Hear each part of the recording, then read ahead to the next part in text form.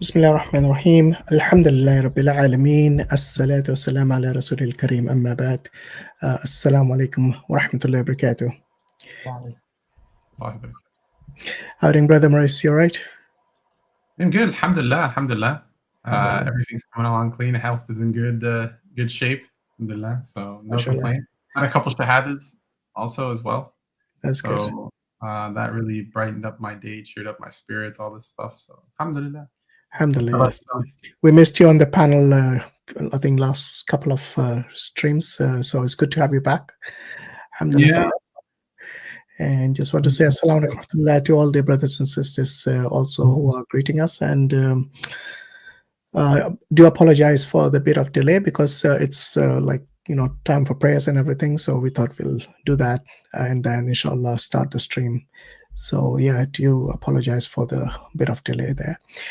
So inshallah today is going to be an open Q&A. We wanted to do one of those, Hindu festival things, but because we had already done the Ganesh Chaturthi or the birthday of the elephant god in Hinduism, which I think was yesterday and day before, because we had already done it last year, the same topic. So I've put the link if anybody wants to see. The link is actually in the description of this particular live stream. So if you guys are interested and you missed it last time or want to refresh your memories or something, or you want to watch it, do have a click on that link, and inshallah it should benefit those people who want to watch it, inshallah. So yeah, what's happening with you, Brother Muris? Anything new on the horizon with regards to the dawah field, or anything in the past that you have done that's interesting, inshallah?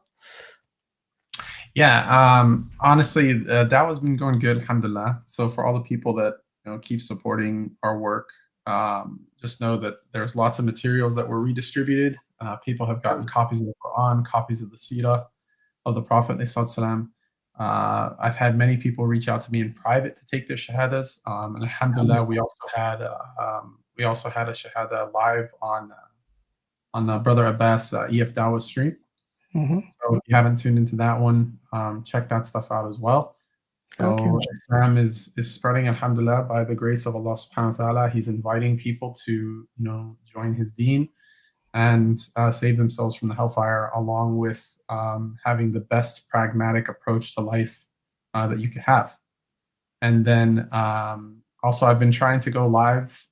There's some new mechanisms I'm working on to do both YouTube live and TikTok live at the same time. Unfortunately, my schedule has just been pretty swamped, but I'm very much so excited to deploy the new mechanisms. That way I can better connect with the community and everybody. Your DMs and stuff like that, they mean a lot to me. So I've gotten a lot of your guys' messages. I've gotten emails from people as well with positivity and stuff. And that makes me very happy to be of service, because that's what I'm here for. So alhamdulillah, it's working. And then we also had a couple of shahadas as well in the street dawah as well. So, people are they're waking up and they're picking up copies of the Quran, they're reading, they're finding things out for themselves. You can tell that the atmosphere of inquisition and just the whole atmosphere of curiosity has changed, and people want to know the truth. And the truth is Islam. The truth is the deen of the creator of the world. And being able to witness all that stuff is amazing. So, yeah, it's been going good. So are you doing like less street dawah now compared to before? Yeah, I used to pop out. I used to do it at least 2 to 3 times a week. Right. But now I've taken a small step back just to kind of deal with business logistics and so on. But likewise, the quality of foot traffic has actually gone down because of people are in a pinch, right? So like there's an economic pinch going on right now throughout the globe.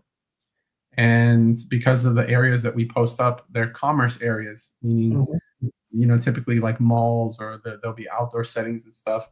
The foot traffic has just reduced significantly. Sometimes it's for holidays and people are out, but I think this time around, really, they're just feeling the pinch of an economic crunch. And because of that, there's less people to talk to, but Allah subhanahu wa ta'ala, He guides whom He wills.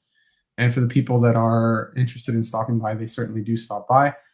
But alhamdulillah, there's multiple teams that we have, and they're out there all the time. So every Saturday, Sunday, and Friday, even if I'm not able to physically make it, the teams are well supplied with materials, and mashallah, they're very good du'at.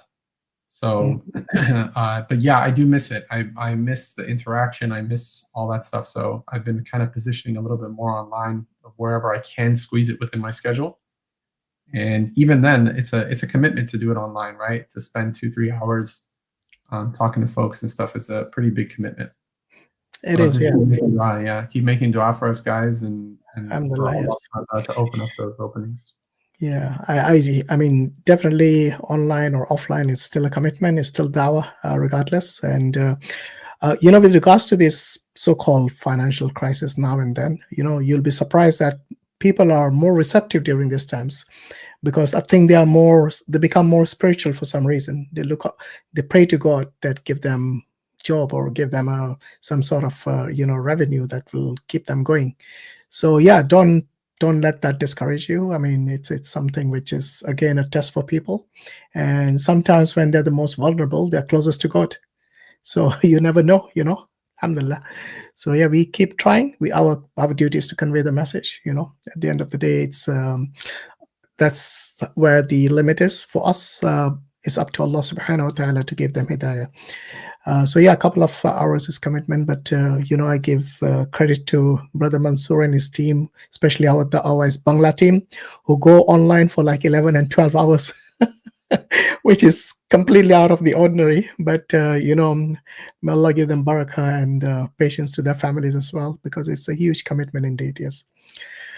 Right. I've seen some comments here. I don't know why people have such negative assumptions about our sheikh. What's this? I mean, Sheikh Ibn Hazm, what, he likes money? Seriously? Is that the reason you think he's not coming here? Why didn't you ask us instead of making this negative assumptions, which is against the Quran, against the Sunnah? Yes, I have no idea why these people do this. The Sheikh was traveling, he has commitments, he has family. It's holiday time now. So he's basically spending time with his family. Is that haram for you in your books, that you make such negative assumptions about someone you barely know? Seriously, guys?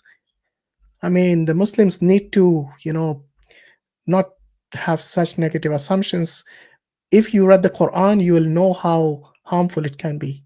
So Allah says this in chapter 49, verse 12 of the Quran: "O you who believed, avoid much negative assumptions. Indeed, some assumption is sin." Okay, it's a huge sin.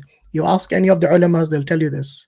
So please, guys, do not have wrong assumptions about your brothers in deen whom you rarely know. Okay, next time you have a question like that, just ask, why is the sheikh not coming? We miss him, something like that. And we'll be more than glad to fill you up with the details. But please don't make negative assumptions about your brothers. Right. So today, as we said, is open Q&A. So inshallah, we're going to post the link soon. Then we'll. Some other members like Brother Islam, Hakim, and Brother Fawad will be joining us soon, inshallah. And also Brother Mansur, inshallah, join later on. So yeah, just I'm going to post the link. Muris, you want to give some nasiyah until then, inshallah? Please feel free. Yeah, I mean, just to pivot off of what Brother Hashim had said, you guys, we have to put the best of intentions behind our thoughts, and you're actually supposed to be creating excuses rather than causing additional fitna.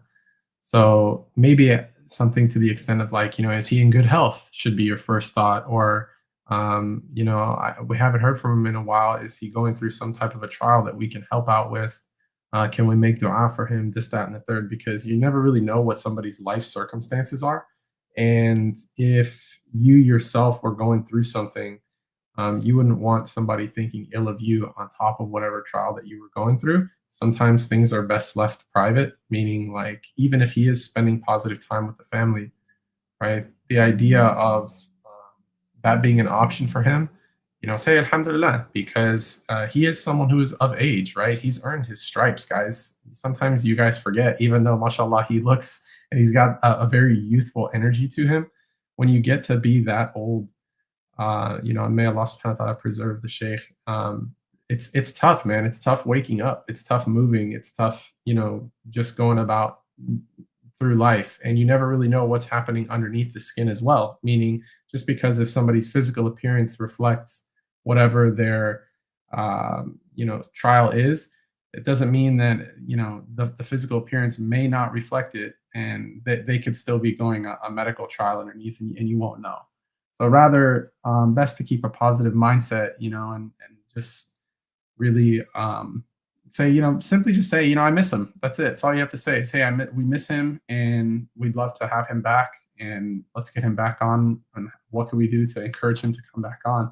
And then you'd hear, hopefully positive news that he's just spending time with his family or doing something else, right? Because it could be something catastrophic on top of you having bad thoughts, right? What if we were to reply with, oh, a'udhu billah, he's in the hospital now, and it would just make you feel guilty on top of your bad thoughts and so on, bro. So, and that's just obviously advice first to myself, and then obviously to everybody else, because I've made the mistake as well. Meaning, like, sometimes you just take things personally, not so much out of hate or disrespect, but just out of love, right? You just take it personally. So don't do that, man. But I miss him. I miss him a lot. And, I had the pleasure of meeting him, obviously, when I went over to visit Brother Hashim and Brother Mansur and the Sheikh at Speaker's Corner. And wallahi, when you're in his presence, like, there's this like aura of calmness. And it's like number one, it's like the grandpa you wish you had. Number two, it's the uncle you wish you had, right? Number three, it's the dad you wish you had, kind of, in a sense that you just feel very comfortable around him at the very first meet and greet. And you can tell that the words that are coming from him are clean from the heart. He really means it. I remember when he shook my hand. I remember when he gave me a big old hug. I felt like I was part of his family, and I was never mind the whole Muslim thing, but I felt like he looked at me like a young man that was part of his family. So it was a beautiful thing, right? And just keep that in mind, even with people that you don't know. Think positively of them and so on, and let it kind of roll from there. It's just a good point on your book of good deeds, right? Compared to now having to say, astaghfirullah or anything to that extent. You could have just had extra points, man, and we all need the points. I promise you that on that day, when we show up in front of Allah subhanahu wa ta'ala, we're going to be scraping the bottom of the barrel, begging for extra points. And it's just, they're freebies, man. They're gimmies, mulligans, It's just total freebies that you can be grabbing for nothing. So just think positively of others, collect a bunch of freebies, and get in the pleasure of Allah subhanahu wa ta'ala.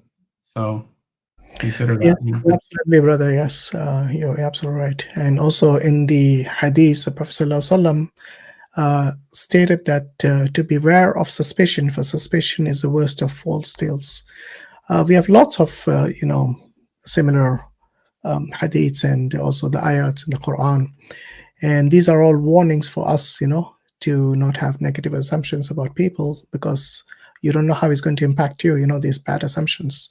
It is best to be aware, best to think good of your brothers and sisters as well, inshallah. So I pinned the link for people to come and join us and to ask questions, inshallah. It's in the live chat, so please do click.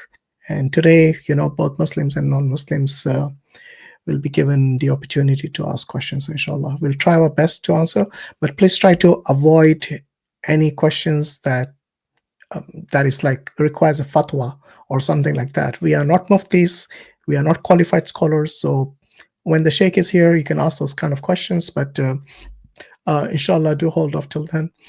We'll try to answer the general kind of questions, inshallah. Right.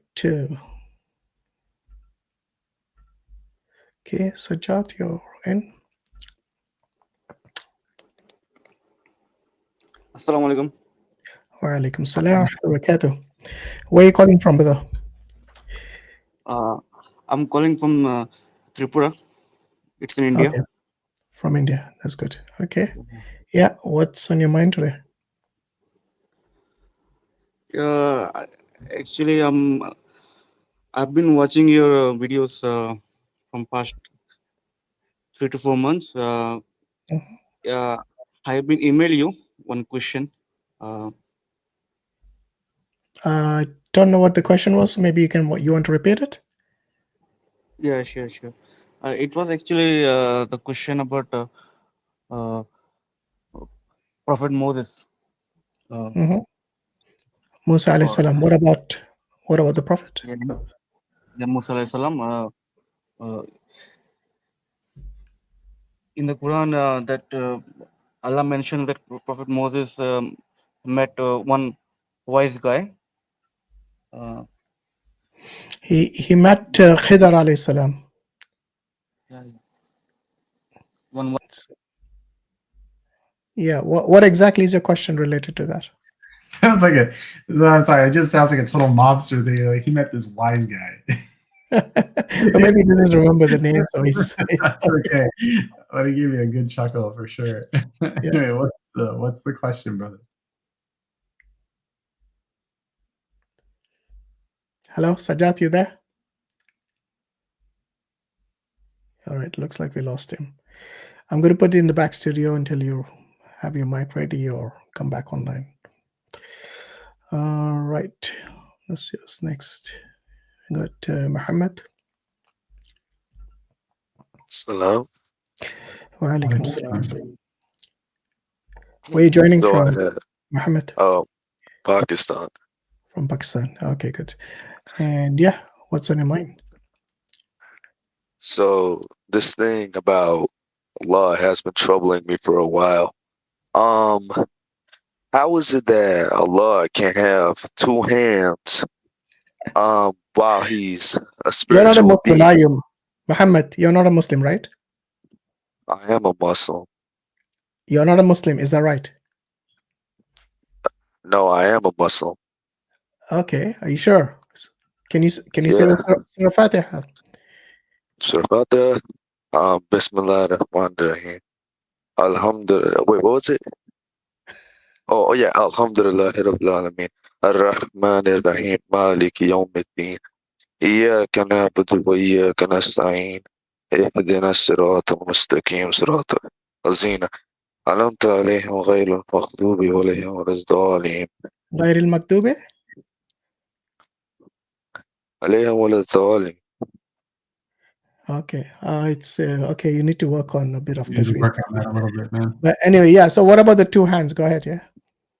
So Allah he can't be a physical being because that would imply that he's dependent, right?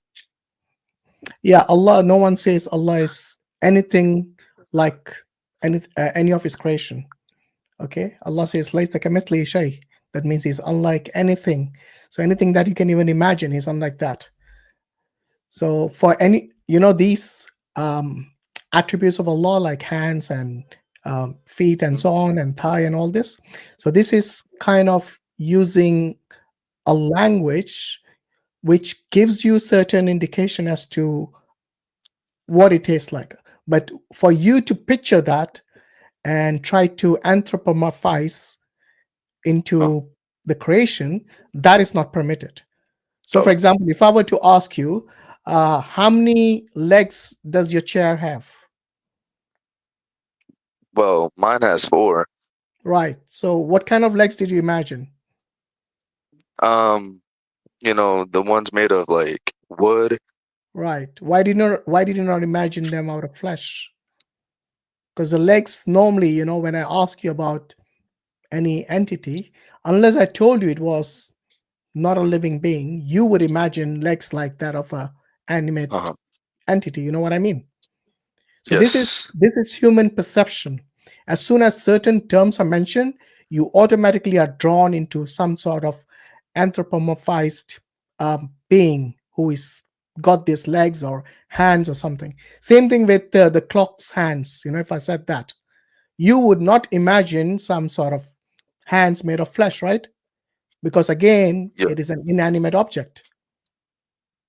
But when it comes to Allah, why would you assume that it is like the hands like ours or like some sort of being that you know? When Allah has clearly told us that He's unlike anything, then we cannot, picture something like that. It would be wrong for us to do that. Are you with me? Oh, yes. Thank you for answering that question. Okay, no Um, problem. So I have two other questions. Right. So why don't you come back later? Maybe when there is more. Hold on, When really there's quickly. Let me yes, just add some things. because there Oh, are people in the back studio who are waiting, and oh, we surely, normally give surely. people one Yeah. chance or Let me one just question. But if address you it. got more questions, you can always come back later. Just really All right. quickly. How long have you been a Muslim for, brother? Oh, I was born a Muslim. I'm 13. You're 13 you're years. You don't so sound 30. you're 13 years old. Yeah. Okay. So do you know that it's incumbent on you that to tell the truth no matter what religion you are? Yeah. Okay. So why aren't you telling the truth to us, man? What do you mean? You say that you're 13 years old and you've been a Muslim since you were born, Yeah. right? Why aren't you speaking the truth? What do you mean I'm not speaking the truth? I mean that I don't believe that you're a Muslim. Why don't you believe? Bro, I'm in Pakistan right now. It doesn't matter where you're from, dude. You are in Pakistan right now? Are you sure? Yeah. What's the time there now? 10:38 p.m. Right. And Yeah. you have been a Muslim all your life. Yeah? Yeah. Okay. What are the Yeah. 6 articles of faith? 6 articles of faith. Without Belief in going the angels, belief in Allah and Tawheed, belief in the divine books, belief in the prophets. Hashim, why are you giving him easy ones, man? That's fine. Okay, no You know, problem. they have this stuff on script. You definitely don't sound Pakistani, nor you sound like Nor you're do you sound like you're 13. 13 years old. But anyway, look, I think we answered your question. That's important. Yeah. So let's take the next callers now. But if you got more questions, Okay. you can join later on, Yeah, surely. and we'll take that. No problem. All right, take care. Thank you. All right. So let's see if Sajjad is back. Sajjad, are you back? Yes. Yeah. What happened earlier? We I had couldn't some hear internet you. issue. Okay. Can you hear me now? Can you hear me now? Yeah, we can hear you now. Yeah, go ahead. Actually, my question was about when Allah directed Musa alayhi salam to someone more knowledgeable. Mhm. There's a story of killing a boy because to prevent future harm to his parents. So my question is that even Allah know who is going to end up in hell doesn't mean He will throw them in hell in advance. So, sorry, that sounds like a statement, not a question. What is your question exactly? My question is, why would Allah kill a boy? Because to prevent future harm to his parents. That was my question. Yeah, because this is something from the ghaib, this is a knowledge from the ghaib.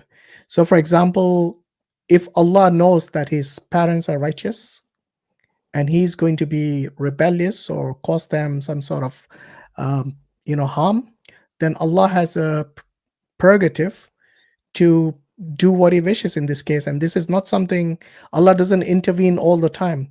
This was more of a lesson for Musa alayhi salam. Musa was under the assumption that he is a prophet of God and Allah speaks to him directly, and he assumed that he was the most knowledgeable person until Allah introduces him to Khidr alayhi salam. Okay? And in this case, because there are certain things that about which Khidr has knowledge of, which Musa alayhi salam doesn't. What was Musa alayhi salam's reaction when he was before he kills that boy? Did he want him to? No. Exactly. So it shows that this is not the default understanding or view of people, that they would punish them before they have acted upon some sort of wrongful or sinful way. But because this was an exception to the rule, yes, and Allah wanted to show through Khidr alayhi salam that he has knowledge about certain things, and he brings changes in these scenarios. So this is not the norm, it is an exception to the rule. Because there are lots of people who are drug dealers, who are murderers, who are rapists. They're allowed to get away with that kind of evil that they're committing and the sins they're committing, sometimes all their life, sometimes until they die, and Allah Okay. on the day of judgment will hold them accountable for their evil deeds and their sinful deeds. Do you understand? Is it? And by the way, those Yeah, parents, yeah, they understand. didn't lose a child. Allah replaced that child of theirs, okay, with a better one who would be who would show gratitude to his parents and honor them and respect them. So whenever Allah does something like this, He replaces it with a better scenario, with a better option. So in a way, it Sure, was punishment for someone who was evil, whom Allah knew exactly. And like I said, these kind of punishments you don't see them happening all the time. It is an exception to the rule, and that too, Allah's justice prevails. Allah knows everything. Okay. Not to So mention, yeah, if you just read the Quran right there in context, right? People are under the impression that this person was innocent, right? That it was somebody who was, number one, there's a false impression this person wasn't of age, right? When that's not the truth. If you read it in context, you'll see Allah subhanahu wa ta'ala tells you. So read all the way read the entire chapter. Obviously, I recommend it. But read all the way beyond 1880, right? Allah subhanahu wa ta'ala tells you that he was already being a trial for his parents, and he would have prompted his parents into disbelief. Okay? Okay. And Yeah, exactly yes, exactly what Brother Hashim had said. The particular is not a generalization. So now you have to understand something along with everybody else, right? Allah subhanahu wa ta'ala is the giver of life, and he's the giver of death. If he gave death to this child at that time, it doesn't matter what the means are, because it could have been a hurricane, it could have been a storm, it could have been a flood, it doesn't matter, right? If he Is it told justice? some- Is it huh? is it justice to the boy who have free will? Yeah, absolutely, it's justice to the boy. Absolutely. The because boy had a free Allah will, knows, obedient or disobedient. Allah is not assuming that he's going to sin. Allah knows he's going to sin.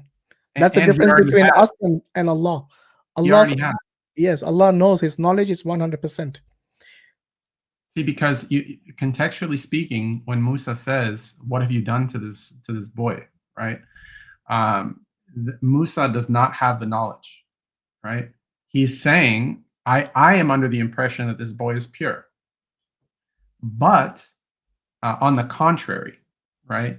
Khidr corrects him. I told you that you wouldn't be able to bear what the burden that I have on me, because you don't know what I know, right? So what you're doing is the same thing that Musa is doing, but you're not completing the story. The story is that this person was indeed a trial for his parents, and he would have been an even greater trial, so much so that he would have not only pulled himself into the hellfire, but he would have pulled his parents into the hellfire. So what Allah subhanahu wa ta'ala did was administer justice and stop and prevent people from going into the hellfire by means of giving death to the creation that he made, that he gave life to from the beginning. So you have to understand it full circle. And playing on an emotional string, it shouldn't be playing on any emotional string or any type of moral string whatsoever, because the free will of this child was exercised his life to not be that type of a trial to his parents, but he was. So you're ignoring half of the story. Does that help you, brother? Sure. Thank you. Yeah. You're welcome. Also, you need to bear in mind, when a Muslim dies, or anyone dies, actually, not just a Muslim, you say, Inna lillahi wa inna ilayhi raji'un. We belong to Allah, and to Him is our return. And this is the case for all the souls. All the souls belong to Allah. They have been loaned to you for a little while, and then Allah takes it back. Yes. So Yes. don't think that this soul belongs to you, because this is normally the human perception again, that we say, oh, this person died, or this child died, or this young man died at this age, or young woman died at this age. All the souls belong to Allah. Yes. So we have to be thankful, number one, that Allah created us as human beings, and number two, that He has given us the tawfiq of the deen itself. A lot of people don't understand how big a blessing it is to have been not only born as Muslim, but some people who accepted Islam, who were born as non-Muslim, or basically born into a non-Muslim family, and then they became Muslims, which is a huge blessing indeed. So yeah, I mean, do bear that in mind, inshallah.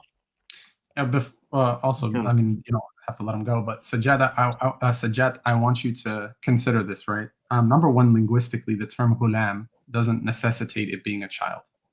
Yeah. Okay. Number two, let me ask you the question. Would it have been just for Allah subhanahu wa ta'ala to permit this child to corrupt his parents towards disbelief and then lead his parents to the hellfire? I cannot answer this actually, because Allah has given us all free will now. So like all of the injustices happening in the world, Allah has given us free will. Allah is not intervening always. No, Allah subhanahu wa ta'ala, you see, when you say that Allah doesn't intervene, I actually believe to the contrary. I believe that He's constantly intervening by constantly inviting people to believe the truth and to accept the truth. So here you have an example of looking at the glass half full compared to half empty. I'm looking at it half full, and you're looking at it half empty. You're saying that this person had free will, and now all of a sudden, because he was exercising his free will, Allah subhanahu wa ta'ala intervened in the manner that He chose, and it was unjust to some capacity. And I'm saying, because this person had free will, and he was not a good person, right? Full context, and he was a trial for everybody around him, including his parents, that Allah subhanahu wa ta'ala intervened and He executed His judgment. Do you understand what I'm saying? So if you want to look at it from a free will standpoint, that child had free will to do what he wanted, okay? And his time was ordained, right? Just like your time is ordained, my time is ordained, everybody's time is ordained. Okay, so that's one half of the coin. The second half of the coin is the other person can argue, meaning I can argue and say, well, let me step into your shoes for a second. Critically thinking, right? Because you have critical thinker in your tagline. Critically thinking about this, if Allah subhanahu wa ta'ala didn't intervene, then you would say, Ya Allah, why didn't you intervene? I needed your help. I was making dua to you all the time. So imagine these parents making dua to Allah subhanahu wa ta'ala, and then they go, well, why didn't you intervene? I was asking for help all the time. I needed help. And now here I am being thrown in the hellfire. Now what? Okay. Yes, Yeah. sure. And there's always wisdom behind things which Allah does. To us outsiders, as people who don't know the ghaib, don't know the hidden, we say that, oh yes, this is something which is evil. Same reaction like Musa alayhi salam had. When Khidr alayhi salam broke that boat, so the ruler wouldn't snatch it and take it away. And when he broke the wall, same thing again. Why break this wall? So all these things from an outside perspective, when you don't know the ghaib, when you don't know the hidden, it seems like it's wrong and it's evil and it's something which is sinful. But Allah's wisdom, we don't know what exactly is the reason Allah is doing it. To us, it might seem wrong, but in His wisdom, in His justice, He has a plan for everything. Yes, just for these parents whose rebellious son was taken away, Allah replaced it with a righteous progeny.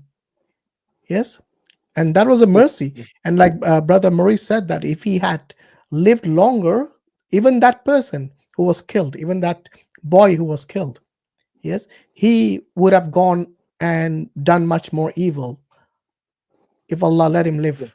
That would be counterproductive for him in the akhirah. Yes, more sins means more punishment, right? So even within that, we see the mercy of Allah. But Actually, our untrained eyes and our untrained minds might not be able to see that. All right, Sajjad, you take care there. I hope we answered your question, inshallah. Yeah, thank you. Okay, Assalamu alaikum. Alaikum assalam. Right. quite a few people in the background. Muhammad, we already answered your question. Okay, so please join later. Keep the room back studio free for newcomers, inshallah.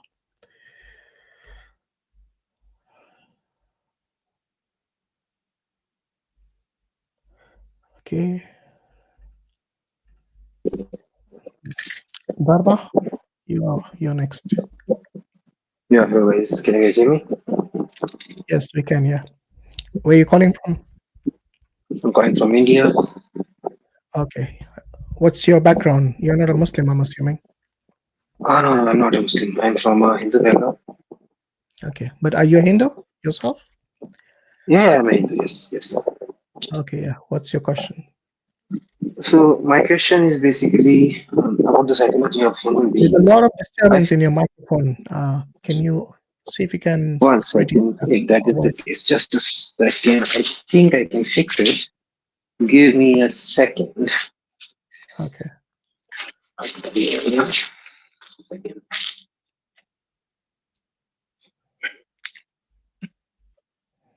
Yeah. So Hello, anybody who is wants it to join, fine? yeah, just one sec, Yeah. Dharma. If anybody wants Sure. to join the panel for questions, there is a link which is already pinned to the live chat. So click on that and you can come and ask questions, inshallah. Yeah, go ahead, Dharma. Yeah, is it any better now? Yeah, it's better. Okay. So my question is, so the human I feel like is so much blind in his ego that they have created religion for their own. I mean, there is a punishment, there is a reward once they die, but they have completely ignored the animal kingdom, where the animals also have suffering, they also have a life. Even for humans, when we were not, now that we are so much evolved and we have this own society, civilized society, we also used to live in cages and is like animals only. Animal will also try to protect their family, their kids, and so forth and so on. They have their own struggles, but we only care about ourselves. What about the suffering? Why the God is not thinking anything about the animal kingdom? What about their suffering? What about their losses? What about when their kids die? They do suffer. So though everything applies to human, it does not apply to animals. No, when Yes, sir. you say animal suffering, what exactly are you talking about in the wild? Animal suffering, yes. I mean, natural death, they falling from the tree, falling from some hill, getting stuck somewhere, dying there without food and all, everything. Yeah. Yeah, I mean, the humans also die with accidents. So what's your point? I'm saying they have their own test, right? Their kids die because of some reason. For some animals, their kids will die. For some animals, the kids will not I'm die. trying to It's understand all about why. how, yeah. Because you seem to be implying that God is discriminating against the animals, but I'm saying that accidents happen to animals and to humans. So where is the discrimination? Okay, so for animal, the situation there are similar situations which can occur to a human with respect to loss of family, loss of life. Even the behavior will change if the things go wrong. For some animal will have a different I'm trying to behavior, understand different why is the situation. discrimination? The Where is difference the is once a human die and he yeah. he stay on the right path and whatever situation happens, if he does the right thing, there is something for him once he die. But the funny for the animals, even if there are a lot of sufferings, lot of things which go wrong, but even if he stays like what could I say, he does not go to a path where he's keep on killing. There are some animals which you see in the street also, the dogs, when their kids die, they will, every animal will behave differently. Some will go violent and start biting people, start killing other animals, and some will be calm. And I mean, Oh, there is a behavior pattern for the animals. really quickly, but just for the brevity of time, right? So I just want to make sure I'm understanding you correctly. Are you wondering from the Islamic perspective, like what happens to animals when they pass away? Yes, exactly. A type of a restitution. Okay, no problem, no problem. So first and foremost, that each animal will be resurrected on the day of judgment, and they will receive just restitution, and then they'll turn into dust. Okay, so for example, if a ram without horns gets hit by a ram with horns on the day of judgment, that that incident will be equalized. Okay, meaning that in our teachings that there will be restitution that is given to that animal. Okay. Secondly, animals, they don't have souls like our souls. They have souls, but they're not like our souls. So consider it that they're part of Allah subhanahu wa ta'ala's creation. And let's say, for example, if I had a pet dog or a pet cat or whatever, and obviously the pet dog conditions of guarding the house and all this other stuff, right? Just very generally speaking, if I was in paradise and I wanted to have my pet cat or dog or toad or lion, whatever I had with me in paradise, Allah subhanahu wa ta'ala would grant it. Because this is a place where my desires are fulfilled. And if it's my desire to have a companion, and the companion that I had in this world, I can have that desire fulfilled. You understand? Now, thirdly, you're assuming that these animals have higher consciousness.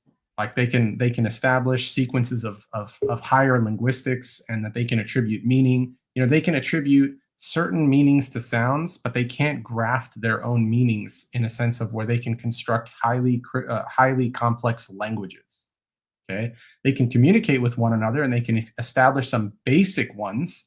So, like for example, the primates or chimpanzees, right? They can establish moduses of communication. They can utilize tools. But now all of a sudden, if it's going to get to a point where somebody like a chimpanzee is going to build a cell phone or fly an airplane somewhere, or think that the globe is, I'm in central Congo right now, and I can go all the way over to Eastern Europe, this isn't going to happen. So you have to stop putting animals on the same levels as human beings, okay? Because we're not, from our worldview. Yeah, they don't have rationality like us. So I don't think animals are looking forward to go to paradise or be punished in hellfire. So for you to assume that they think like us itself is a categorical error. Yeah, it's nonsensical. So like, it's not like an animal, a dog is saying, I have to go do doggy things in order to earn doggy heaven. That's not how a dog is thinking. Can you imagine? Can you imagine an animal going out and saying, I don't have clothes to wear today, it's too cold? Why did God not enable us to knit a sweater? Where will the logic stop? Can you imagine? As a matter of fact, this is an attestation to Allah subhanahu wa ta'ala's beauty and majesty, that He has already given them a permanent form of clothing. And it stops growing at a particular. So, but you. What I respect about you, bro, what I respect about you is that it seems that you're a very empathic individual, that you're somebody that really values and cherishes animals, and the world needs people like you to, I can't even express how much, right? We need to care for the animals. And you have authentic hadith. You have the teachings of the Prophet ﷺ, where we're not allowed to kill for sport, right? We have certain conditions in which we can hunt, right?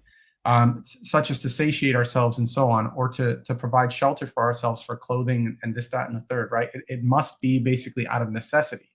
So now, but for you to say, look, I have so much love for animals that if one monkey punches another monkey in the face, I have to put that monkey in jail. The monkey's not going to know what you're doing. The monkey just punched the other monkey in the face because that's their animalic brain and their animalic instincts doing what animals do. You understand? And now you have the ability, as a comparison, when the Quran tells you, are you guys just like cattle? Are you guys like pigs, like monkeys? What are you doing? Right? Like apes. See what I'm saying? So now you have a hierarchy, right? But us as human beings, because we have this higher consciousness, it's our responsibility to take care of the animal kingdom to our capacity, but not to overwhelm it to the point where what you're doing is you're going on the extreme end. And you're saying these guys must feel overly complex emotions, and they hold on to grudges and, till eternity. And then even after that, they themselves now are accruing some type of sin. There's no sin in a lion killing a gazelle. There's no sin in a tree branch breaking, because now you'd have to say the tree itself is assuming some form of sin. Why did the branch break? This is just an overwhelming amount of commitment to an extreme thought that it's not going to serve you any good, man. Yeah. Okay, so I think your answer is quite interesting to me. The only thing which I see here is I understand that there can be fight between animals, one animal killing another, but I don't understand sometimes where what is the plan of God when He does something which is very tragic to an animal, and that is not because of anything the harm is not caused by any other animal. It is like a natural accident, and then the example which I gave was falling from a hill and anything, but that's okay. I mean, God might have His own plans. But there is one more thing, Maurice, you said. See, I am a part of a community which runs the animal shelter, so that's why this question is there from my side. What I found interesting in your answer was that if you have a pet and you love that pet and your happiness is derived from that pet, then you have the opportunity to ask the God to get that animal in the heaven. But that is something which is a bit conflicting because I feel like if I have animal shelter and if I have some set of animals and I say, okay, these are the set of animals I want to be in heaven with me eternally, and this is the set of animals, maybe one or two animals, which I want to be in hell for the eternity because they are doing something wrong. I mean, that much of control to a human No, to but give why would you some animals the assume? heaven. Why Yeah. would you assume that animals are made for heaven or hell? Because the thing is, they don't have the same rational understanding like ours to make decisions. You can have a pet, and the pet can scratch you or bite you because that is the instinct it lives on. Does it mean, according to you, that it is now sinful, that it has committed a sin? Yes, animal eating another animal, live sometimes. Yes, are you going to then say, why does God not punish this animal? So you're thinking basically like as if they are humans. They are not human. They are animals for a reason, and in But the fact, humans, no, hold on. but the I'll humans tell are you also why. eating the. Everything, Okay. everything that God has created, it is for us as number one provision and number two as a test as well. Okay. So, for example, Brother Maurice told you that we don't kill animals for sport because that is a test for us. If we kill an animal for sport, then it is sinful. If we kill an animal for provision for us and our family and for the poor, like we do in Eid al-Adha, then it is a blessing from Allah. It is not a sin. I'm assuming So I you are agree. a vegan. Are you a No, vegan? I am a vegetarian, not a vegan. See, Okay. I agree with your point that that killing an animal is something which I don't take an offense in. I says that yeah, the way a human kill an animal to eat as a food, and the animal also kill an animal as a food. Even if they fight, they kill each other. So the natural instinct is not something which I'm discussing here. I'm What discussing here exactly the is your act of objection? I fail objection to is act understand. of God. The So, what do objection you is mean act by of act of God. God? God did not Act create of God animals means for. God act did of not God create means animals something. to have the Yeah, same. God. Hold on. Try to listen. God did not create. Everything that's been created, Allah has a purpose for them. You are assuming for some reason Allah created the animals just like the way He created humans, and that the objective of both is the same. There should be some purpose. I'm not sure what exactly, but there should be I some told you the purpose for purpose animals as already. well. I told you the two purposes. Remember? I just told you. Allah created the animals. In fact, Allah created everything to serve us, the human beings. Allah created the sun and the moon. Who is benefiting from this mainly? It is us. Obviously, the animal kingdom as well. But I'm saying it's mainly for us. Okay? This is a test for us in this dunya. Allah is showing you the No, signs both in the cosmos and on the earth, and He's showing you to show compassion even for the tiniest of ants, as you can see from the hadith of the Prophet, peace be upon him. One of the companions wanted to burn an anthill or something, and He forbade him from doing that, which shows the Prophet, so peace and blessing be upon him, had compassion even for the tiniest of insects. so So should I take your answer? I'll explain what I understood. Should I take your answer as that for human, if there is something goes wrong with the human, if there is an accident happens, or if falls from a hill, there is a purpose from the God. He wanted us to yes, die because that is yes. what that I understand. But then when it comes to human, to the animals, their death or their falling from the hill is not something which planned by God. He just left them as it is. whatever happens is something which is How do you know it's not I a mean plan on by God? How do you know that? Everything that happens because within the will of Allah.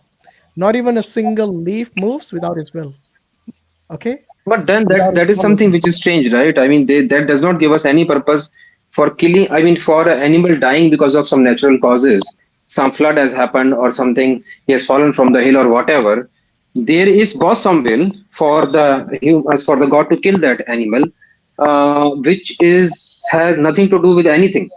You know, killing anyone, it is Allah's prerogative because He's the one who gave them the soul.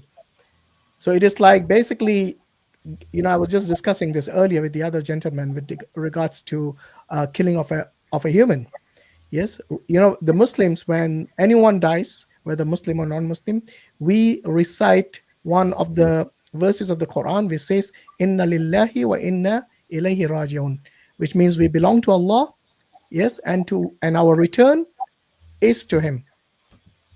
Which means what does it mean? It means everything that you see, whether dying or living, all of this belongs to Allah.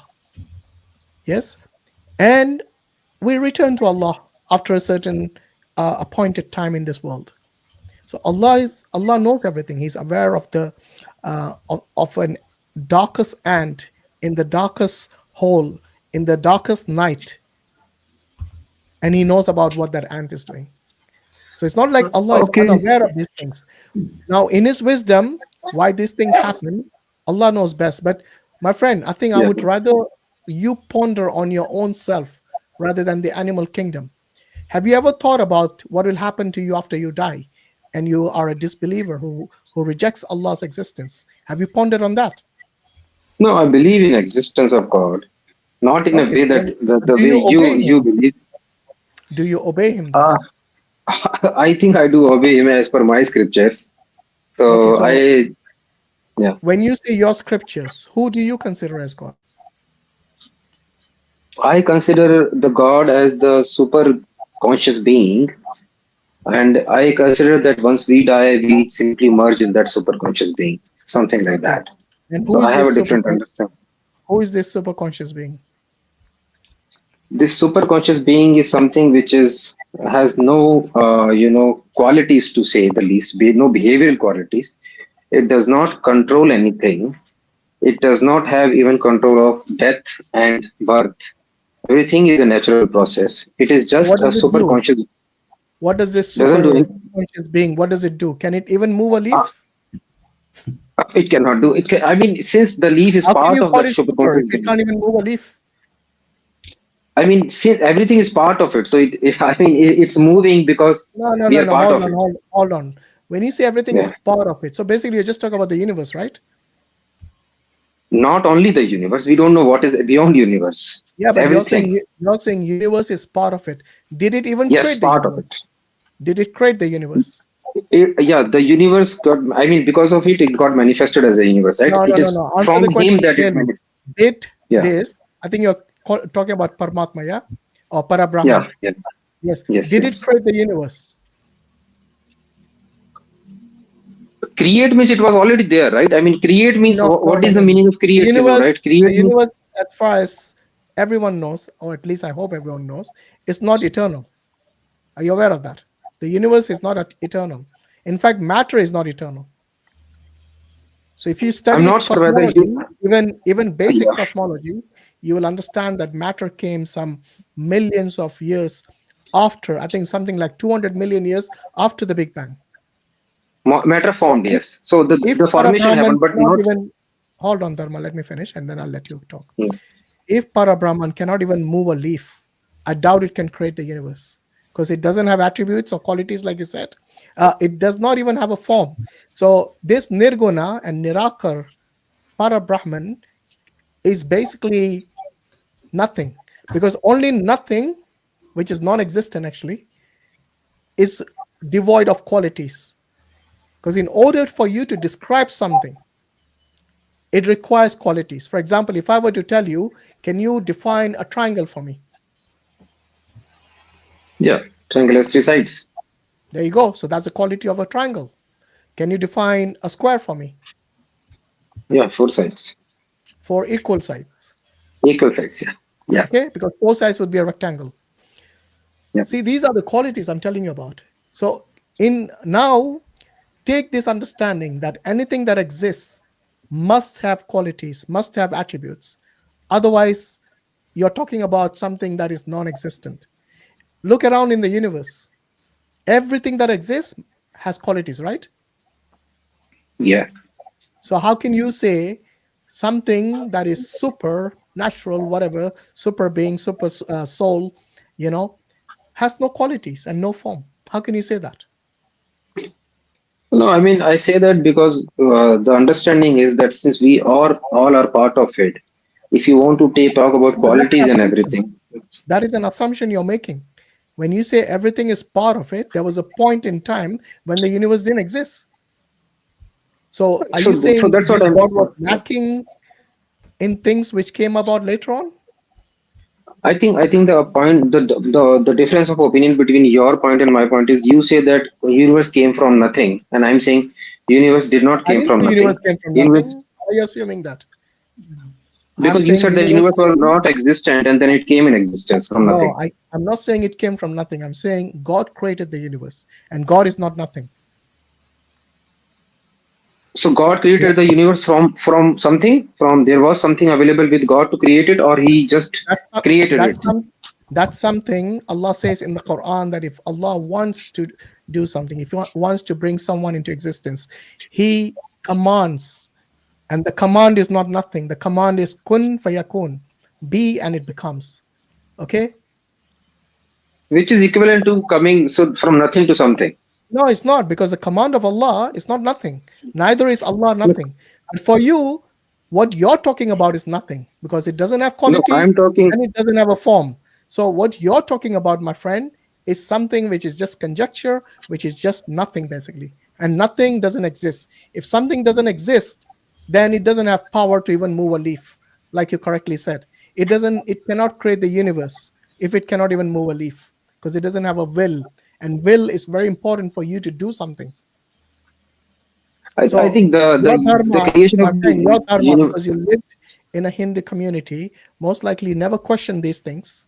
Yes, you need to be a critical thinker in order to come to these conclusions, that your forefathers who were worshipping an entity that didn't even exist, because based on the definition you gave me, yes, nirguna and nirakar can only apply to a non-existing thing. Okay, so let me tell. I think this is a very philosophical discussion that how the universe came into existence. I mean, It's we not just can philosophical. We got speculate. scientific evidence for most of the things about even the age of the universe. So if you look at the microwave 13.8 billion. radiation, yes, these, 13.8 billion Big Bang. Yes. exactly. So that is how they calculated the age of the universe. We also know that the universe is expanding. So all these things are not philosophical. That is These the. are So let me this let is me clarify. empirical.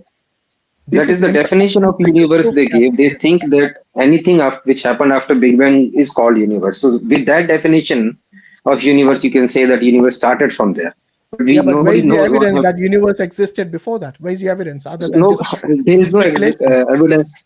That's what I'm saying. We are speculating because no evidence is there No, you are before Big Bang speculating. was We are there. not speculating. You are speculating because you're saying it existed before the Big Bang. Where's the evidence? See, we both are speculating No, because you are No, thinking I'm that not. there you're, are you're, you're universe. you're I'll give conflating you. Okay. two I'll things. give you empirical evidence, both in the case of it expanding and in the case of the microwave background radiation. These are empirical evidences. They are not something which is just speculation, like the way you're doing. This claim is not the claim which you are making is not the claim. Actually, it is just an observation. But that's okay. I No, no, mean, no. Wait, I wait, think wait. No, Wait no, a no, minute. yeah. no, Hold no. on, Stop, hold on, stop, hold on. stop It's not an conflating two observation. things. It's empirical Yeah, evidence. I told you. yeah, yeah. Look, because the second law of thermodynamics, it clearly tells us that the universe is moving to a state of higher entropy. Okay, Mm. that That I is know. empirical Yes. data that is available across the board. So stop making up your own pseudoscience. Stop doing that. No, We're not going to allow you to do if that. you, Shush, shush, shush. if, I'm speaking. I'm speaking. Please do not interrupt me. You've been saying a lot of nonsense. Okay, for the universe, we have empirical data. That is not philosophy. What is beyond the universe, that is in the realm of philosophy. So please educate yourself before you spew nonsense on these dawa streams. You do this all the time. eternal soul. You do this every single dawah stream. So stop doing this, please. I don't know. I don't know. I have not given any personal comment on you, Fawad, but sometimes what happens is within the conversation, you just jump your guns and you start doing personal attack. Yes, That's okay. because I mean, you I'm can do that. listening and you're saying But a I lot of don't. Wait, nonsense. listen to me. Now, listen to me. I don't do that, and I will not do that now as well. Just to clarify. Yes, So yes, please, you do. please don't do that because Brother this is Hashim not is the telling behavior. you This is that you. that is not You are sitting. pseudoscience. You are sitting. That is Okay, that's okay. Let's I don't think calm actually down. we can have a not conversation. pseudoscience. I Let's don't bring want the to do that energies down. conversation. Thank That's you. fine. I don't want to do this conversation right now, Fawad, but this is not the way to talk. Thank you very much. The reason why I'm speaking to you like this is because you always come up with your own pseudoscience and your Oh, you know this guy? pseudo-philosophy. You know him? Yes, of course. He's been on every single Dawah stream with us, Akhi. Oh, I see, He okay. does this every single time. He's so annoying. He comes up with his own philosophy that nobody agrees with. You know, his own definition of consciousness, his own definition of science, his cosmology. He does this nonsense every single time. Okay, that's fine, no problem. Subhanallah. Right, Muhammad Karim, you're next. Assalamu alaikum, brother Fawad and Hashim. Yeah, so I started my college this week. If I'm a freshman, I started on Monday. So I've been going there, and today when I was going back to my car to come home, a lady was... Sorry, your audio is disappeared. Yeah, disappeared. It's gone really low all of a sudden. Bring your microphone closer to you. Oh, so is it clear now? Yeah. Yeah, so I started my college, my university on Monday, and I've been going there. I'm a freshman now. No, your audio is gone again. It's muffled, Akhi. Are you on your phone? Where are you? I'm on laptop. Because the reception might be bad, because I don't know, either the microphone's bad or the reception's bad. Your audio, you know, it goes high and then it disappears. I'll be close to the laptop then. So I started the college, and today when I was coming back, a lady asked me and was preaching about Christianity. So I spoke to her, and then I spoke to her, and she was telling whatever about Christianity and stuff. So I said yeah, and I wanted to ask her, but I don't want to ask her. So when I came home, I saw this was live, so I joined here. So I want to ask that they say that when I asked them a question, that how can Jesus be God when he was on earth? They say that he is God, and God can do anything he wants. So they say that God is Allah can do anything he wants, or what they say is God. So how should I respond them? How should I respond to them when they say that God is above logic and logic does not apply to him? Yeah, so it's quite simple, Akhi. See, we believe that God is capable of doing everything that will not go against his nature. Okay, to be a man means being limited, having a date of birth, mortality, right? And being a god or being God is the complete opposite of this. You know, he doesn't have a date of birth, he doesn't have mortality. You know, he doesn't need sustenance, etc. So the moment you actually say that he turned into a man, that means you have stripped him off all of his attributes, right? And a man God, like the way they depict Jesus, that he's a man and God at the same time, that's a contradiction, and contradictions are not things. Just as, you know, when somebody says, oh, I saw a married bachelor on the street, that's just gibberish, that's nonsense. There is no such thing as a married bachelor or a circle that is triangle at the same time, because to be a circle meaning it has no sides, it has no angles, right? And a triangle actually has 3 angles or 3 sides. Okay, so contradictions are not things. And if you actually look at one of the names of Allah subhanahu wa ta'ala, he's al-haq, right? He's the truth, right? So he will not do something that goes against his nature, that will actually strip him of his divinity. Okay. Yeah. Or you can show her this passage next time. Okay. So, all right. Okay, when Yeah, that God was me. tells you explicitly that he's not a man, and they insist no, he can be a man, then either the Bible is right or they are right. They both can't be right because it's contradictory. One of them Yes. is wrong, definitely. Okay. All right. Thank you. All Jazakallah right. khair. Salam. Oh, Oh, yeah, yeah. inshallah.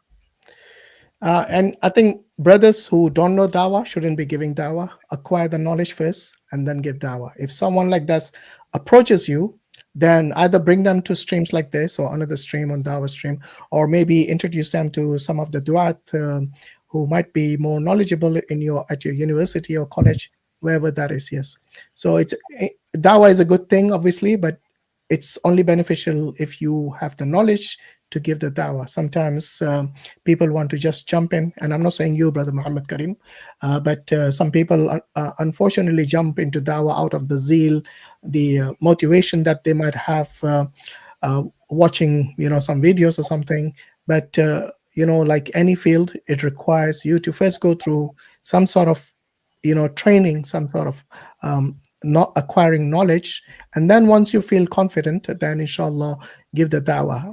That doesn't mean you become a scholar before you start giving dawah. Yes, at least have the basic knowledge of what you're going to discuss. So if somebody is discussing Christianity and you have zero knowledge about Christianity, then call them towards the tawheed. But then if they start asking you about we have this passage in the Bible, that passage in the Bible, sometimes you have to know what they're talking about as well in order to give them the dawah. So inshallah, may Allah give us all the tawfiq to acquire the knowledge of our deen and to strengthen the foundation of our deen first before we even go into giving dawah to others, inshallah. All right, Brother Muhammad, you take care, inshallah. Assalamu alaikum. All right, sir. All right.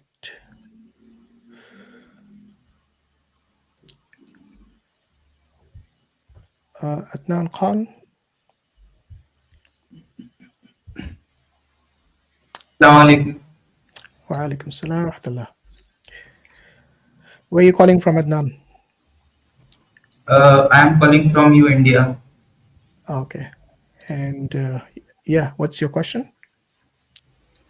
My question is related to Islam, and I have Are you, written are it. you a Muslim, yeah, Adnan? Yes. I am Muslim. I am devoted Muslim. Okay. So yeah, what's your question? My question is that if Allah is not affected by the people for those who believe in Him or not, so why there is hellfire for non-believers? Sorry, can you repeat that? I didn't quite catch that. If God is not affected by the people for those who not believe in Him or not, so why there is hellfire for non-believers? Sorry, if Allah is not affected by people, was that your first statement? If Allah is not affected by the people for those who not believe in Him or not, so why there is hellfire for non-believers? Because punishment and accountability gives meaning to free will, Akhi. I mean, Let me do give you- you, Brother Fawad, before you go, let me give an analogy. Adnan, have you ever given an examination in your life? Like, yes, I have given so many exams. Okay, very good. Did you have an examiner while you were given examination? Yes, there is examiner where Okay. when I Does your passing or failing affect the examiner? no, it's Whom is the not exam for? affected. Whom is the exam for? Exam for me. Exactly. That's your answer. Okay. So the test in this dunya is for us. Okay, you cannot ask why Allah created us. Allah in His wisdom created us. He's a creator. He's Al-Khaliq. And now that we are here, yes, it is up to us to be, with our free will, to be obedient or disobedient to Allah. The test is for the creation, not for the creator. Okay, because Allah very clearly says in the Quran, like even if the entire mankind, became disbelievers, it wouldn't have an iota of a difference to Him. And if the whole of the mankind became believers, it still wouldn't have an iota of a difference to His majesty and His glory. So This Okay. is the kind of questions also we get from certain Hindus. Oh, why is the adhan being given in loudspeakers? Can Allah not hear? I mean, this is like they don't know the most basic thing. The adhan is not for Allah. The adhan is for the for the people who are going to go to Calling pray. for prayer. Exactly. That's why it says hayya al salah, hayya al falah. Okay, come to prayer for And whom? my For the creation. So everything that we have in our understanding of whether we go to hell or heaven, whether Allah gives us the free will, whether we have to obey or disobey, all of this applies to us. Similarly, just like the analogy I gave you of the examiner, who is not impacted whether you fail or pass, he's there to examine you. Do you understand? okay, I have already understand it. And my Okay, does second that question answer is your that question? yes, I have cleared about that. And Okay, my good. second question Maybe is that Fawad can now continue with his Yeah, yeah. answer. No, just I wanted to add in there, like Brother Hashim pointed out, him rewarding you or punishing you, that is not affecting Allah Subhanahu wa Taala. He has been that way before he created us, before he created arwah or barzakh or hell or heaven and this universe, and he will remain that way after everything is turned into dust. Okay. And the second point that I want to add in there, because a lot of people they ask, then why the punishment? Because punishment and accountability gives meaning to free will.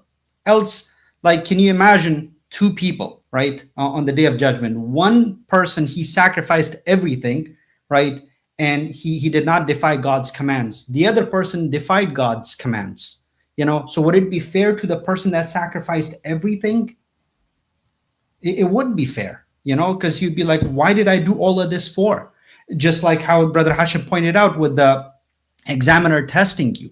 If he grades everybody with an A plus, doesn't matter who studied or who put in all the hard work, and the other person that didn't study at all or just handed over the examination sheet completely empty, just doesn't make any sense. Hopefully that's clear.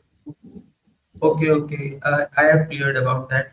So, and my second question is that we Brother, are only one comfort. question. Only one question. There are quite a few people waiting in the back studio, so you can come back Okay, later when we have exhausted the list in the back studio. Yeah. okay. Assalamu alaikum. Okay. Wa alaikum salam wa rahmatullah. Right. Who's next? So those people who have already asked the questions, please leave the back studio and make the room for other people to join. Right. Asif, you're next. Hello, Assalamu alaikum. Wa alaikum salam wa rahmatullah. So lately I've been questioning Islam, the concept of God and everything related to it. And I feel like I have so many questions, and these questions have weakened my faith. I feel Right. like How old are you, Asif? I am 16. Okay. Do you pray 5 times a day? No. Okay. So why are you a Muslim then if you disobey Allah openly? Because you without hesitation, you just said no. Yeah, I mean, why would I lie? I don't want to lie. No, I'm not telling you to lie. I'm saying if you're claiming to be a Muslim and you Yeah. openly disobey, then why would you even claim that you're a Muslim? Well, I try to. I've been trying to. I have started praying so many times and I've failed. And I feel like part of the reason is because of my matlab, shallow identity as a Muslim. I don't How really far is believe the masjid from you? it's it's like 2 minutes away. Just right across your home, yeah? Yeah. I think you came before. I remember you because you said No. the same thing. The masjid was right in front of you, No, and no, you no. said the same thing. You don't pray. No, this is So my first time joining. if the masjid is right in front of your home and you don't pray, then what is it you think that Allah has deprived you of this ni'mah of deen? What is it that you do in your life? Do you, I don't know, you shouldn't be telling your sins openly, but just say yes or no. Do you like sin a lot from your perspective? Let's see. I have trouble forming habits. Let's say that I have always struggled with habits. I feel like I have ADHD. Assalamu something. alaikum. Yeah, yeah. And Yeah, brother, you're the same guy. You had the same exact profile. Had ADSD, lived in front of the masjid. no, Maybe you forgot. Maybe you forgot. nahi, nahi, I've never joined. Okay, Seriously, right. I don't know who that guy is, but I Yeah. feel like I should contact him now. Um, where was I? So yeah, I've spent a fair amount of time not believing in Islam. By the way, So having ADSD shouldn't stop you from praying. well, it does slow you How? down What is from it making that you habits. do? Why do you think? Okay, give me one good reason why it stops you from praying in the masjid, which you said is right across your home. Okay, listen, I don't like where this conversation is going. I did not intend to be argumentative. No, don't be Uh, argumentative.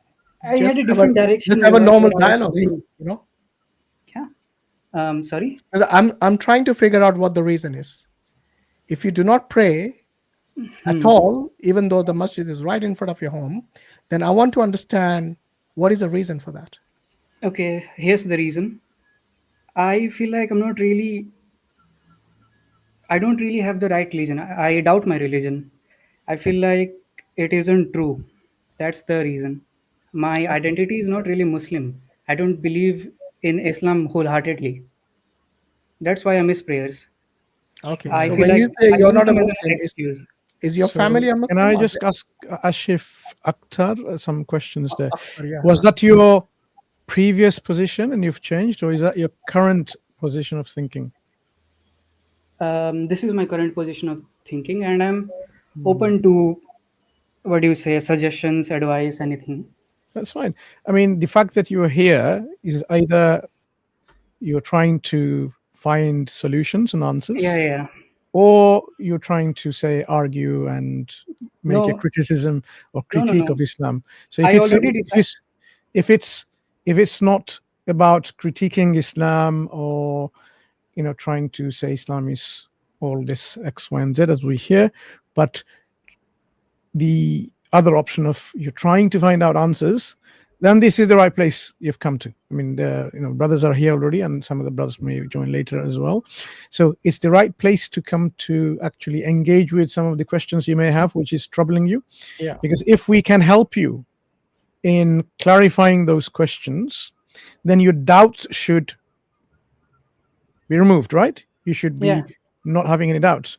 So one of the things I would ask you first is start prioritizing the most important troubling questions. Yeah. So which ones like is troubling you so much that you've looked so hard in the internet, in the social media, in books, and spoken to people, whichever may be the case in terms of your finding out the solutions to these troubles, right? Troubling questions, rather. Start with the most troubling one, like which is like, this is something that I need an answer. Otherwise, like I will always going to feel like Islam is not true or Allah doesn't exist, something like this. And then once you've prioritized, like the first three, maybe we can discuss here today. And if you find that this is enough for you to be satisfied with, then that's it. If you need another, discussion another time, in another live stream, for example, here in the next week, we can carry on. But if you can prioritize the most troubling one, that will be a very good start, because that way you know that the most troublesome, most troubling, most disturbing questions that you had in your mind has been clarified. Do you think this is a fair approach? yeah. This is a fair approach. Asif, before And you let me tell answer you that one thing. question, Please, can I say something? let me ask you something. Do you believe in God? What's the word? I'm agnostic. I'm not sure. Okay. I was sure, but Do lately you do you reject all the Hindu gods as false gods? come again. You heard me. Do I? Why are you reject hiding the under a Hindu Muslim name when you're a Hindu, man? No, Come on. अरे नहीं. Oh, no, I no, no. don't We know believe your in tricks, Hinduism. man. We know your tricks. By the I way, I don't can see your follow. name in the background, so I know who you are. I don't follow Hinduism. Yeah, I know you don't. These guys, all they are coming from that channel, Heated Peshwara with these Muslim names, wasting our times, thinking we can't see through them. The moment he hesitated, I knew the guy is a Hindu. And he heard me quite well. He heard every question well. Only this question he repeated. What did you say? Oh man, come on, Yes. guys, grow up. Okay, we don't mind Anyway, Hindus this coming with their two principle, names. and anyway, the principle that we laid down, Yeah. that anyone having doubts, questions, serious thoughts about whether Islam is true or not, this is what all of you should be doing. And then come to our platform with your list of priority questions. I would say stick to 3, and then if we can clarify that, you will be on the right track. I think this is a fair approach. Even if he was a Hindu, he admits, and I'm sure others out there will consider this is an approach which is fair and reasonable. All right, done. Raj, what's your question? Hello, Asim. How are you? Yeah, I'm good. Yeah. Good Where to you see calling? Fawad. Where are you calling from, Dan? I'm calling from India. Okay. You're a Hindu? I'm Hindu. Okay. Yeah, we don't mind Hindus coming with their true identities. Ask questions with your true identity. We don't mind at all. Even if you ask about Islam, that's fine. No, I think I had a discussion with you 3 weeks, 4 weeks back. Yeah. No, I'm just saying for general purpose. If there are Okay. Hindus who want to ask us questions about Islam, there's no need to hide your identity, because we respect people who are sincere, who are honest, and who got questions which are, worth asking. But if you're going to come here, and I'm not talking about you, then I'm talking about this guy who came with this, false identities, calling yourself an ex-Muslim or having doubts about Islam. Look, doesn't matter what you guys do, Islam will grow. Okay, the more you guys play this kind of games and this kind of crazy, some sort of, I don't know what you have in your heads. It's just showing how bad the strategies from your side and how insincere you guys are. You have to go to that level of hiding your identity, lying about who you are, in order to ask these questions. Just shows how, what's in your head? Like, do you guys even sleep properly at night? Or do you plan all this all night and come back here and get humiliated like that, caught very quickly? Yeah, Dan, what's on your mind today? We had a discussion 3 weeks back, and I think I spent 90 minutes answering your questions related to Advait. Okay, yeah. At that point of time, I told that I will join your stream as well, and I will definitely ask the question related to Allah. So I think this is my opportunity to Yeah, ask. go ahead. Feel free to ask about Allah, ask about the Rasul Sallallahu Alaihi Wasallam, about the companions, about the Hadith, the Quran. That's the reason we have this open Q&A. I'll stick to Allah. That's fine. We had a discussion about time last time, so wanted to know your opinion before I ask the questions. So as per you, the time is fundamental. Time is a reality, or it is not. Yeah, of course. It's when you said time, time is a concept, right? Oh, yeah. When you say reality, I asked you, show me time. You won't be able to show me, but you'll tell me what the time is. Okay, because it's a concept. So I don't know what you mean by reality. Yes, we do have, time does change. So for example, a moment ago, you were not on this panel. You came and joined, and then you're here now. So yeah, there is change. And this is what we measure as time, basically. See, I believe time is abstract. Time don't exist. Time is not that's fundamental. why I said it's a concept. That's the reason I said it's a concept. Yeah, but last time you guys have told that time is a reality. Time exists. So no time. Of course, we measure time. That means it is there. But when I say concept, it means it's not so. It's like maybe abstract is the right word. Like for example, same with numbers. Okay, I agree with you. Yeah, so it's the a numbers are functional. abstract. If I asked you to show me number 16, yeah, you won't say, oh, it's in the sky there, or it's in my pocket. Yes, it's an abstract. But we understand when we use these terms like numbers, or we use the terms like the term infinity, we use the term to measure time, like minutes, hours, so on. So yeah, we understand this. What exactly is your question related to that? No, I agree, because last time I struggle a lot explaining the same thing. The time is an abstract. It's a functional tools, and I don't know why somehow you guys didn't agree at that point of time. Anyway, if you agree, that's well and good for me. So I did. If you didn't agree, I had a question, but now since you guys agreed, I'll move on to a different question. Now I'll question about the eternity. Okay. So now when you say Allah is eternal, His attributes are eternal. He's Then eternal. His acts, yeah, He- then action must be eternal, and the creation must be eternal as well. No, why? What? Why should the What- creation be eternal if Allah is eternal? Because if the moment you just say Allah is eternal, His attributes is eternal, His action is not eternal, it means there is no consistency and there's contradictions there. Why? You're making I'll this explain you. assumption. I'm asking I'll why. give you an example of human being, then probably we can imply the same thing there as well.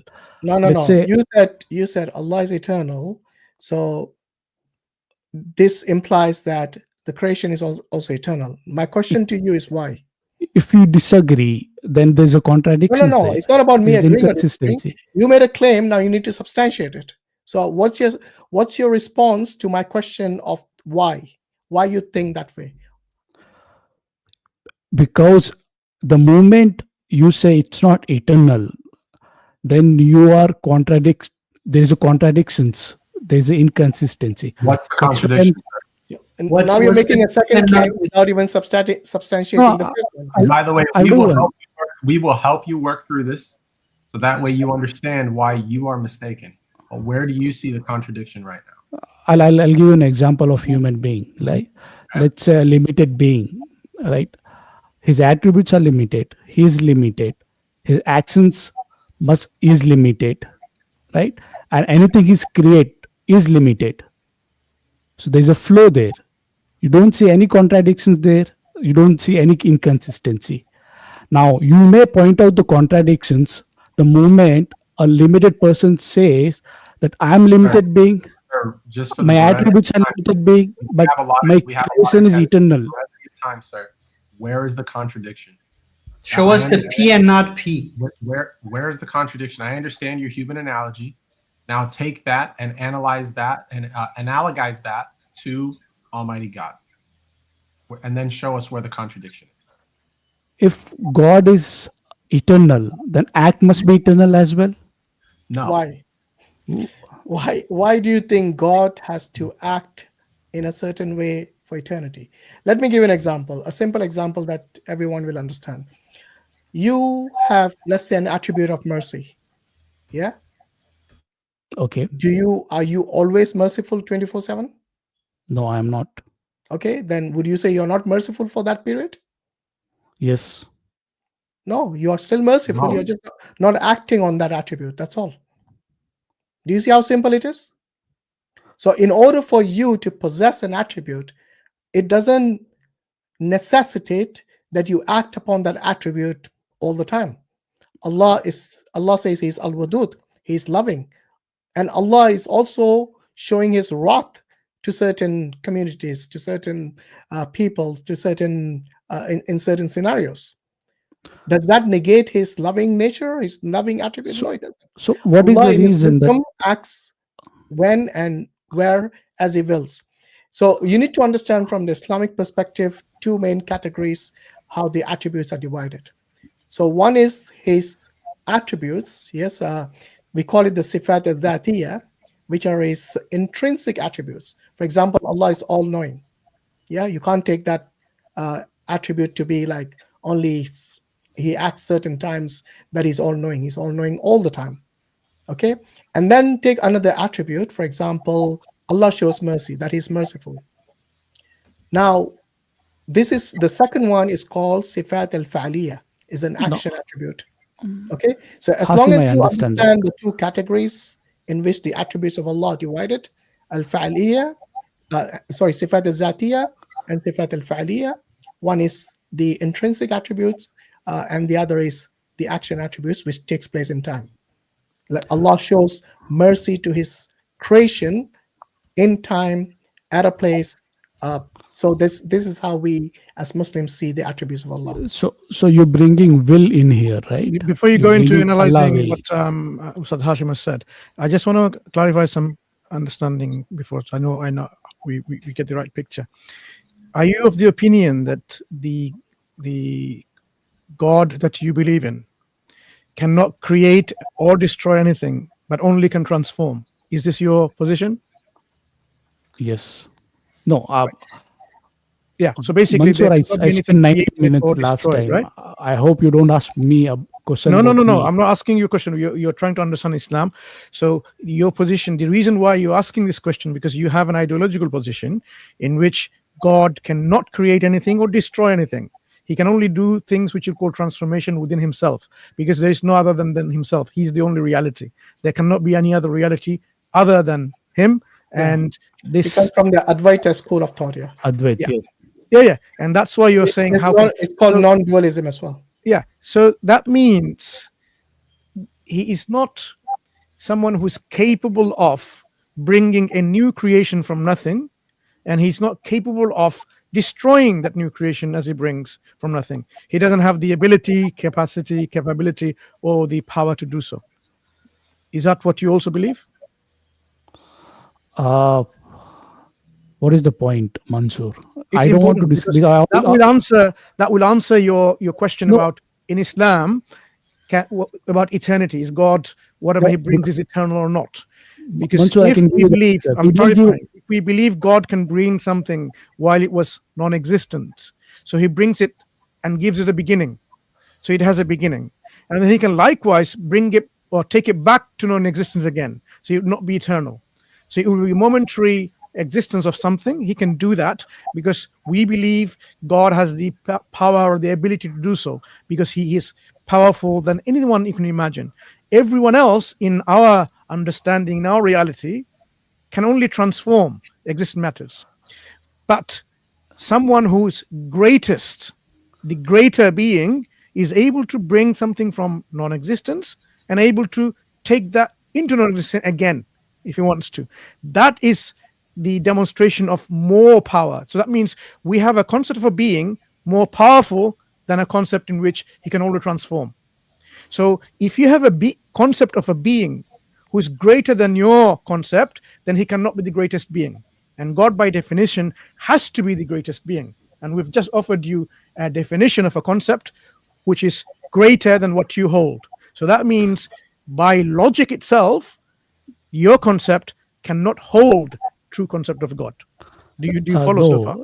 That's your claim, Mansur. Not my claim. I'll just demonstrate that logically. Why don't you unpack this? Maybe No, Mansur. That's been your question. I already spent 90 minutes. Mansur, I can answer all your questions. Go ahead then. No, brother, you just look. Why do you think Brother Mansur actually gave you all of that explanation? No, what was the purpose of it? Let's see if you were tracking. That's Islamic explanations. We don't give attributes to Allah. He did not look. We don't give attributes to Brahman because giving. Okay. Go ahead, talk, and when you're done, then I'll speak, because we can't be talking past each other, right? No, sure. I'll address Mansur. Fawad, then probably I can address you. No. I was trying to add to the brother's point to see if you were tracking. How did he establish philosophically, logically, that our concept is superior to yours? It's all based on assumption. It's all based on assumption. Steelman the brother's argument. Assume everything. Okay, now let me address him. His claim is based on assumption. So the reason why don't we give attributes in very specific qualities to Almighty? Because the moment you give qualities, you limit the Almighty. This is what you guys do. You fall into contradictions. You fall into inconsistency, which is what I'm pointing out now. It's because you're given attributes of creation. The opposite. Brother. No, it's not opposite. This is why. If the attributes of Allah are not something which are weak, okay, where, for example, in the case of Brahman, let's continue with the Hashim. So I'll highlight you the contradictions, inconsistency. Let's continue with the question which I've asked. I'm still waiting, and Brother Mansur gave you a beautiful explanation that was completely rational with zero assumptions, dude. Muris, that's again your claim. My question, I can spend 3 hours with you guys answering all your questions. Yeah, you can go for Let me ask the question to Hashim. In the next 10 seconds showing you. Does a creator have to create in order to be a creator? Yes. Okay, that's your issue. The issue is he needs to have the capacity, but he has the choice to exercise it or not. Do you have to create to be a creator? Actually, you asked a good question. So you're Dan, breaking you said in order for the right creator, there, you're breaking the law of contradiction. You're excluding the middle. You're giving a will. wait, Dan. Where was the middle excluded? Where Yeah, was the middle excluded? You're including the middle ground. You have to I exclude said will. he has the possibility. He You has the have to exclude possibility. the will. man. You're including the middle ground there. What are you talking about excluding the will? I included it. He made a choice. So you should have He's the one that made a choice. You should not do that. The moment you include the will as a middle ground, you You agreed with him. He asked you in order for the creator, in order for the creator to be a creator, does he need to create? And you answered in the positive. You said yes.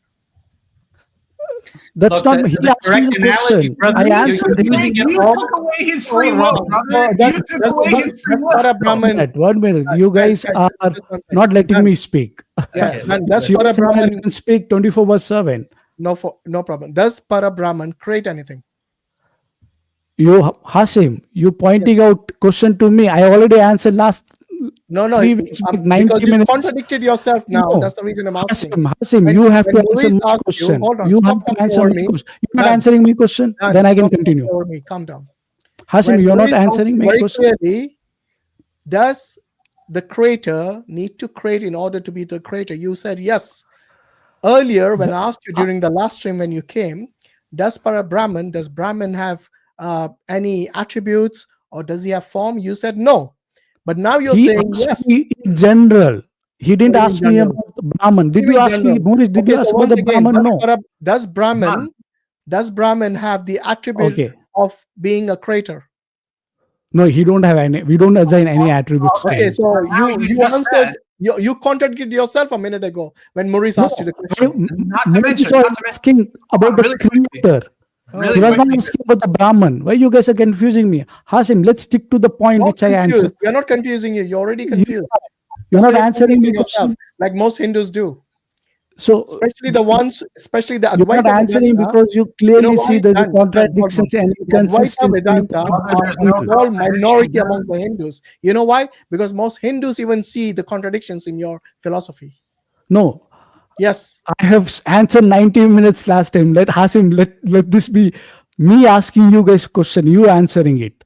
We answered Okay, so it. what bro. exactly? I still want to know, where do you see the fault in Allah as the eternal creator, eternal being, and the creation whom He created in time?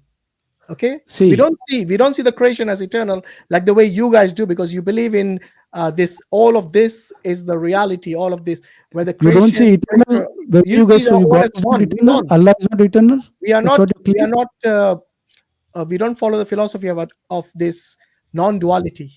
Okay.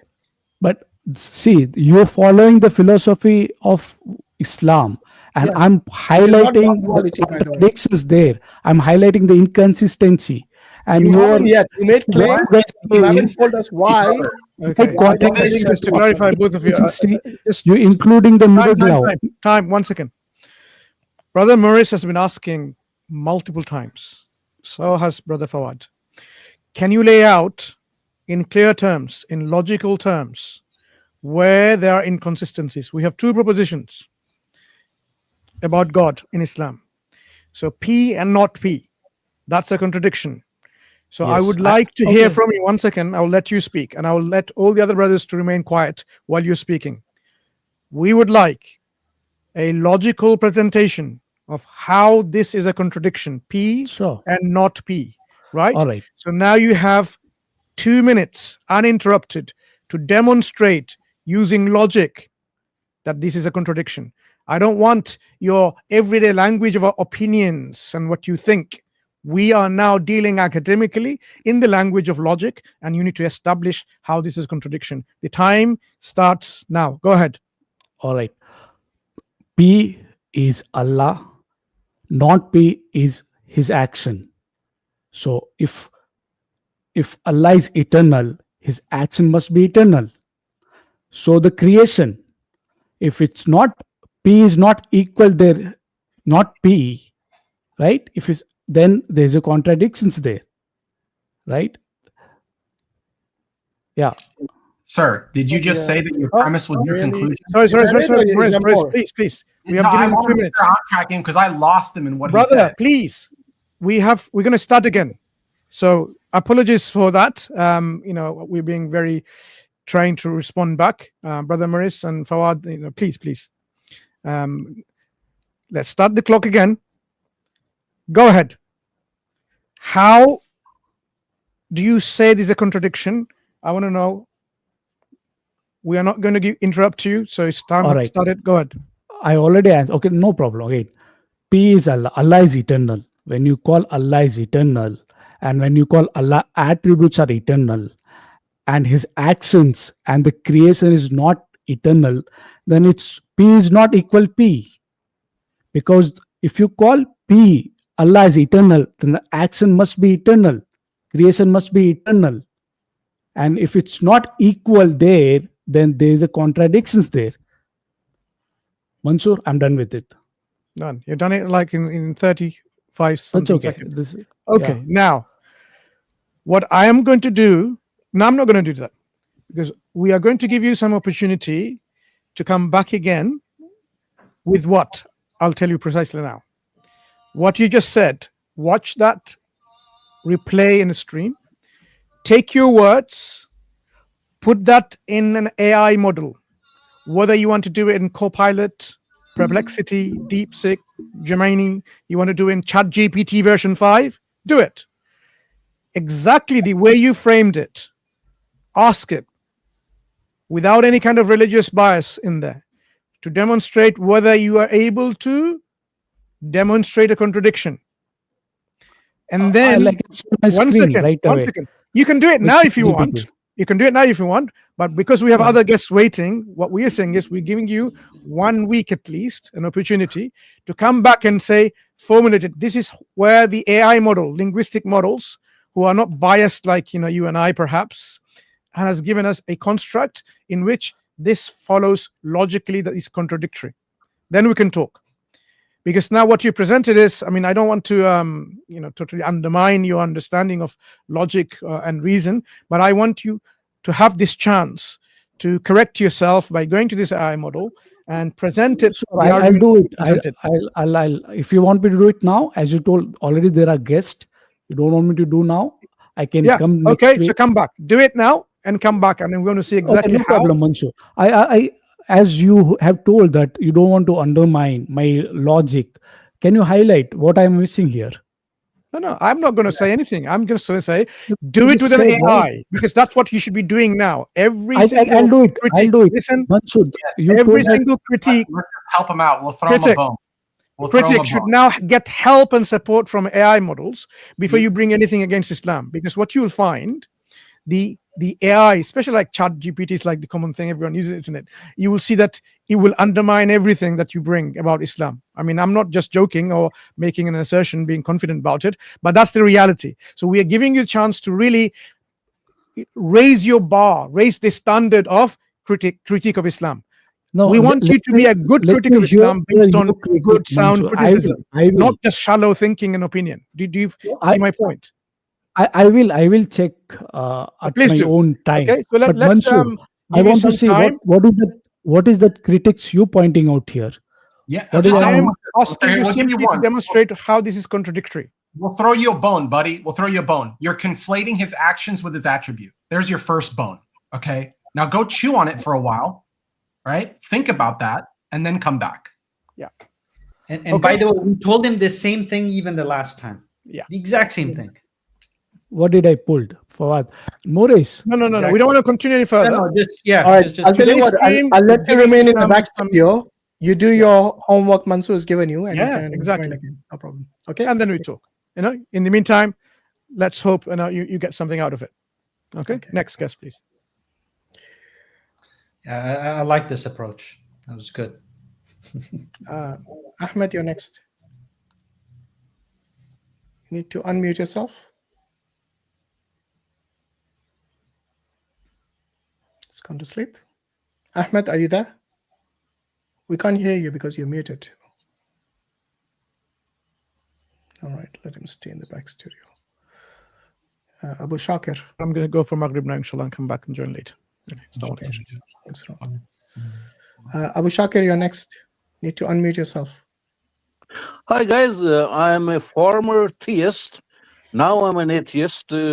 Islam was never my religion, but after studying Quran carefully and the Hadith literature, whenever I hear challenge Islam, I am there. Why does this guy sound so familiar? Like I'm sorry? Anyway, where are you calling from? So you guys ready? Where are you calling from? I'm in Canada. Okay, yeah, he does sound familiar. So exactly, you got a question for us? What is it? Well, yeah, I join Mufti Yasser Nadeen Wajidi quite often. Mm-hmm. And I don't know if you hear... do you actually believe in God or you don't? Well, no, there's no evidence, so I don't.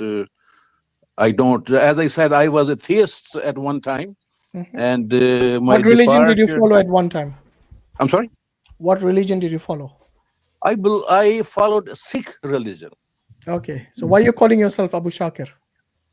Well, Abu Shakir was a 9th century Abu Shakir's junior, actually. Mm-hmm.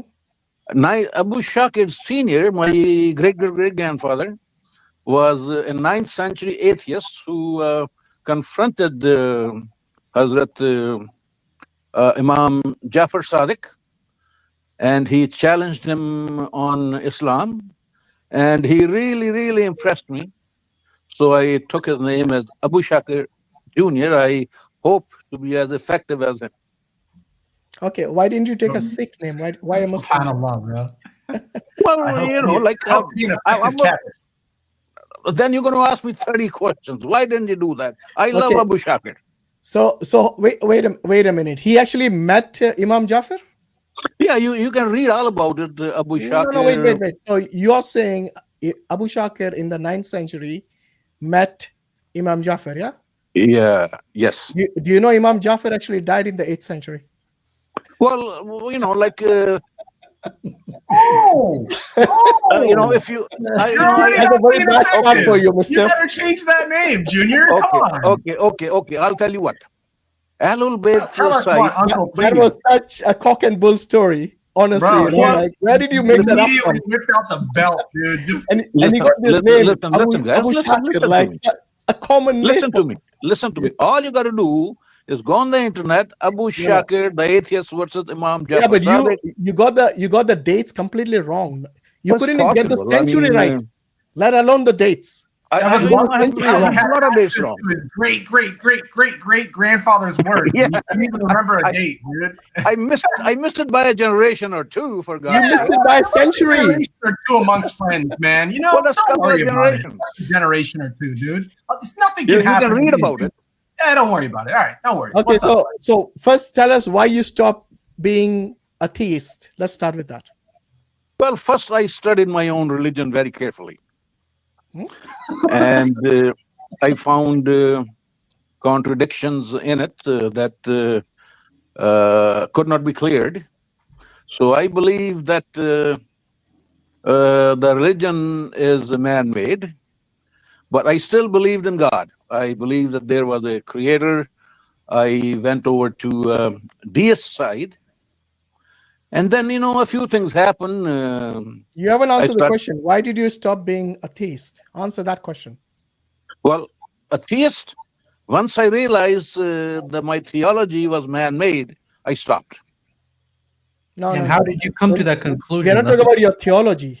We are talking about the fact that you stopped believing in God. Okay, you see, a theist is the person who believes in God and a theology. That makes him a theist.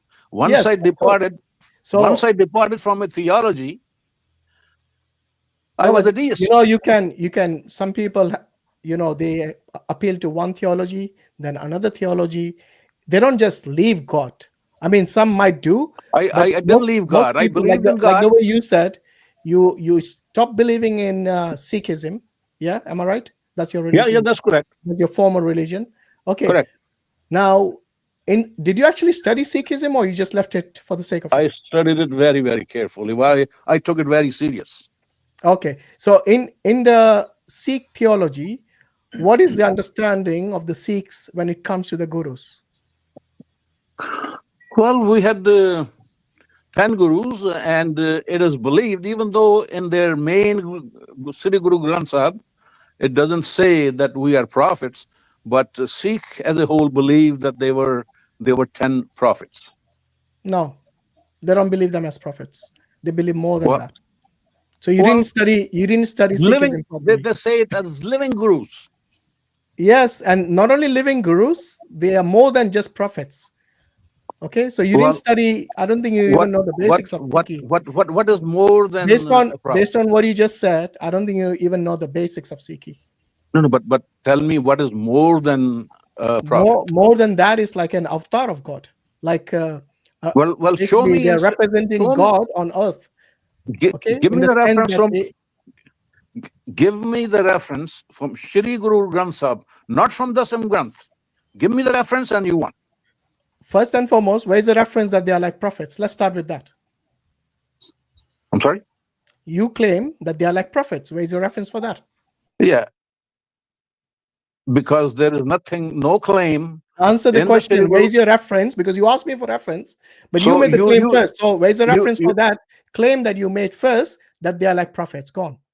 You want me to give you a reference that I did not find in the book? Because I'm countering you because you asked me for reference, but you made the claim first, so you should provide the reference first. But you are making the claim that they were prophets. They were more than prophets. No, that's what you're making the claim. In fact, I said they were more than prophets. You said they were like prophets. So anyway, look, we know you don't know the basics of Sikhi. Now tell us what other religion did you follow besides Sikhism? Well, I when I was very young, I grew up, among Hindus. Now we are coming to the point. Yeah, among the Hindus. Are your parents Hindus or are they Sikh? I'm sorry? Are your parents Hindus or Sikh? My parents, grandparents, up to the third generation were Sikh. They were Sikh. What are they now? Well, my parents have passed away. So, but my brothers and sisters are still alive. Mm-hmm. And they all Sikh? They're Sikhs. Okay. And I have good relations with them. No, that's fine. That's fine. Do you consider the Hindu gods to be false gods? And I knew that from when I was very young. It was like Santa Claus. No, I'm talking about the Hindu gods. According to you, are they all false gods? Yes. Okay. So in your worldview right now, as it stands, you think all gods are false, not just the theology. Is that your position right now? Yes. Okay. Why is that? Well, I know Hindu gods are false, and No, you said all gods are false. So that covers all gods are false. Now the question is, why do you think God doesn't exist? Because there is not evidence for any God. Okay. So what kind of evidence are you seeking? Well, this conversation I had with the muftis and other Muslims online. That's fine. We are not aware of those conversations. Yeah, I'm just telling you. Yeah. So give us your criteria. I told them, since Allah is it has no shape, nothing, but there are makhluk. Brother, we're not talking about Allah. We're just talking. We're just asking you a simple question. Why do you? Because you looks like you're not an agnostic. You're an atheist. Because you said all gods are false, which means you have already made the decision that God doesn't exist. Listen, either you're going to let now me the finish, question to you is, or we carry on. No, wait. I asked you the question. Why do you think God doesn't exist? You said your answer was there is no evidence. Then I asked you. You asked me what kind of evidence, sir. You asked me what kind of evidence. Calm down. You need to No, but you listen. asked me what kind of evidence you need. Yes. That's So what you asked. what evidence do you require in order to convince you there is a God? Now, if you're going to let me speak, are you going to cut me right in the middle? No, I'm going to not let you cut. So I'm not going to cut you off. But if you go off tangent, then I'll cut you off. I'm So not going answer off the question. tangent. I have Answer the question that I asked. Don't go off tangent. okay. There are God has created many makhlooks. Now, if I can get evidence, there are two makhlooks that God has created. One is angels and one is jinns. If I have, if you give me the you evidence for those, misunderstood the question. I'm sorry. if Hold listen on. to me, No, you cut me off again. I know which tangent you're going right now. No, you see, don't know for which you, tangent I'm going. Abu Hold Shakir, on, really listen. quick. You need to listen. Tell me which tangent I'm going on. You already made the claim that God doesn't exist. Then you cannot bring in in your analogy. You cannot then say God created angels. Do you understand where I'm coming from? You told me what kind of evidence I need. Yes. That was the question. Because you already made the claim that God doesn't exist. So my next question is, what evidence will convince you that God does exist? Well, God create angels and jinns. That's makhluk. Give me the evidence of makhlooks. No, brother. Juan, just one second. I'll break it down for him very simply. Look, when we talk about evidence, there's only two types of evidence, unless there's a third category you can add on there. Okay, either there's empirical evidence, okay, or there's a metaphysical, which is basically the realm of philosophy. Okay, now between these two, what type of evidence do you require? Empirical, okay, or metaphysical? That's it. These are only these two categories. If there's a third one, tell us. If not, then just tell us.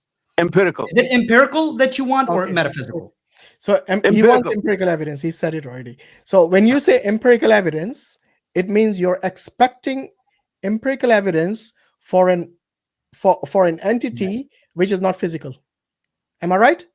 Yeah, it's like category. Hello, Abu Shakir. This is God. God, this is Abu Shakir. No, wait. That kind of evidence. Do you realize what you have done there?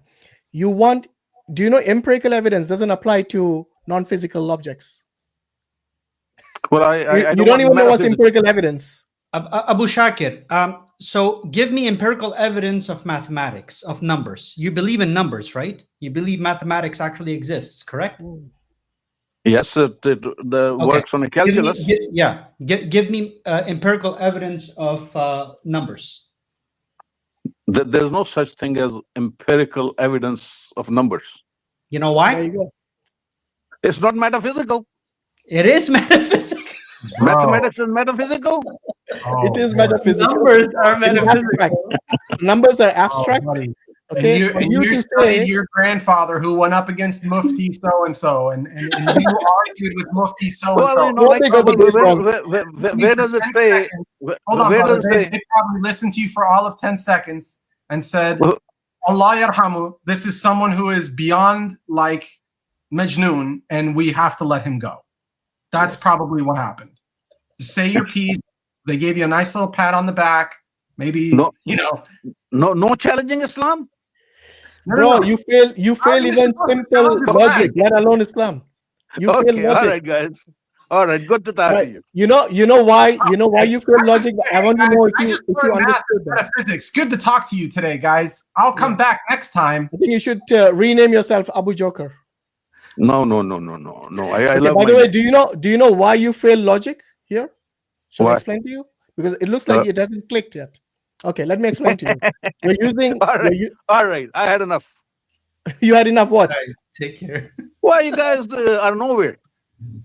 Bro, you fail basic logic. You're nowhere. Because you're looking for empirical evidence for things which are not physical even. You're way off the left field where nothing is going to drop. No, this guy was drunk last time. I remember this this guy. Joker, honestly. You should remember this guy. Abu Joker Senior, not Junior. All right.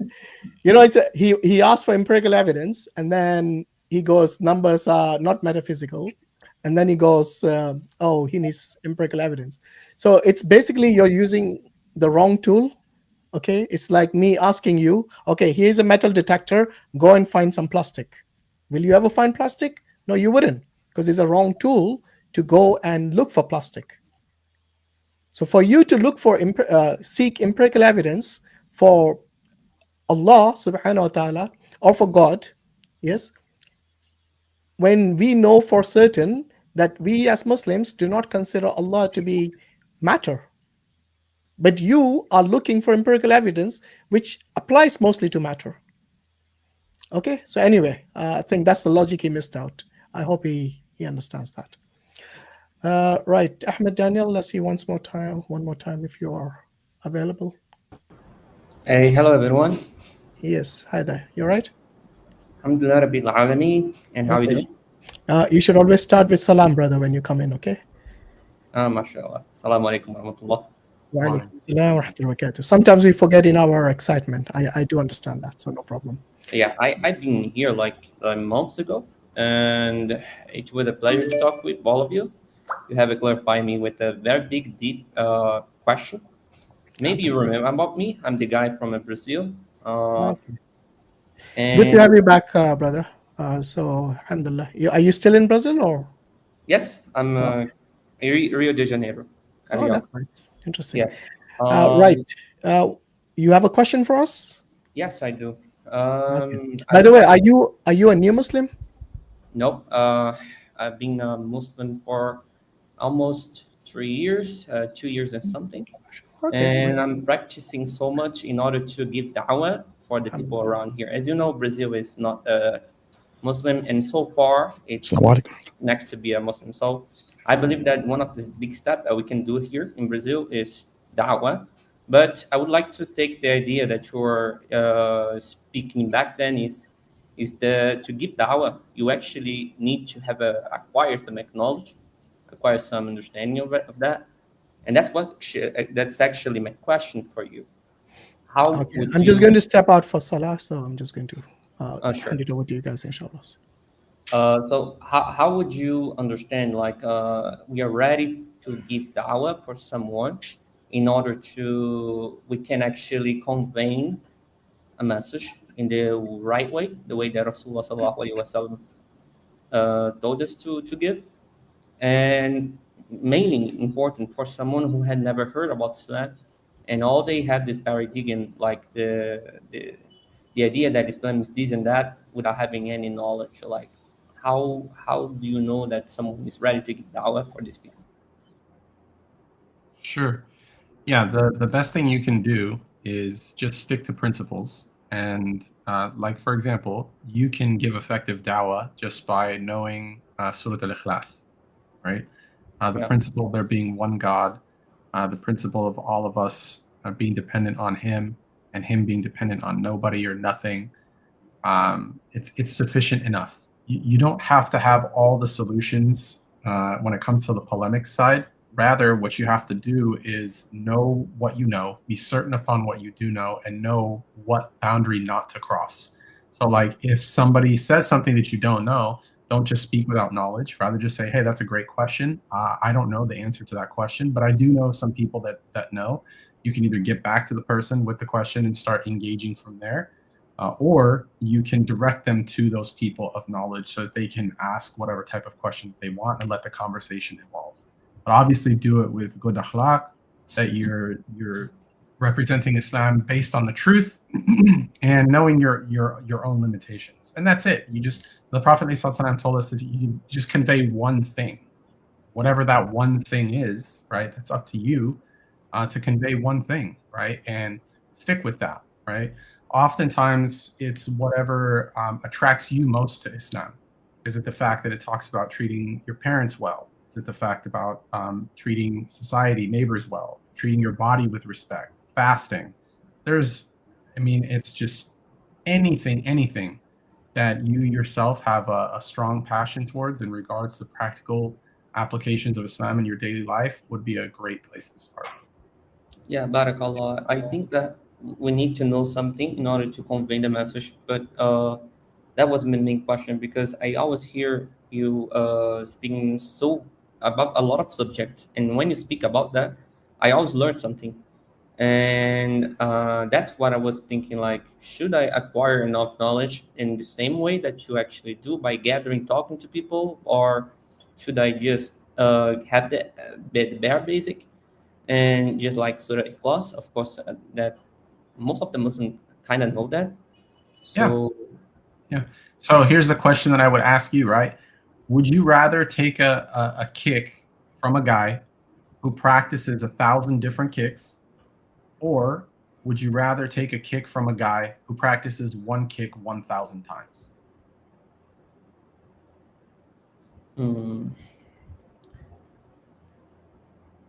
you elaborate that better? Yeah, absolutely. If there's a person that practices 1,000 different kicks, he might look really fancy, right? But the kick is not going to be effective. But somebody who practices one kick 1,000 times will know how to strike you to the point where it will bring you down to the ground, if not kill you. Well, that's right. Right? That's so right. the idea is that you don't need 1,000 different arguments for the evidence of Islam. Unfortunately, the shubuhat and the waswasa that shaitan brings to people, see, this is the irony of it. The irony is when a question is asked, it's in the ether. And now a solution has to be made, right? So imagine like the silly questions like we get, such as, well, Allah subhanahu wa ta'ala says that he has two right hands, right? Somebody asked the question, well, what does that mean? Okay, now you can't put the question back in the bottle. Question's out in the ether, and now it has to be explained. Now there's a hadith that explain it. For example, it's talking about both hands being just. You understand? Yeah.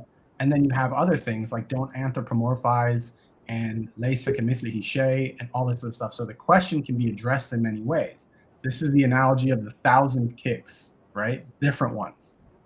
But we can address it by saying that. Now, the effective thing is to stick to the principle, right? His hand is not like our hand. That's the principle. You don't have to go into explaining 6, 7, 8 different ways of how that is.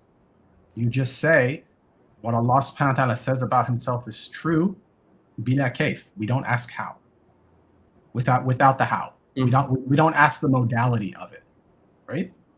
And then that's the wisdom is knowing where to stop. It's not your job to sit there and try to become this. If you want to, I encourage it. Mashallah, may Allah subhanahu wa ta'ala elevate you in the field of knowledge, right? But you don't have to have this elaborate explanation.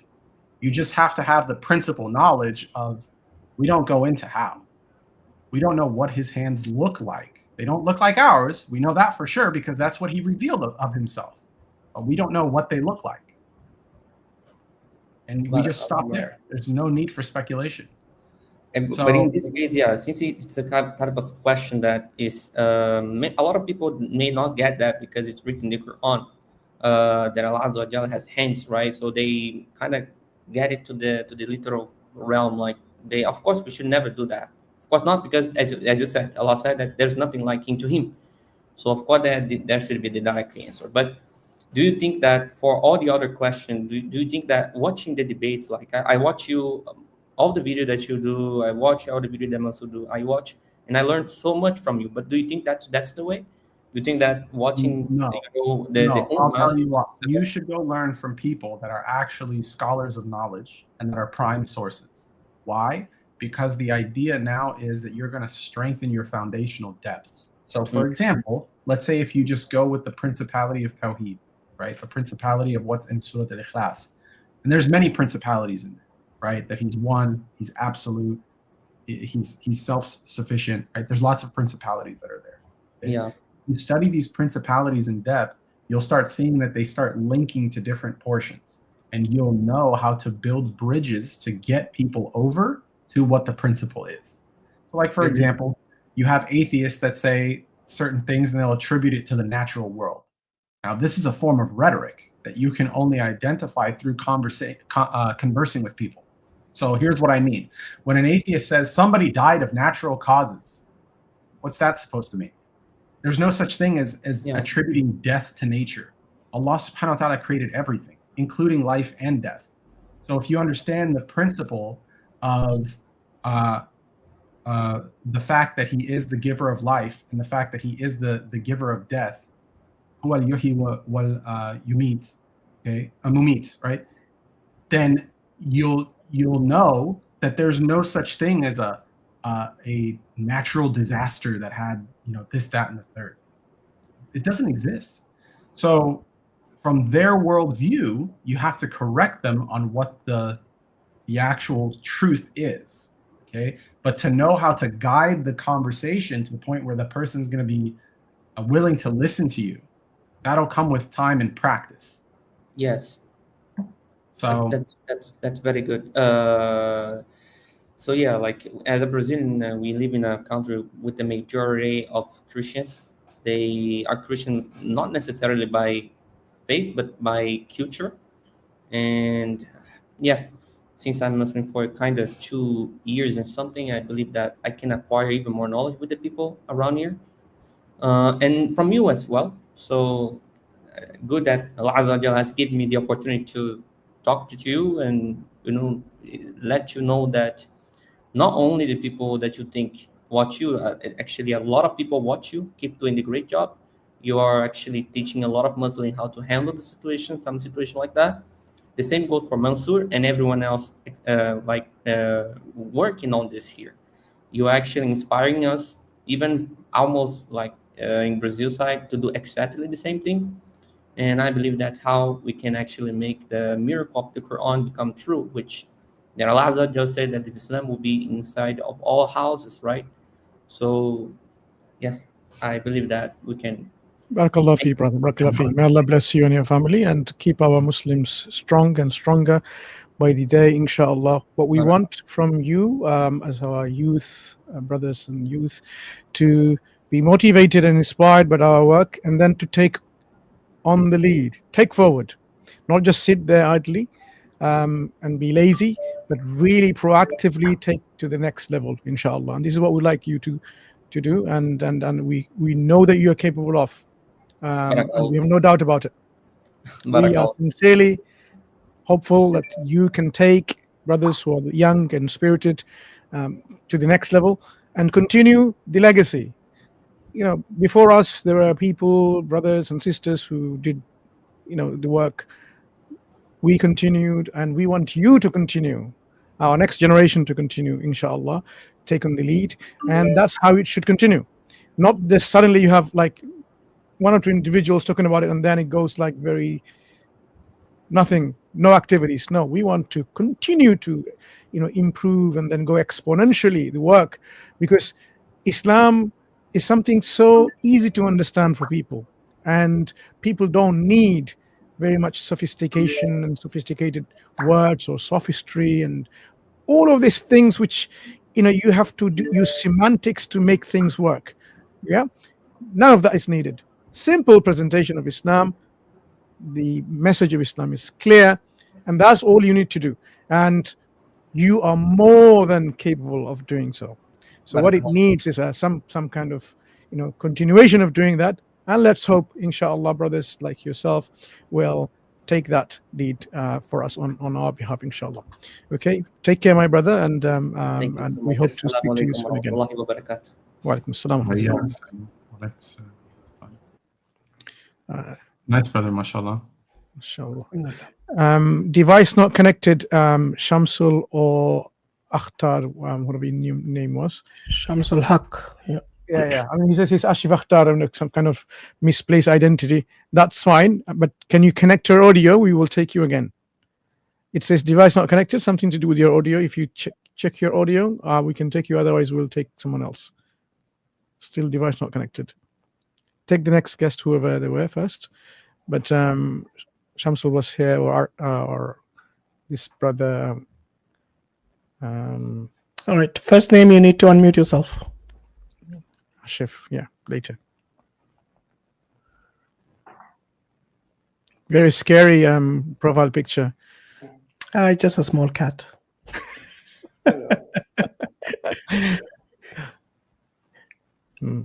Yeah. Can you hear us? Yes. You need to speak up. We can barely hear you. Don't be scared, kitty. Speak up. You're muted right now, brother. Yeah, I think he's muted himself. All right, fix your mic. And Yeah, then take the come next back. guest, please. Ahmed Ali. Okay. Assalamu alaikum. Walaikum Salam. How are you, everyone? Where are you calling from, Ahmed? We are good, alhamdulillah. I'm from Pakistan. Can I speak Urdu? No. You can, but I won't understand you, sir. Yeah, no, because I'm not here to question. You have to go to an Urdu stream if you want to speak to No, Urdu. I was here just to talk to Hashim Mansur. Brother, I'm lately seeing your videos on YouTube and I'm really liking it. I'm learning how to give the difficult explanation for Christians and other religion from you people. I love to watch all of you. Like I think there is some more scholars. I also watch them. I think Muhammad, Islam, Abdul Rashid sir, and Mansur bro, Shindo. So I was just here to talk to you for 2-3 minutes, not to question anything. Yeah, I have one thing. If I can show any slide here, I can show something Just ask here. a question, brother. If you got a question, just ask a question. No, I don't have a question. I have something to show just for a minute if I can. What is it exactly? No, we cannot take anything like from your slides or anything Okay. like that. Just let us know what you want to talk about, and No, that will be it. Thank you. But I was just here to talk to you. Thank you so much. Okay, no problem. That's Thanks fine. for your May kind Allah words. bless you, brother, and keep you in the spirit of Islam, practicing and conveying the message to the others, inshallah. Inshallah. Okay, if it's something you want to show us, you can always email us. Yeah, no problem. Yeah. I just created an Yeah, so if slide you with the email chat. I just info, created a slide with the ChatGPT, where ChatGPT is answering for every religion, and ChatGPT give every explanation, and at the end, ChatGPT is showing that Islam is the only religion which can stand by every logic. So I just created a slide from that. okay, that's fine. Yeah, you can email it to us, no Just problem. email it. No problem. info@dawahwise.com. Yeah. Oh, okay. Thank you so Okay. much. Okay. Salam Allah bless you. What happened to that person early on? He was using P and I not think he's minus probably P. got some Did connection he come issues. back? No, he hasn't. He's got issues. Maybe connecting his device again. Right. Who's next? Okay, brother Fawad is back. Fawad, everything okay? Salam. Yes, just had to take a break for Salah. That's Okay. fine. So While I was away, did our guest come back with P and minus P showing contradiction on Allah's no, he map? hasn't been back yet. No. Okay. Yeah, that guy was the drunk guy from No, that's fine. I mean, I'm sure ChatGPT or any other AI model will actually be on an educational role right now, inshallah. ChatGPT's master patience. Okay, Sufi Ali, you need to unmute yourself. You first of all didn't answer my salam. I didn't hear you, brother. You were muted. Walaikum assalam. Assalamu alaikum. Wa alaikum salam. Did you know you were muted? We didn't hear your salam. I unmuted myself. You didn't listen carefully. Okay, Yeah, you let's were come to the muted, so topic. we did not hear your salam. It's not like we intended not to give you salam. Okay. I didn't mind that. Just asking a question. Yeah, where are you calling just from? I'm calling from Pakistan. From where? From Pakistan. Okay. All right, that's fine. Yeah, what's on your mind? You need to speak up a bit. I'm having difficulty listening. I mean, this Come volume closer is to your very mic. Bring the mic Okay. closer. Actually, I'm having a Bluetooth connection, so maybe there's some problem. It's better now. So, yeah, and now it's better. Okay. Guys, I just wanted to ask one question. I don't know why you guys backstabbed me last time. Can you please answer me that when you did the podcast, I mean the stream on Aurangzeb's life, I had a question, a simple question, that why did he took jizya from the Hindus? Because in the verse 9, ratio 29, Allah specifically said that you can take jizya only from the Ahl al-Kitab. Okay, and if you read the hadith, the tafsir of Al-Qurtubi, he has also gave his explanation very clearly, and he has also added that if there some amendments have been made over it, like the hadith which you gave to take from Zoroastrians, so it was only for that people. There was no mention of the Hindus, Jains, Buddhists, or any other Okay, community in so India. So why did before Aurangzeb took we from them? answer your question, Sufi Ali, are you a Muslim? I'm a Sufi. I asked if you're a Muslim. What's that supposed to mean? I'm a Sufi. Like I said, I'm a Sufi. Okay, do you consider the Hindu gods to be the false gods? Moment, basically. Do you Yes. consider Hindu gods to be false gods? Basically, I don't consider them gods. I call them avatar of God. Okay, you're a Hindu. Say Messengers, so. you can call them. Why didn't you say so? You're a Hindu.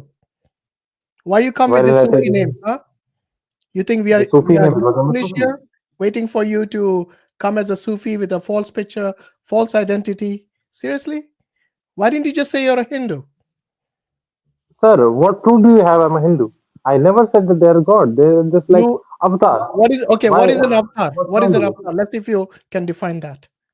Bro, avatar is basically, according to my interpretation, it is basically the messengers of God. I'm not saying Ambiya. No, They no, can no, be no. any No Sufi messenger of considers. any No of Sufi that God. I know considers them as avatars. These are false gods. Okay. So Okay, Ram what and proof do you Krishna. have? Wait. Ram and Krishna. Do you think they existed? Yes, they existed. Okay. So which Sufi saint told you this? Which Sufi saint told you this? Baba Shri Guru Nanak Ji told us he was a Sufi. So Guru Nanak is a Sufi saint. Since when? Yes, he was a Sufi. Man, Yes, these he guys was a don't Sufi, even get and the you can facts read the right. evidence. Get out of here, liar. Coming as a Sufi. Anyone who doesn't know who Baba Guru Nanak Ji is, so in Sikhism, you have all these gurus. So you have the 10th Guru is Guru Granth Sahib, and you have all these Guru Nanaks. So a bit of a mixture of different belief system. But clearly, if somebody says to a question that Brother Fawad asked, are you a Muslim or not? He says, I'm a Sufi. So clearly he doesn't think he's a Muslim. Rather, his identity is something other than that. Next guest, we'll take Shamsul Haq. I think If Brother you're Mansur listening, is you can getting keep Fawad mixed up with me today. Shamsul, you can keep yourself in the video if you want, or you can switch it off. No problem. We're going to take you next. Shamsul, Okay, we'll I take think you that next. guy is back. You want to take Dan back? No, we'll take Shamsul first because he was before, and Dan can later. Okay. Because let Where him is he? prepare. Oh, Yeah. okay, Samshul, you want to keep your No, camera he's on? fine. Assalamu alaikum. Walaikum salam. I hope you are doing well. Yeah. Actually, this was me. Like I sent you the mail to Hashim on the otherwise to connect with my brothers, Asif Akhtar. Because he wanted to really clear his all doubts. That's why I am trying to connect him with you guys. Please help him. Okay, inshallah. Can I you, mean, if the reason if you need any Yeah. verification or any No, that's proof, fine. we can provide you.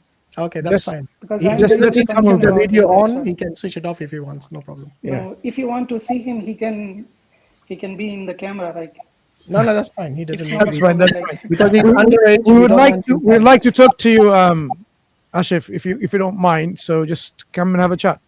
Okay. And I do apologize for suspecting because I asked you a question if you reject Hindu gods and you were reluctant to answer that. That's the reason. let me have a minute this time. Okay? Yeah. can- Take your time. Don't worry. Take your Go ahead. time. Relax, and then we talk.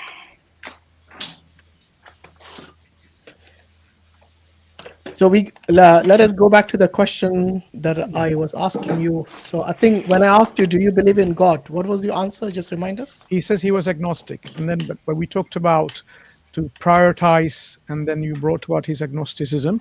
So shall we start from there about the concept of God or existence of God and how we can actually know or not? Because agnostic position, correct me, Shamsul, if I'm not mistaken, is where you don't know whether God exists or not. Is that what Yes. you mean? Yeah, I don't have enough information to conclude anything. That's And That's fine. You asked me if I have any specific questions, and I do actually. I Yeah. have a copy. Can we go to the specific I questions? have written all the specific No questions I have problem. in. No problem. Can we go back to the existence of God first? Because once we establish God exists and we have knowledge of that, this understanding of this reality, then many of the things will be easily answered one by one in your Yeah. list. Because when God exists, these things will automatically follow. Or because of God exists, that's why these things are there. So when you have an understanding of God, obviously coming from a Muslim background or in an Islamic environment, you know what we mean by Allah, and you know what we mean by His qualities and attributes, right? You do understand that? Yeah. Okay. So let's start with the very first thing. You and I, we exist. We are real. We are talking to each other. You're not talking to a brain in a jar, like me, and I'm not talking to you as a brain in a jar. We have a clear, assumption-based understanding that you are real and I'm real. Yeah. Yes, I do. Fine. So if I exist and if you exist, can there be a time in the distant past, however far you want to go back, where there was absolutely nothing?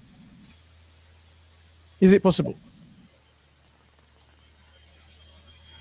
I don't know. Matlab, this is confusing for me because it's like saying ki if a turtle is on another turtle, does a turtle exist who's beneath his? Sorry. No. Take your time. Take your time. And we're here to help you, bud. So if you need, Yeah. if you need help, like work through we stuff, will you're not in any way undermine you or laugh at you.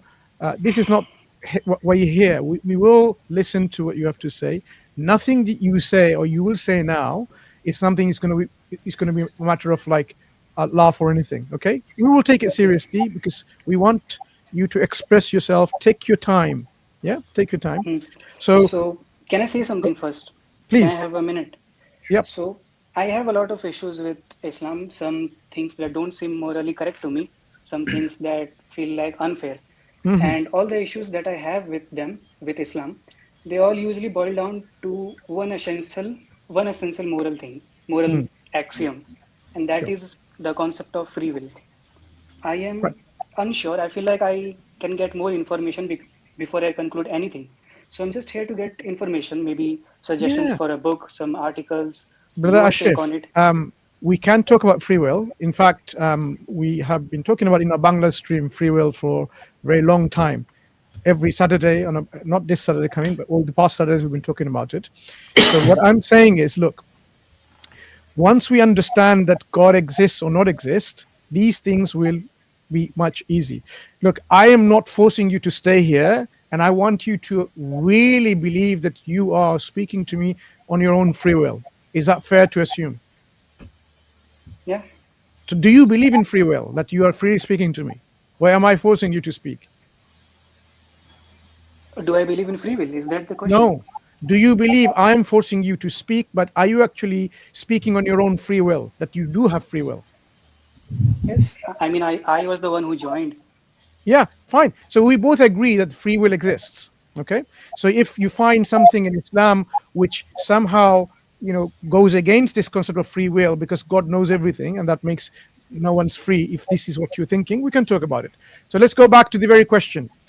If you and I exist, can there be a time where there was nothingness? And what I mean by nothingness, in philosophy, as well as in science, now we have a very good concept of what we mean by nothing. Despite some professors like Professor Lawrence Krauss trying to, deceive the mass in saying the universe came from nothing, and yet explaining in his book that nothing means quantum fluctuations, we are in a better position now, philosophically, scientifically, and reasonably, that there are at least 9 levels of nothingness. 9 levels. And absolute nothing is level 9, in which there is nothing. In that nothingness is a concept in which nothing exists. No time, no space, no quantum fluctuation, right? There's no possibilities, no abstracts, absolutely nothing. So from that nothing, obviously, nothing can come because it doesn't have even possibilities to bring about anything. So if such a thing existed in earlier times where there was absolutely nothing, then there would be nothing all the time, forever and ever. Nothing will result and there will be nothing. I mean, there won't be anything. Yeah, The it fact does that make you and sense. I, do you follow? Yeah. Right. The fact that you and I exist, it means that there cannot be a time in the past where there was absolute nothing. There has to be something always from which we came. So there's now, we have established something logically, reasonably, that something always has to exist, because as opposed to something is nothing, and nothing cannot So bring you are about implying something. that the universe had, and it was there Sorry? from the beginning. Sorry, No, the what I universe had mean, no beginning. no, what Everything I was mean is always this. there. What I mean is this. Let's take it very slowly. Yeah. Either there was something or there was nothing, absolute nothing. Absolute nothing cannot make something. So that's out of the Yes. window. This possibility is not rational. It's not reasonable. So what we're left with, the only other possibility is there was always something. Do you agree? Yes, I do. Right. So now if always something exists, what is that something that was able to bring about the transformation that we see today? The universe was in a singularity, and yet through inflationary processes, it has now expanded to current state and still expanding. So this kind of transformation is happening. What does this thing that existed all the time in the past, what does it have in terms of its qualities and attributes that it can transform like this? And what is that something? How can I Assalamu say? alaikum, It brother has Islam. to be out of Wa alaikum assalam wa that. rahmatullahi wa barakatuh. MashaAllah, I joined, and the first word I heard was quantum fluctuations, followed by Mansur giving a master class in the philosophical arguments. I'm not needed. Inshallah, our brother Shamsul, brother Ashif, I think his name is, will benefit from it. Yeah, please go ahead. So I think I do agree with that, that what you call this causality, this singularity, is the concept of God, and he is all powerful, and that he has to be out of this universe. Something like, you can't explain God with something that is inside this universe. What was the word? The contingency. I heard about it. Yeah, contingency. And I do Argument agree from with that. The contingency. thing is that I had disagreements with the free will. I thought We can that talk if about I that, no disagree, problem. We can talk about let free me will. speak. Let's park free will for now, because the I brothers thought if here, brother I thought Ashif, if I the can, brothers are here more than willing to talk to you about free will. Let's park free will, which is one of your bigger problems.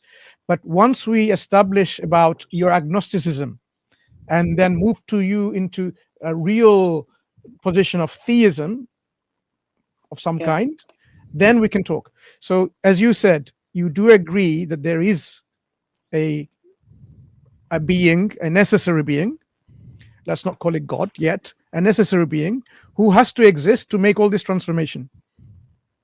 yes. Right. So you cannot just carry on with your understanding and assumption of your own self now, your position, that you're agnostic, because you are now sure, you're certain. You're no longer agnostic about this reality. You're certain about this reality, that certainly this necessary being exists. Are we on the same page? Yes. So I'm just confused about religions. Is that it? Good, no problem. So at least this is clarified, alhamdulillah. Now I'm going to give my brothers Islam and Fawad to continue to help you in terms of what your question may be on free will. So if you don't mind, just let us know what is your troubling thing about free will. Okay. So the troubling thing is that there are so many studies like the Libet study, and I've been reading a book about determinism. It's by Robert Sapolsky. Have you read that? I haven't read that specific book, but I'm very well versed in the determinism versus non-determinism theoretical background. Yeah.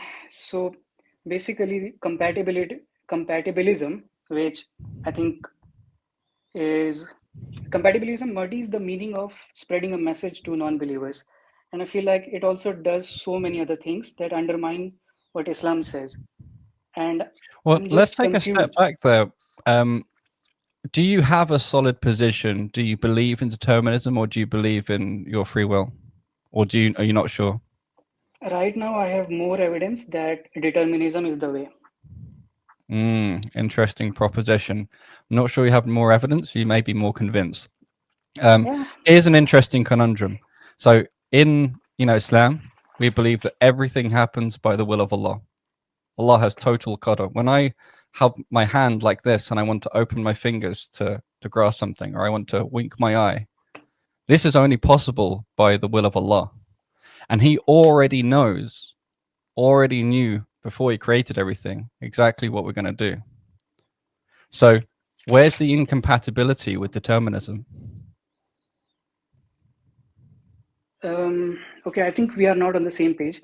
By determinism, I mean that our brain, the neurons that light up, they get activated from the environment. They get stimuli from the environment, and they get activated. We make decisions. Mm-hmm. And there is no neuron that does not get activated that lights up of its own according, showing that it Right. has free will. There is no neuron. Are you familiar with the assumption of materialism? Materialism, as in, no, I don't think so. So the assumption that all there actually is matter, as in this physical matter, and that's what everything that you're talking about, your neurons firing, your experiences, is all ultimately just matter. That there's nothing other than matter. Yeah. Yeah. So think about the arguments that you just followed with Mansur, where this necessary being is outside of space and time, the material realm. So you have to have already conceded there is more than just matter. I think that's a good argument. I haven't thought about it that way. And it's quite important, I think, because for me, this material existence is more something that our souls interact with. It's like our portal, our window into this world. We think of this body as something that our soul is tied to while we're alive, and indeed we think of life as being when the soul animates the body, and then death as being when the soul separates from the body. It all makes so much more sense of this whole free will versus determinism thing. These conundrums, these deep issues that you can go on talking forever in Western philosophy are just instantly solved in Islam. They make perfect sense, and you can fully accommodate determinism because Allah knows everything and He chooses what we're going to be available to us. But we also have a kind of free will. If you break apart will into intentions and capacity to act, the combination of the two being an actual will, and we have freedom of our intentions, which isn't the same thing as full freedom to actually act. The ability to act is constrained. We have a certain body, a certain location, all sorts of constraints. So for me, it makes perfect sense. There are now no issues to worry about. We have a soul which is able to set its intentions, and our actions are judged by intentions. And the soul then exerts, if you like, attempts to exert its will, and Allah may permit that. And He already knows what will we're going to exert and what He's going to permit and not, and so on. So we have full compatibility. Can I ask something? You talked about that we have a soul. Yes. I actually haven't put soul into my calculations, into my equation. Mm-hmm. How do we know that we have soul, that the mind and matter, that the mind and the brain is not separate? So how do I know for sure? Because the Quran tells me. And I believe that I have a whole other line of reasoning for why I'm thoroughly, completely convinced that the Quran is from Allah and has been preserved. Okay, but for a non-Muslim, how would he make sure that? How would he go about? Well, so this is I didn't say that flippantly. I just want to follow that line of reasoning for a minute. Now, the reason I say this is because I do have many different arguments and approaches to justify a belief in a soul. and to explain why it makes sense, to explain why I believe it's a superior theory, and so on. But ultimately, my actual belief that it is true, rather than just being a strong hypothesis, is because Allah told me. And I believe I have the evidence that Allah told me. And that's important to me to get my foundations right. If you think about, and so I'm trying to explain more sort of the sort of Islamic background to a technical person like yourself, or someone with a scientific background. You think about physics and maths, right? You're familiar with what axioms are? Yeah. Yeah, right. Do you know anything that can be done in physics or maths without taking axioms? Nope, nothing. Everything is No, built on a absolutely. foundation assumed. Right. And so for me, Islam is the superlative of all theories, and it hangs on the single axiom, the Shahada, which is in two parts. La ilaha illallah wa Muhammad Rasulullah. Right? There is no God but God, and Muhammad is his messenger. That's it. That axiom is necessary and sufficient for the entire theory to hang on. There are no extra axioms needed. From that, all the other concepts that are required to put together the necessary being, the self-sufficiency, the creation distinct from Allah, the position of the creation in relation to Allah, and then the book itself, the Quran, and then the contents of the Quran, the whole philosophy in it, everything derives from a single axiom. It is by far the most powerful axiomatic system that you can possibly find. So I know it's not probably what you're expecting to your answer to your question about the soul and why I believe it, but really I think this is the strongest approach, is to recognize the strength of Islam as a single axiom. It's all you need. Everything else hangs off that. And from that I can have what I call yaqeen, certainty that I have a soul. So if you want to go to philosophical arguments, the difficulty we'll have is, what are we picking as the foundations for truth? What would you choose as foundations for truth from which we could build up an argument for the existence of the soul? By truth, do you mean moral, something that is morally objective? No, we don't need to bring morality What is into your it. epistemological framework or foundation that you're using? Exactly.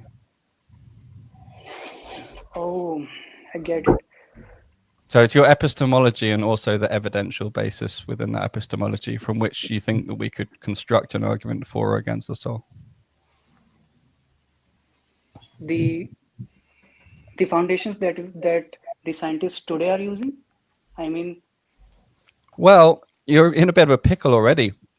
I have Popper's book on the philosophy of science, or that's a popular view.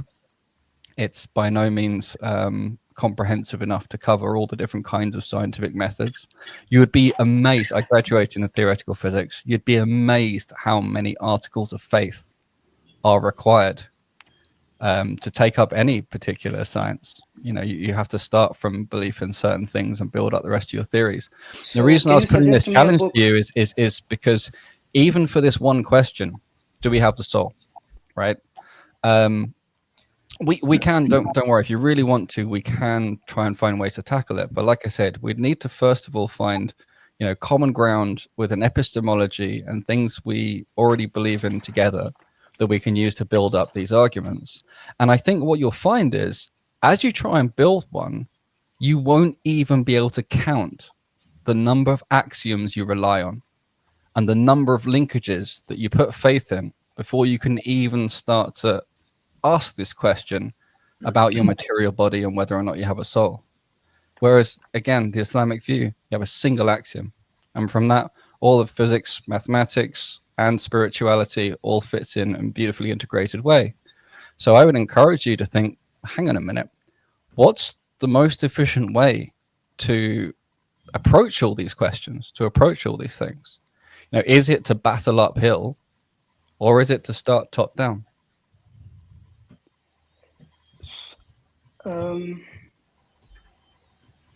So what do you suggest? Do we not take any axioms in order to find the truth? Sorry? I don't understand it. To me, No, what I was saying is, you have to always if take some axioms, no?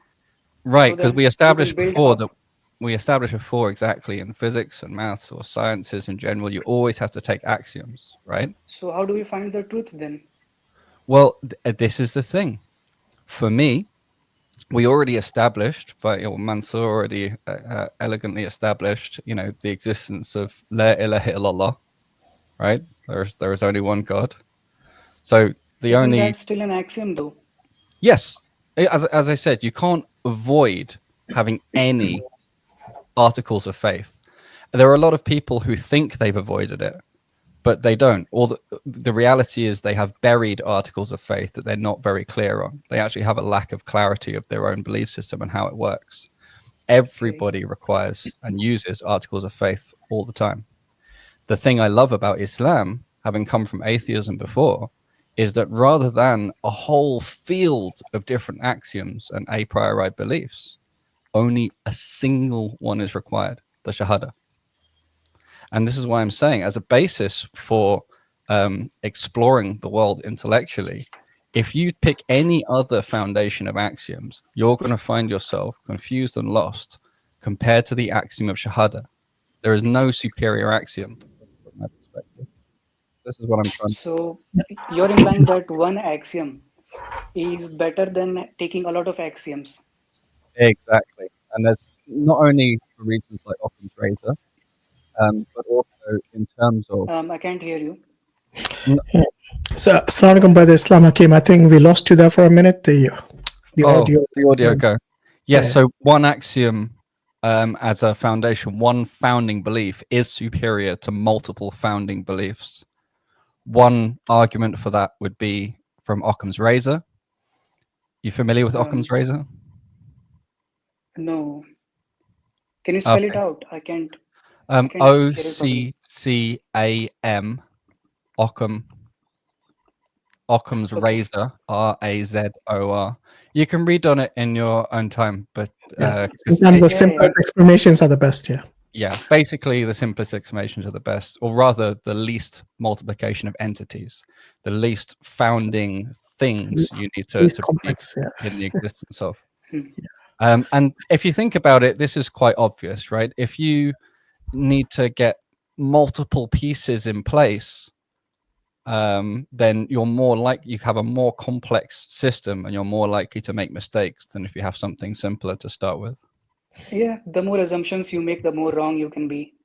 Right. And the more ways you can be wrong, but also the more ways you can confuse yourself. Yeah. So have we answered his prime question, which he had? I think, was it related to Qadr or was it something else? It was related to Qadr and free will, but rather than directly answering it, I wanted the brother to consider how were you going to answer it? What are your foundations for belief? And consider that it can be very elegantly and straightforwardly answered from the basis of your Shahada. But how are you even going to construct and get clarity on your own beliefs if you don't start from the Shahada? Yeah, so hear me out. I was denying religion by studies shown like the Libet studies and whatever the arguments for free will are, but I did not consider that there are better ways to confirm the existence of God. Yeah, sorry. These studies are based off of axioms, too many of them. Yep. Now I realize this. Yeah, and okay, I guess I have to take another approach. Then I have to understand religion first from your perspective, whatever method you used, and then I can talk about free will, and I can just derive whatever that axiom evolves into. Exactly. I believe so. This is free will. what I did in my own journey. 19 years ago, I took my Shahada. And I used to be atheist, not unlike you. One thing I think is interesting for you to think about is we have this necessary being. We spoke about contingency. Now, think about this. Wait a second. I have a question. Okay. This thing about axioms.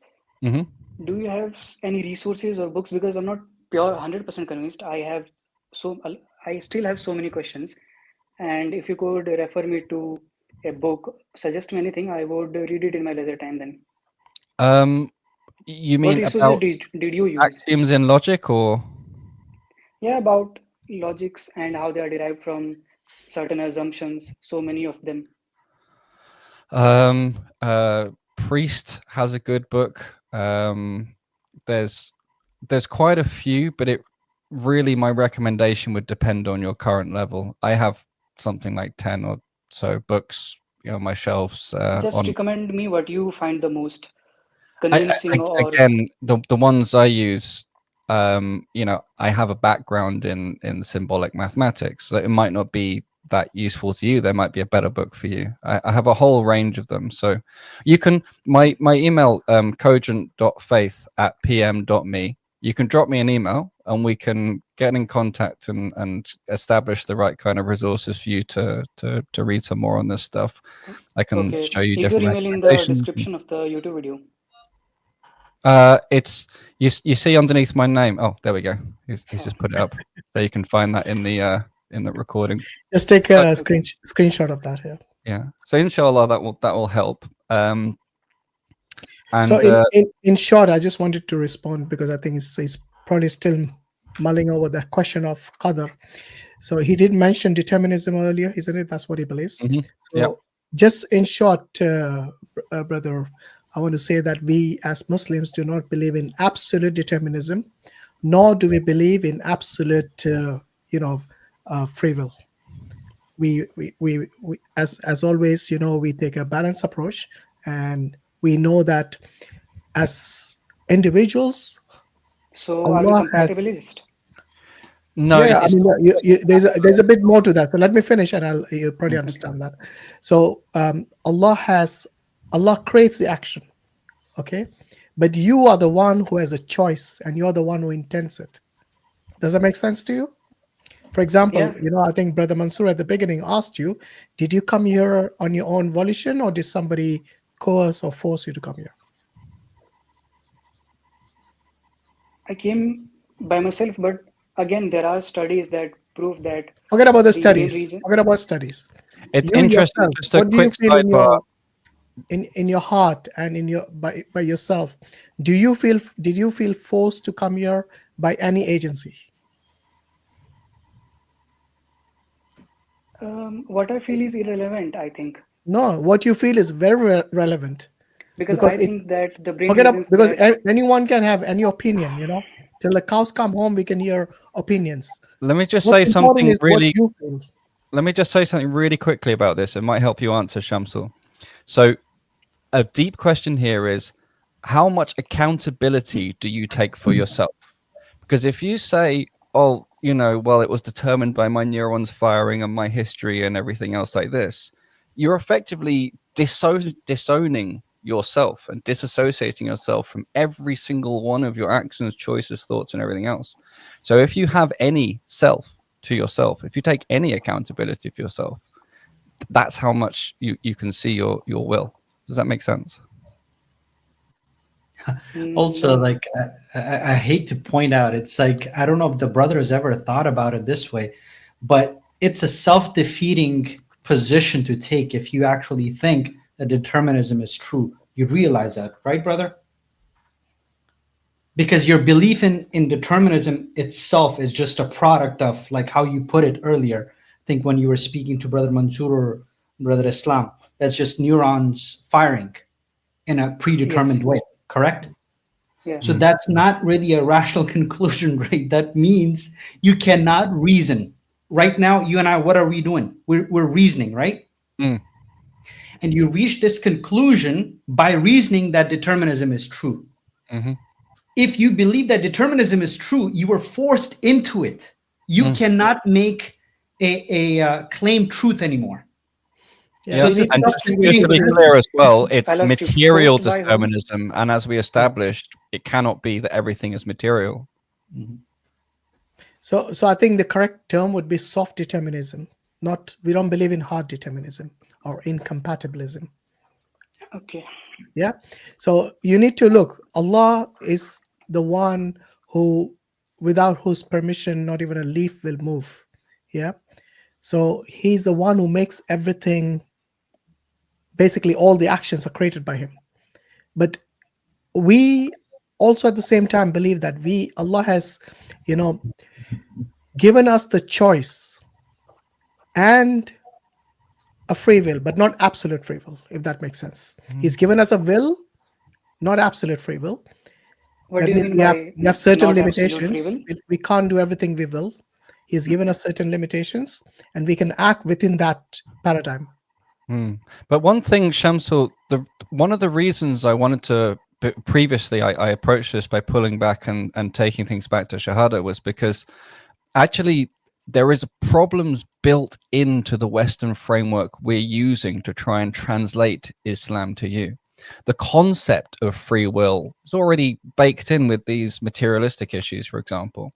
If we could have this same conversation, but just be able to say Qadr Allah, Bidnillah, Inshallah, and so on, and use these actual terms with their actual definite specific meanings, you would immediately be able to see and understand, and the sort of mist and the potential contradictions start to fall away. This is why, for me, I grappled with these things for decades. In the Western system, it is just a compromised framework. You will always have something that doesn't quite make sense. In the Islamic framework, with the specific words, with their meanings that cannot be perfectly translated into English, there's no issue. So the more you learn, certainly was my experience, the more you learn about the Islamic framework, the clearer all this stuff becomes. For me, it was like going up on a helicopter and seeing the whole thing, from top down in a way that you couldn't before. So I would just caution you about using the Western framework of what will means and what free will means and what determinism means as if it's the authority, because it's actually a bit broken for me. And the Islamic framework is the clearest way to think about these things. Yeah. So you know what I Why start suggest, using the brother? Islamic framework? I think you have Brother Islam Hakim's email address. I think it'll be good. Maybe you have a one-to-one discussion if when Brother Islam has obviously an opportunity. You can maybe spend some time and speak to you directly. I think that will be more helpful, inshallah. Sure, inshallah, I'd be more than happy to. Sounds good. Yeah, so just send him a message, and whenever you both have the time, do discussion. It's just that there are a lot of people waiting in the back studio. So yeah, it's fine. Okay. I will think about whatever Islam Hakim brother said. Yeah. And try to find some books. Inshallah. For the time being. Yeah. And also, before you go, I just want to apologize once again for misunderstanding you initially, and I hope you forgive us for that, inshallah. All right, brother. Yeah. You We take hope care. to speak to you soon again. Yeah. All right. Assalamu alaikum. Okay. Bye. All right. Who's next? P minus P. Is he here? Oh yeah. Yeah.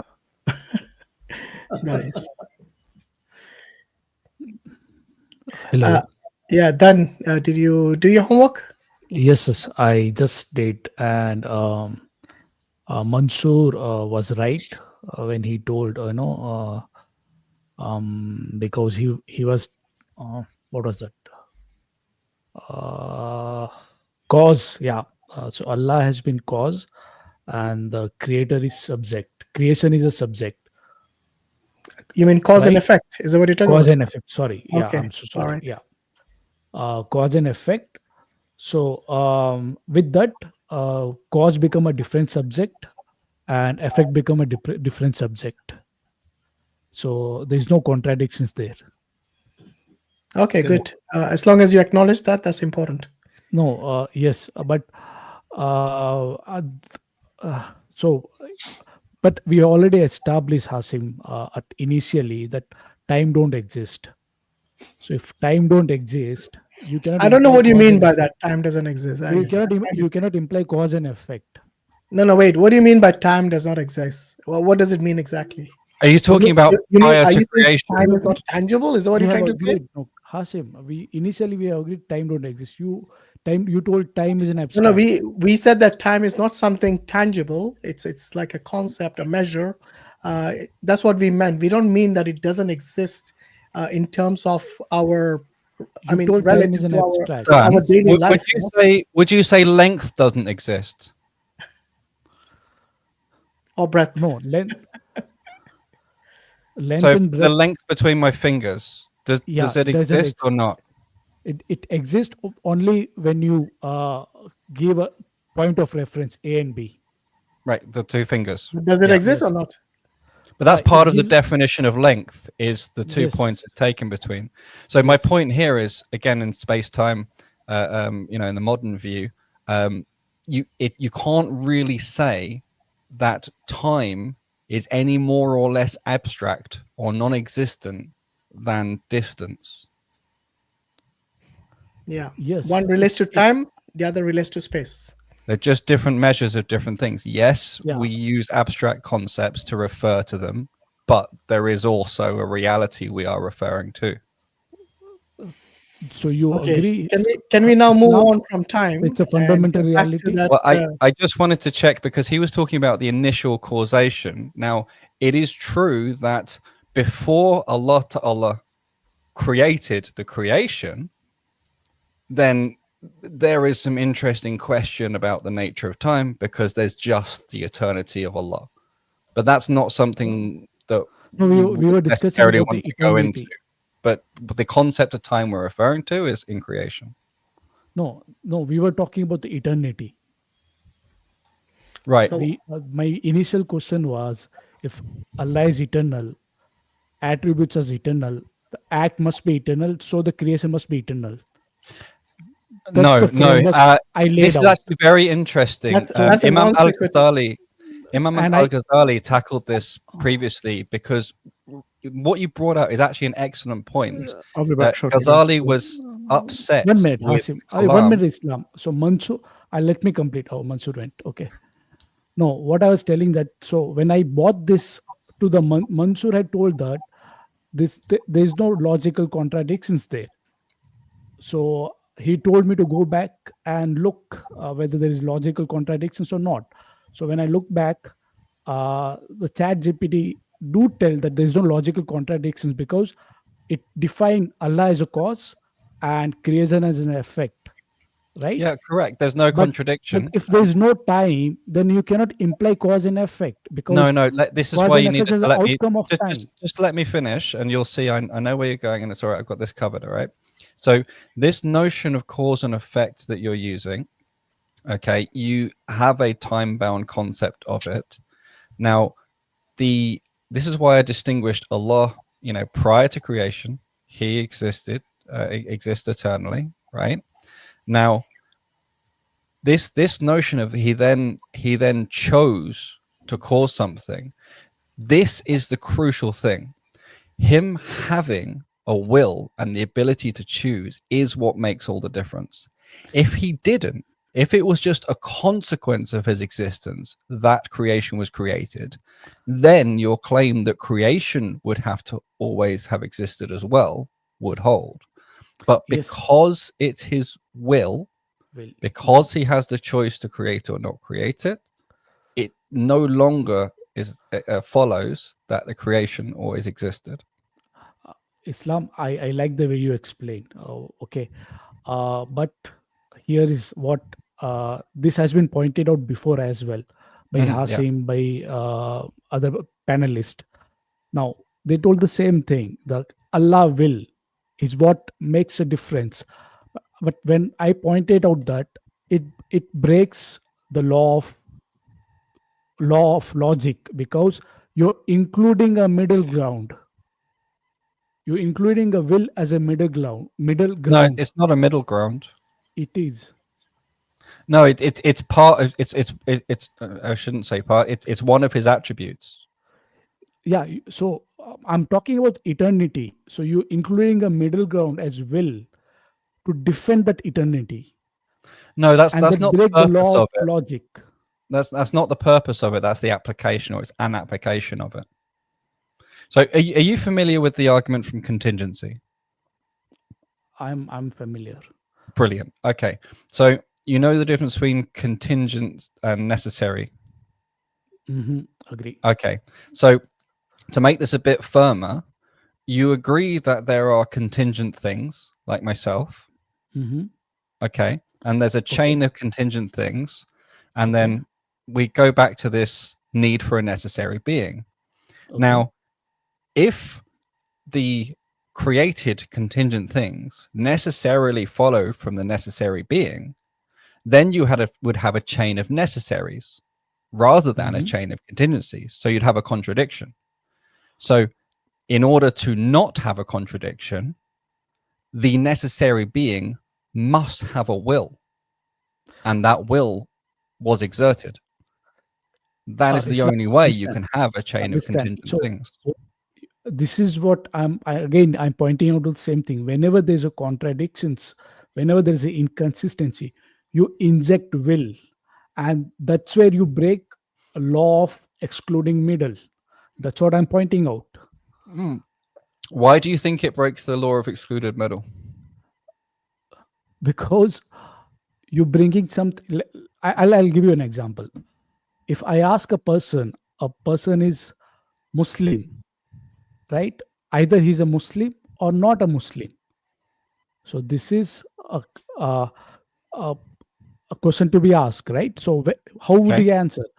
He cannot tell that I'm a Muslim today and tomorrow morning I'll be non-Muslim again in the Actually, evening. some people do, but so it's not a great example. No. So let's take. When I question him, why do you say so? Because it's my will. I can do anything I want. That is what I'm pointing out to. So it's true that the will does serve this unique function, if you like, as in it breaks the idea that what was alternate or what was eternally the case must always still be eternally the case, that nothing can ever change. Will is required to change that state of affairs, to go from, in the terms of the law of excluded middle, there being no creation to there being a creation. Yes, will is required, but it's not something we're ad hoc injecting in addition to the arguments. This has been part of the understanding from the very beginning. This is part of the actual concept, our understanding of Allah from the beginning. It's not something we've added in addition. All his names and attributes come together as one. It actually strengthens the position. Look how elegant it is that all of these complications that a lot of philosophers in Europe didn't really get to understand until the 18th and 19th centuries were already completely perfectly covered by the system of names and attributes by which we understand Allah. And yeah, without his will, the system would not work. He has a will. Yes. If I talk about will, right, then you cannot bring eternity as excluding middle. You cannot include eternity or any other alternative. You'll be very specific to that attribute, right? No, I understand. So correct me if I'm wrong. It appears to me that from your perspective, will is incompatible with an eternal being with an eternal nature. Is that correct? No, I'm not saying it's incompatible. I'm saying when I bring a argument of eternity, and when I conclude that we'll stick to this argument of eternity. So my intent is to show that there is a contradictions and there is inconsistency when you stick to eternity. But to avoid that contradictions and inconsistency, what you do, you inject will to it. No, but what I'm saying is we haven't injected will. Will is will is in the founding concept to start with. It's not like the Catholic Church, for example, where we come across a problem and then philosophers come up with some idea to patch it up. This isn't a patch. This is part of the idea from the beginning. It's a really important distinction. Do you understand that? I agree, Islam. When you talk about if you tell that will is compatible with Allah identity, I'm okay with it. So what I can do, but when I talk about eternity, I don't want will to get it. So if I talk about let's show, I can show the contradiction is will as well. If you so I can leave apart the eternity, and I can get into will if you want me to. No, I guess, I mean, we're going to talk about whatever you feel you need to address or get resolved, but I can't separate Allah subhanahu wa ta'ala into pieces and talk about only some pieces as if the other pieces didn't exist. He's not composed of parts. With So, Islam perspective, he has all the names and attributes. Islam, I agree. When you Okay. talk about Islam perspective, right? That's okay. You can talk the way you want, and I would understand that. But Okay. when I talk about law of logic, right? Then I would like to stick to law of logic.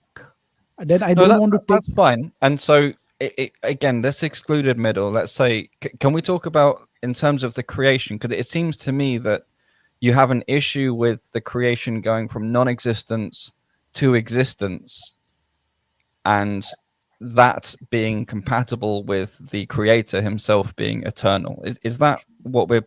Is that the fundamental problem? He needs to differentiate God's eternal will versus the contingent act. He's confusing, he's conflating both of them. And we keep telling him this again and again. Seems like there's some sort of disconnect. We explained this to him so many times. Brother. I think exactly the same as you're saying. I'm just trying to sort of get from his brain, see what he's saying. You're right. I agree. Go ahead. So, but just to clarify, okay, then you can continue, Brother Islam. God's attribute of will, that is eternal. He has the capacity and power to will. Okay, that is separate. But what he wills, that by itself is contingent. He can will or to create or not to create. So at one point, let's say timelessly, in the eternity past, he willed creation. He could have also willed otherwise. Where is the confusion? We've been telling you this for so long. I don't know why you're not getting it. But continue with the brother. Yes. I understand. I already understood what you're pointing out. Mhm. I already understood that will is what will remove the contradiction and inconsistency about the question which I asked about the eternity. Mhm. Right, Fawad? That's what you're pointing out. What I'm telling is that you cannot include will by looking. If I very strict stick to the law of contradiction, law of logic, then I cannot include will there. If you don't want me to follow, if you don't want me to follow law, we can include logic, will. then We just need to be careful how you do it. Philosophical. Look, freedom you can act, in one way or another. It does not violate the law of excluded middle, brother. Look, there is no contradiction. The law of excluded middle applies to the actualized will. Either God willed creation or God did not will creation. There's no contradiction. So this is what we were telling you. Like, you need to philosophically, I don't know exactly what you did with the ChatGPT, the homework that Brother Mansur gave you. You said that you put it in the ChatGPT, it said there was no contradiction. So then why are you opening up this whole can of worms again? I think what he's found cause and effect, and I have established this before my conversation. I've established this with Hashim, that what he think about time. He told time is an abstract. Brother, don't go into time, because remember the last conversation that we had with you for almost an hour and a half about time. And you just, with all due respect to you, with a lot of things we told you, you were applying time. So I'll do one thing. Remember the triangle example that I gave you then? I know. That? So if you find it hard, I'll leave it. I'll leave it. No. It's not that we're finding it hard. We already talked about this and we were going round in circles, and it seemed like brother, please allow the other person to complete. Do not interrupt. It's very unnerving. You keep doing that to me every single time. I don't know why you do that. I'm sorry. Please stop doing that. Okay, thank you. Appreciate that. Do you remember the example that I gave you with the triangle?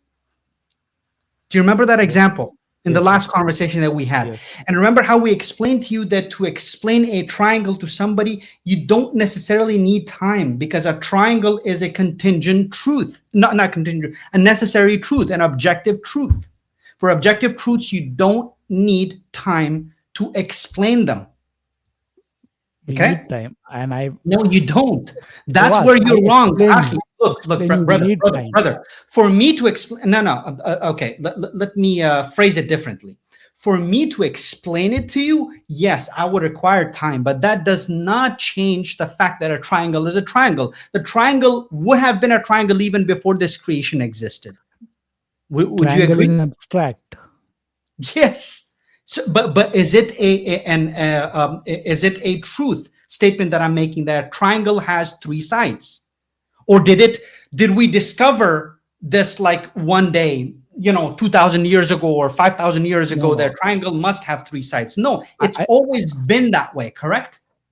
All right. On the back of Yes your, or no? No. Yeah. Don't move on from there. I'm answering your question. In back of your wall, there's a white Yes. wall. You can Mhm. take a black pen. No. and you I can- want you to stick to No, the no. triangle example. I'm Don't give me sticking any to other triangle. example. I'm sticking Don't to triangle. convolute things. No. Triangle. A triangle. It's a yes or no. Okay. It's a yes or no. Okay. Did we discover one day that a triangle must have three sides, or before I was ever born, you were ever born, this humanity ever existed, triangle has always been a triangle? It Tell is me our this. creation.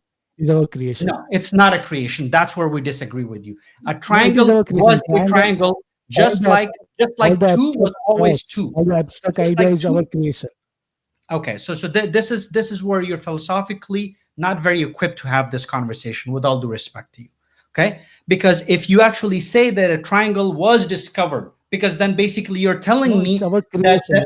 it's not telling no, it's no, brother. I think there's a nuance. There's a nuance maybe that's being missed here, because the existence of triangles, whether or not we even exist to recognize them, it's not something you can realistically dispute. If you have any 3 points of any kind in space and time, or in space, before we even were created, that forms a triangle.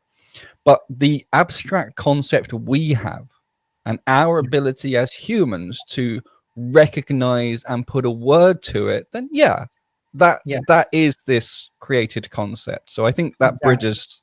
Yeah. Does that make sense? Yes. I was giving the example to Fawad on the same thing. If you find a triangle in a space, you can define triangle only out of comparison, right? No. Either you. No. I didn't need to compare. Remember, we had this conversation the last time. Fawad, No, we without don't. comparison, We don't. A triangle has three sides. Remember how we gave you this? A triangle has three sides. Did I compare to something else? So I'm giving an example, Fawad. At the back of your white screen, if you draw a triangle, right? The three triangle, if you draw in a black, then there is a comparison, because you're comparing the white background with that line, the black line which you have drawn. Okay, so Dan, can we instead of calling it a comparison, can we call it a figure background distinction? That's better use of sort of normal philosophy. So I would agree that in order for us to recognize the triangle, we would have to have the skill, the ability to see the figure background distinction. I'll further your example. Imagine we drew not with a black pen, but with an ultraviolet pen. So it's beyond our eyes' ability to see that something's been drawn, but it's still there. A bee has sufficient ability to be able to see that. A bee would be able to see the triangle. Does a bee have the concept to say and think of triangle? Maybe not, but it's still there. Now, God exists and has knowledge of all things. So he knows. No, because God exists and he knows where all the things are. He doesn't need comparison. He is the ultimate basis of all reality. So he doesn't need to make these comparisons and distinctions of figure and background and whether or not, these are artifacts of us being limited beings. We are not the ultimate authority on all of reality. We are a being with certain constraints, certain structures, certain limitations. And so you have to be very careful in this discussion between what is a human limitation and what is a fundamental limitation on reality. And what Fawad's talking about is about more fundamental reality, not about human limitations. And that's why I gave that distinguishing epithet earlier. Like, for instance, if I were to explain to Brother Islam or Brother Hashim or to yourself what a triangle is, right? Now, this requires time, right? But it has no impact on the objective truth of the triangle having three sides. It's always been that way. It's called a definition. Yes, it's a That's what it is, definition. basically. Fawad, Yes. we have established the definition. That's what I'm telling Fawad. Okay, all right. No, but in order for anything, so anything that we were exists discussing must about the have a eternity. definition, right? But in the case of, like it all goes back to your philosophy of non-dualism. You don't want to let go of that philosophy, even though the reality tells you otherwise. In the reality, there is duality. We see it all around us. The very fact that you determine during your exercise with ChatGPT about cause and effect, that itself shows duality. Yes, considering a time, because there it explained as cows. Can you imagine anything without time, my friend? Can you? No, but exactly. we have agreed. No, Hashim, that time is an abstract. As an entity, we agree. Without time and space, you can't even imagine things. You have to. Everything is duality. Look around you. You're only fooling yourself by saying that everything is just one. No, it's not. No, we see a clear distinction between all sorts of creation, and in your case, even the creator is someone who you can't even determine. We have ability to distinct A and B. And form.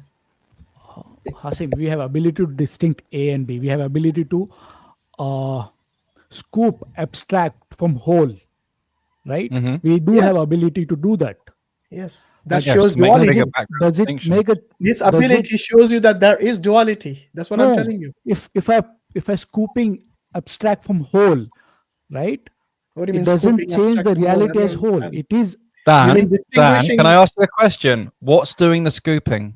You've literally just broken non-duality there, because something doing scooping from reality is already a dual system. Yes. So let's consider whole. Whole what? What do you mean by whole? Whole of what? A and B. No. You're just saying once again. No, Dan. If you only have the whole, right? There's no duality. There's only the whole. Nothing can scoop, using your words, something from something else. There is no distinct thing. We established then that. Distinctly interact with something else. Not scoop, not physically scoop. What I mean to say, it doesn't have to be physical. We give a reference point of A. We give a reference point of B, right? Then we distinct. Okay. That's a distinction. Yeah, but even then, Dan, I don't think you're. Talk about the nature. I don't think. I think you're. Valley. Dan, I think you're really underestimating my ability to understand this position, and I think you've underestimated the depth in what I said. It's not about physically scooping. It's about in any way, in any sense whatsoever, as soon as you make an I or a he distinction of any kind in order to perform any kind of action, any verb whatsoever, you already have broken non-duality. There already has to be a thing that's distinct doing the verb. So you literally cannot speak about, because you need verbs to make your sentences, truly cannot speak without contradicting yourself unless you accept duality, right? Okay, I heard you completely. Okay. Islam, I agree.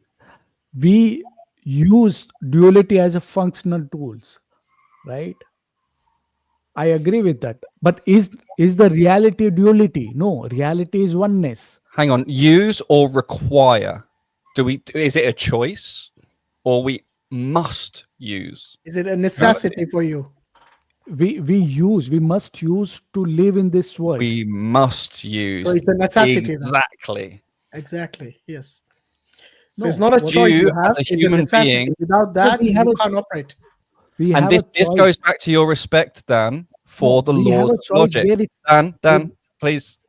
this goes back to your respect for the laws of logic.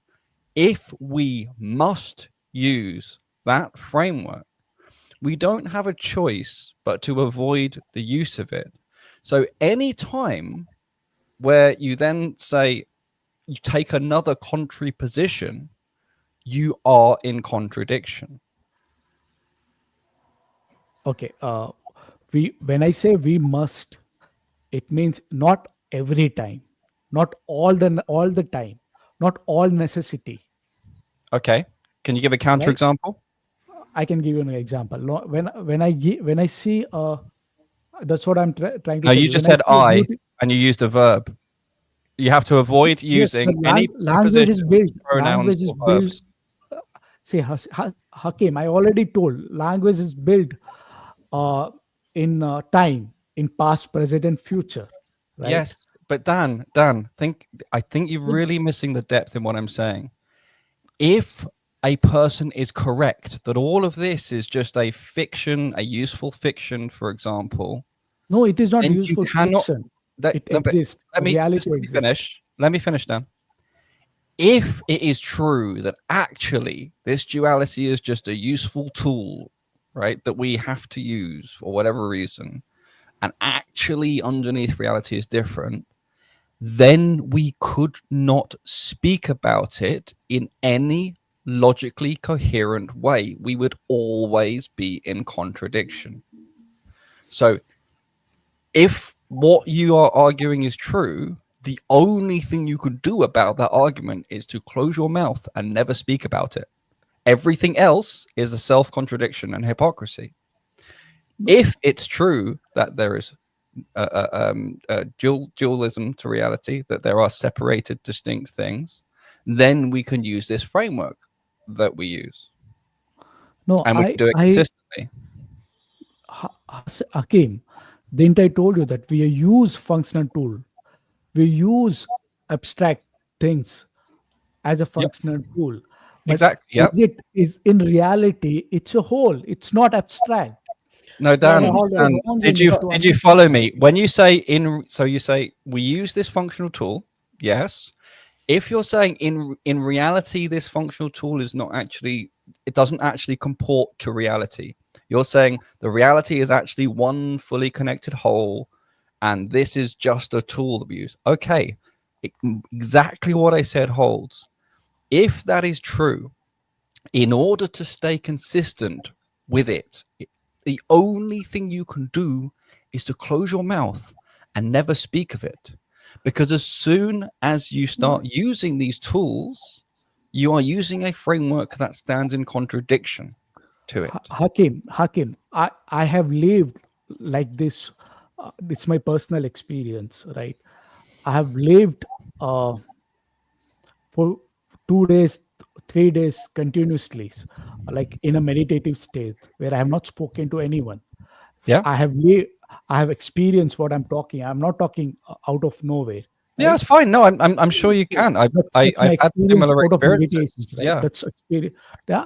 So now, if I have to communicate to someone, let's say if I don't communicate to anyone, I'm only alone in this world. Do I need this app language to communicate to any other person? No, but you see, again, this. No, I don't need, right? You agree with that? Oneness. Yes, I agree. It's not necessary now. In order to break out of that, where you are literally owning your own mind, not speaking. Hakim, 1 minute. So I'm sorry to interrupt. Hakim, actually, you can ask me about Advait. Maybe I can come if you want me to come after two week. I can come. I can speak 3 hours, 4 hours. No. It's fine. Honestly, I was asking about Islam, and I shown one contradictions there. No, but you haven't presented any contradictions. The attempt to produce contradiction was to do with misunderstanding how an eternal being can have will and thinking that time becomes a problem. What my point is. You cannot include will as a middle ground? No, absolutely not, It's brother.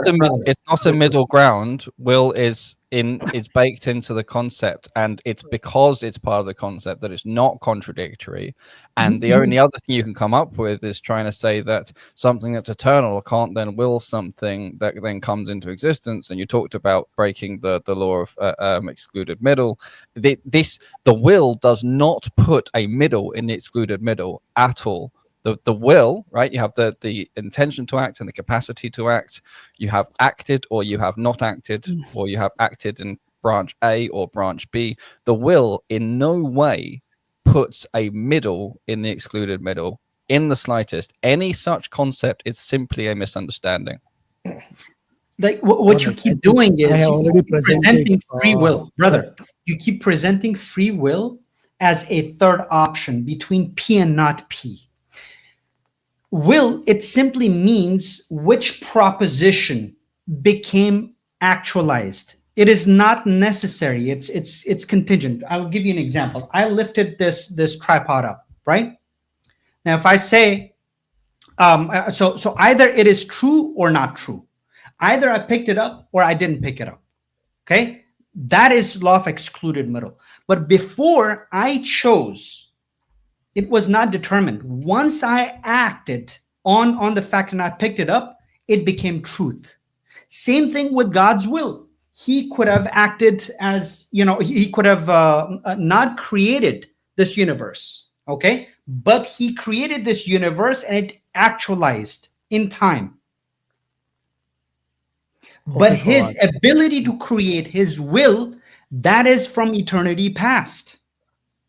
Yeah, he was a creator before he created anything. Exactly. No, Fawad, because in order to act on an attribute, you must have the attribute. Yes, and that itself, it was considered. It will be considered contingent because it could have been otherwise.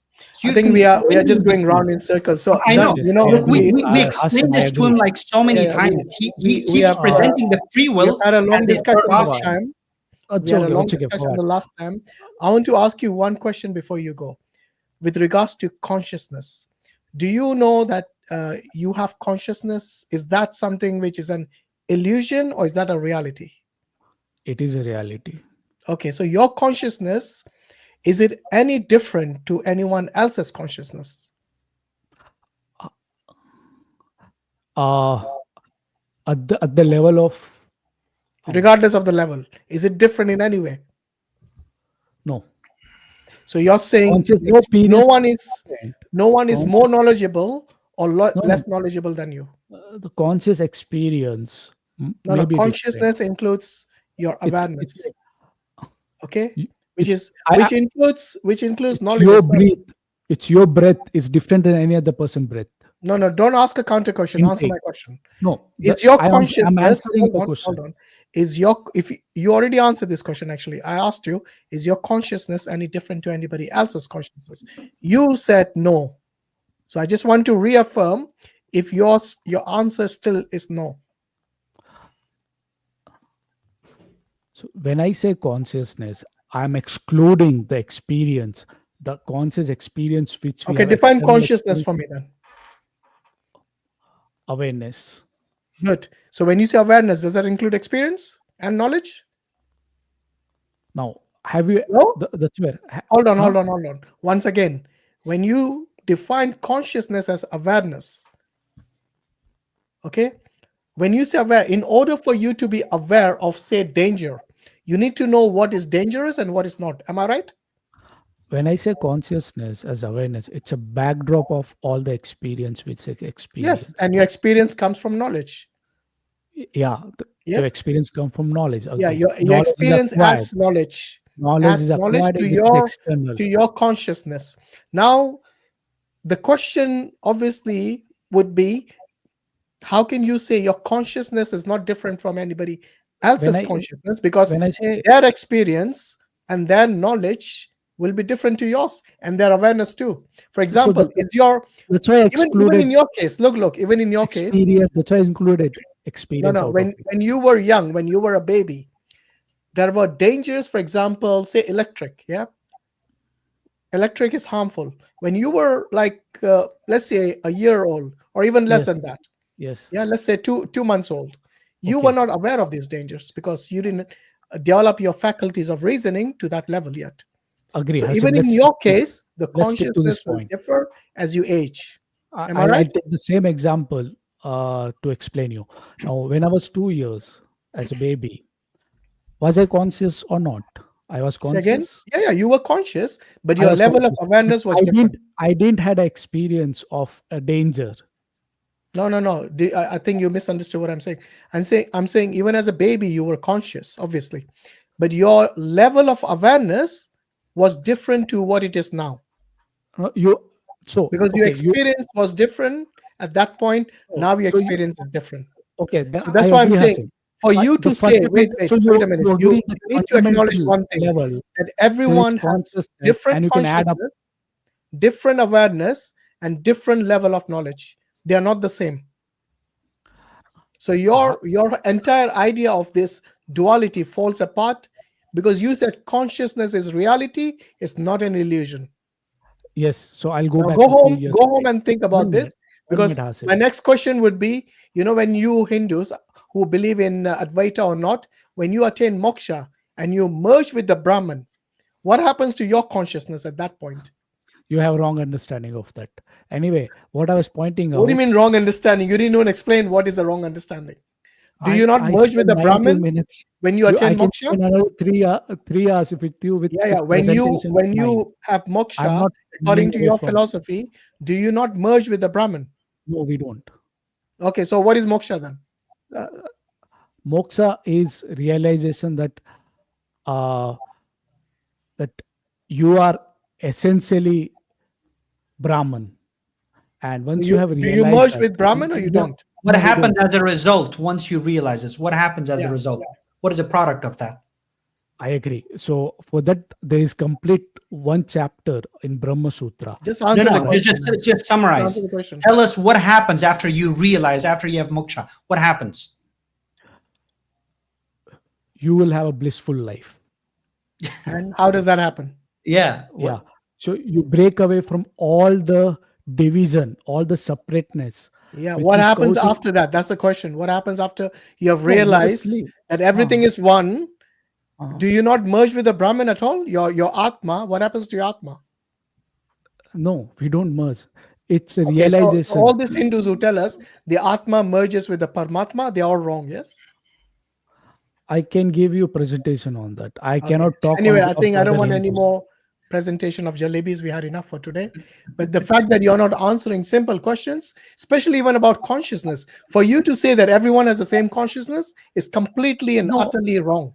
And When you I know will that. give you an example, not fundamental. We'll talk about the baby. Baby didn't had experience. Baby when born, he didn't have experience of anything, but he was conscious. No. Wait. I said very clearly the baby is conscious, but So I'm is talking at the baby's back level? Hold the on, background. listen. The problem is you're not listening. You're talking over people because you're not listening to understand. You're listening to answer, to respond. So I want you to for once listen to understand. When you were a baby, of course you were conscious, but this is a question you need to answer. Was your level of awareness the same at that time as it is now? So you want me to answer, Hashim? I'll answer it. Obviously. So when we talk about the awareness, Can you just answer without questioning? Yeah, I'm answering you. Baby is not aware of self.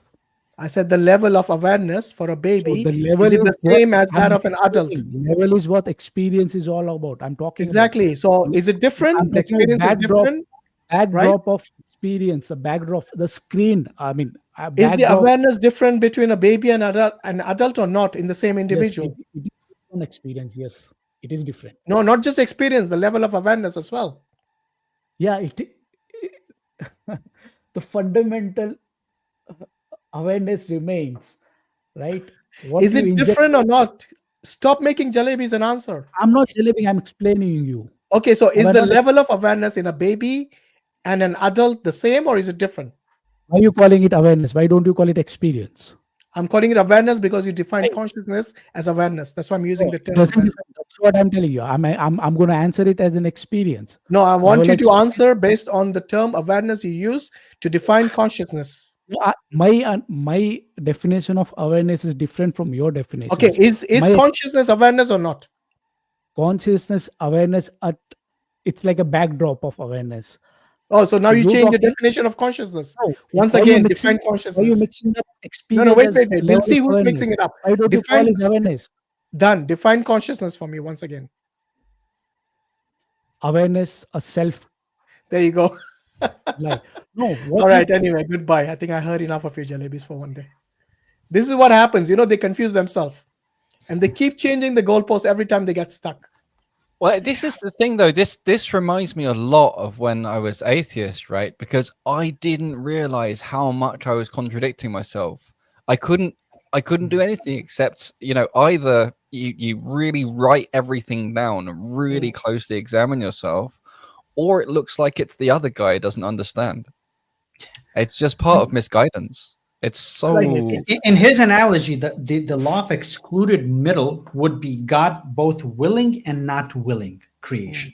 And we keep telling him this, that there's no contradiction. No, what he's trying to say is that there's the A and not A, and then will is somehow this. Like the telling him that no. Because in Islam, we say that God wills creation, though he could have not willed it. Yeah. Right? So it's not a contradiction. It's simply a contingent truth. We keep telling, because he keeps confusing the logical contradiction with contingency. This is why I wish it let me finish explaining the issue, the relationship between will and time and things, because obviously these things aren't always instantly resolved for humans and whatever else. Sometimes we choose A and B. There's some time before we come down on a choice and so on. I'm not sure he's ready for the nuances or not, but it seemed more like he was looking for openings to preach than to really understand Islam. So there we go. Right. So we got Arsh here. He's asking, can God create something from nothing? Arsh, you want to unmute yourself and ask that in person? Are you there? Hello. Hi. Salam to everybody. Are you a Muslim? Yeah, I'm a Muslim, practicing Muslim, alhamdulillah. Assalamu alaikum. Walaikum salam. Yeah, I'm from India. Actually, Okay. I was waiting for you for 2 hours, and Sorry about wanted that. to We tell had a you- few non-Muslims. No issue. I've learned a lot of things from you guys from since beginning, and it was a great lecture. Okay, I just actually this is not my question. I know the answers of this question. I just wanted to talk with you guys. Why did you come with that tagline then? I thought it would work to join me faster. You know what happened? You still But, have to wait 2 hours. But no, not an issue. I really wanted to talk with you guys. But since you have joined me, I have few questions which I have written. So I will ask you. Okay. So unless they Okay. are related, we are going to only allow one question, if that's okay. Yeah. Unless your questions are related, you get to ask only one question. Are you there, Arsh? Please summarize the slavery system in Islam, because I feel little difficulty to explaining this slavery in Okay. Islam. What do you understand by the term slavery in the context of the Quran? Well, the explanation of slavery in the context of Quran is that slave were the people basically in the pre-Islamic Arab. It was the people. In the context of the Quran, not the pre-Islamic era. Okay. Well, it's the people who fought battles or basically war captives. Okay. So. And black peoples. Sorry, say again. Black people. Yeah, Where did you get that from? I have. Where'd you get that? Oh, have you been watching Roots? Correct me.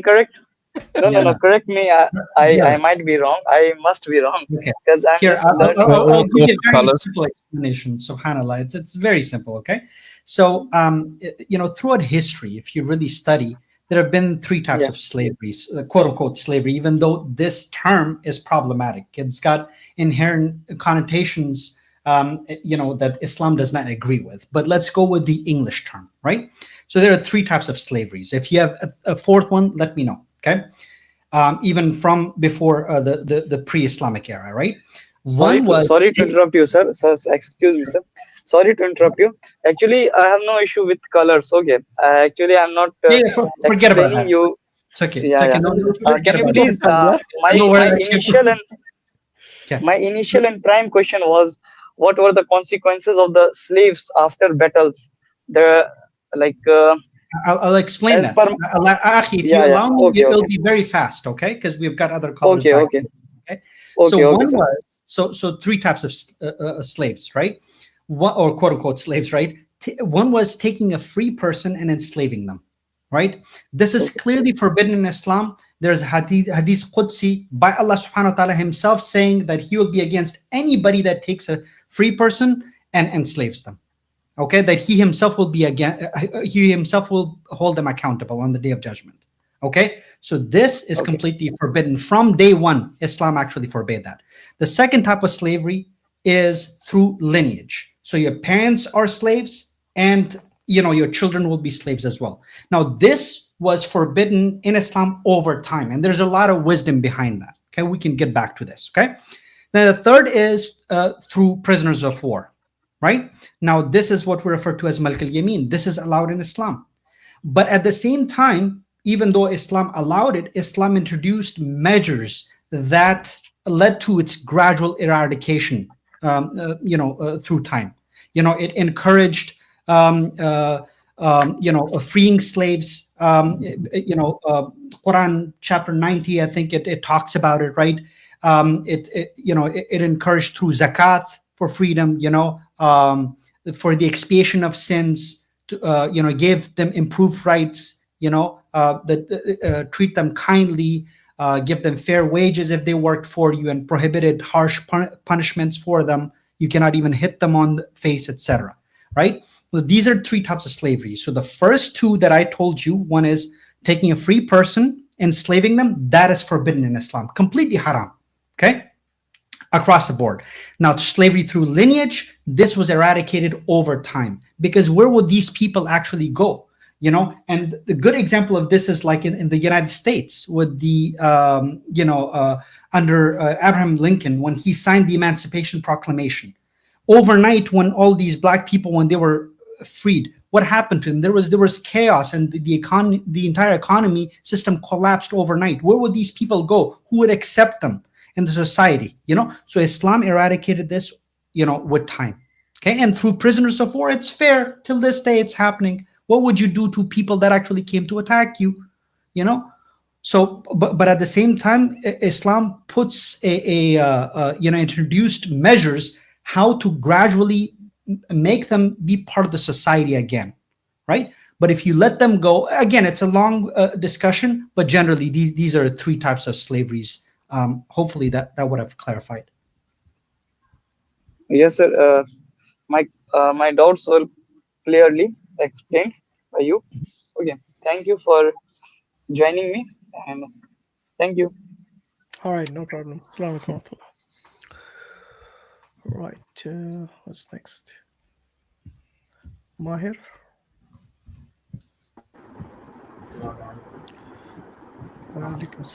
We can barely hear you, so if you come closer to the mic.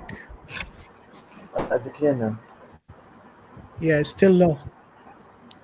Alright, let me disconnect my headset then. Just a minute. Yeah, there's a lot of background disturbance. Is it alright now? Is it okay now? So, it's better, yeah. Alright.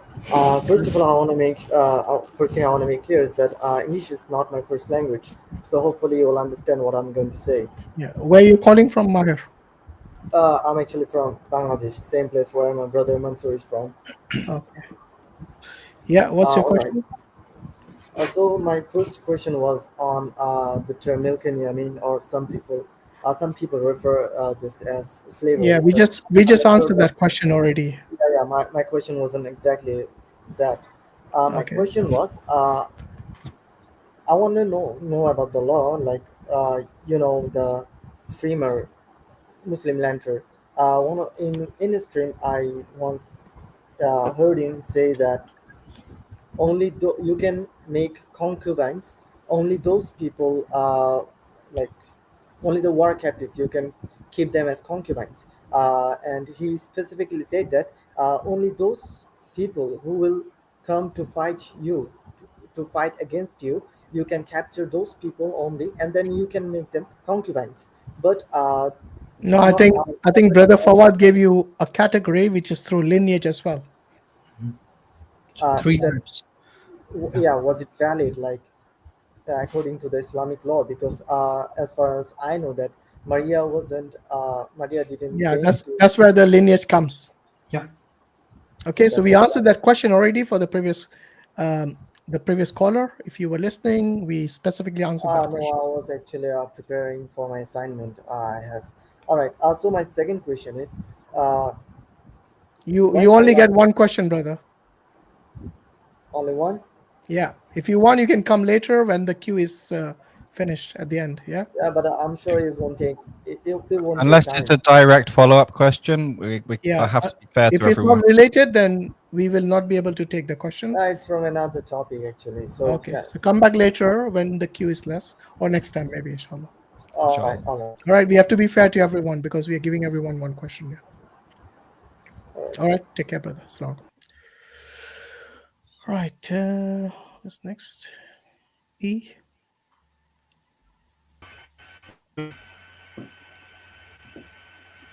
Can you hear Anybody? me? Yeah, we can. Yeah. Yeah, there's some static in the background. It sounds like you're calling from a server room. Do you have the fan switched on in the background? No, it might be my headset or the PC. Your headset? Yeah. You're not getting fried, are you? Maybe the CIA is listening to him. Yeah, there's some background really like Is it- disturbing noise. Yeah, it's Is it bad? Is it that bad? it's really bad. Yeah.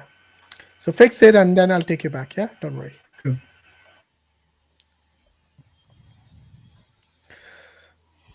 Okay, who's next? Sean. Oh, is he an observer only? So it means not asking questions? I don't know. Hello, Hashim. Can you check me later on, like after 10, 15 minutes?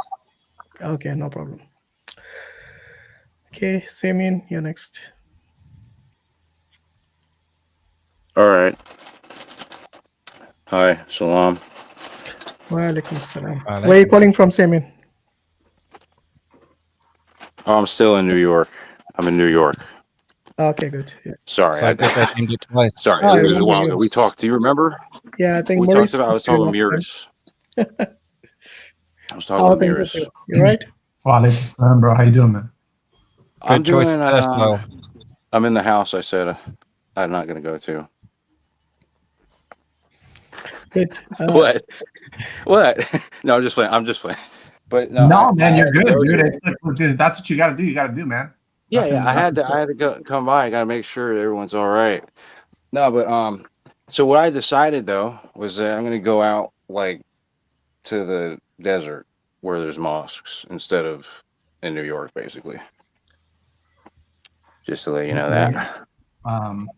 Did you hear that I clearly? don't know your whole situation, but Yeah, I know. I don't want to that's give you too conducive many to your details. well-being, and if that's conducive to your health, and if that's conducive to your deed, you will know best. You know what I'm saying? I literally had this inquiry last time though. Basically, this thing last time that I needed to find out. I don't know what it was exactly. I just had this feeling. I was like, dude, there's just something going on. There's just something off with the energy. It was probably what to do with the whole globe, also. You know, everyone's energy is always pressing on everybody. It's like, oh, So I just think got really like stressed out. yeah, Nothing to do with definitely. Islam. Yeah, that energy. definitely. If you find yourself under high pressure of people's energy, as you put it, two things. One would be your physical local environment, going somewhere that's thinner with people. Doesn't have to be all the way in the desert. Sometimes the pendulum can swing too far. You want to make sure you got a good Muslim community around you. But also, even if you are out on the Appalachian Trail, if you are online and seeing the same kind of things the algorithm feeds you, it can still add all this pressure to you. So sometimes it's an online purge that's needed more than anything. Oh, for sure. So I totally hear what you're saying. Yeah. I'm scroll zombie is what they're saying now, right? So scrolling zombies or something. Yeah. Yeah. So I scroll zombie, but it's not. That's how the way I found you guys. So no offense. That was just a joke. Alhamdulillah. But anyway, because a lot of people are saying it's like, oh, you're scroll zombie. Well, I found you through scroll zombie. But anyway, and I'm glad I'm a scroll zombie because of that. But see, I was actually going to talk about something else, like question. Yeah, It'll be have my you got question. like a specific question or something you need to ask? Yeah, literally. That's all it is. Just Okay, go ahead. one thing. Go ahead. And I guess you could say it's like a follow up on everybody. I mean, this has been going on for a while. These questions about nothing is basically what I'm talking about. Is what I want to talk about. Keep on talking about, is this something comes from nothing, all this stuff like that. I just want to question, like, why would they say that exactly? Like what's their problem? Why do they think nothing is something? I think this sickness was born in the Enlightenment era. And it was specifically because they were looking to create a new belief system that was distinct from and a totally different foundation from the church. Yeah. So they're looking to differentiate themselves from the church and all that Abrahamic faith. Now, bear in mind, the Europeans viewed themselves as inherently superior to everyone else. So for them, Christianity in Europe was the pinnacle of all religious beliefs. All other religions were inferior to them. So once they built a new belief system by rejecting whatever they could find in Christianity, they felt they had then the superior system. And indeed, a critical part of this was materialism. And actually, they used to believe that the universe was infinite because for them, it was very clear either it always existed or it would never exist. It would be nothing. And because there's something, there could not have been nothing. It's only actually with the ideas of the Big Bang where this whole something from nothing started to become a serious philosophy, which is very, very recent. It's only since really the 70s that it became a serious thing. 70s. Pretty much. In the 70s. A little earlier. But in the Western framework, what you've been hearing in this kind of dialogue, it's actually very recent. The whole quandary about something and nothing that has some depth was much older, but pretty much everyone realizes that there is something. There must have been something. Could not have been. Yeah. But I just know I realize that at least like as you said from the 70s that it's a dogmatic problem, not even an issue really. I mean, because it's constantly with people asking the same question about what is nothing. But I think I found it out. I think I found out what it is. The problem is that people keep associating nothing with something, and see the something that the nothing is or whatever. Oh yeah, for sure. It's like Lawrence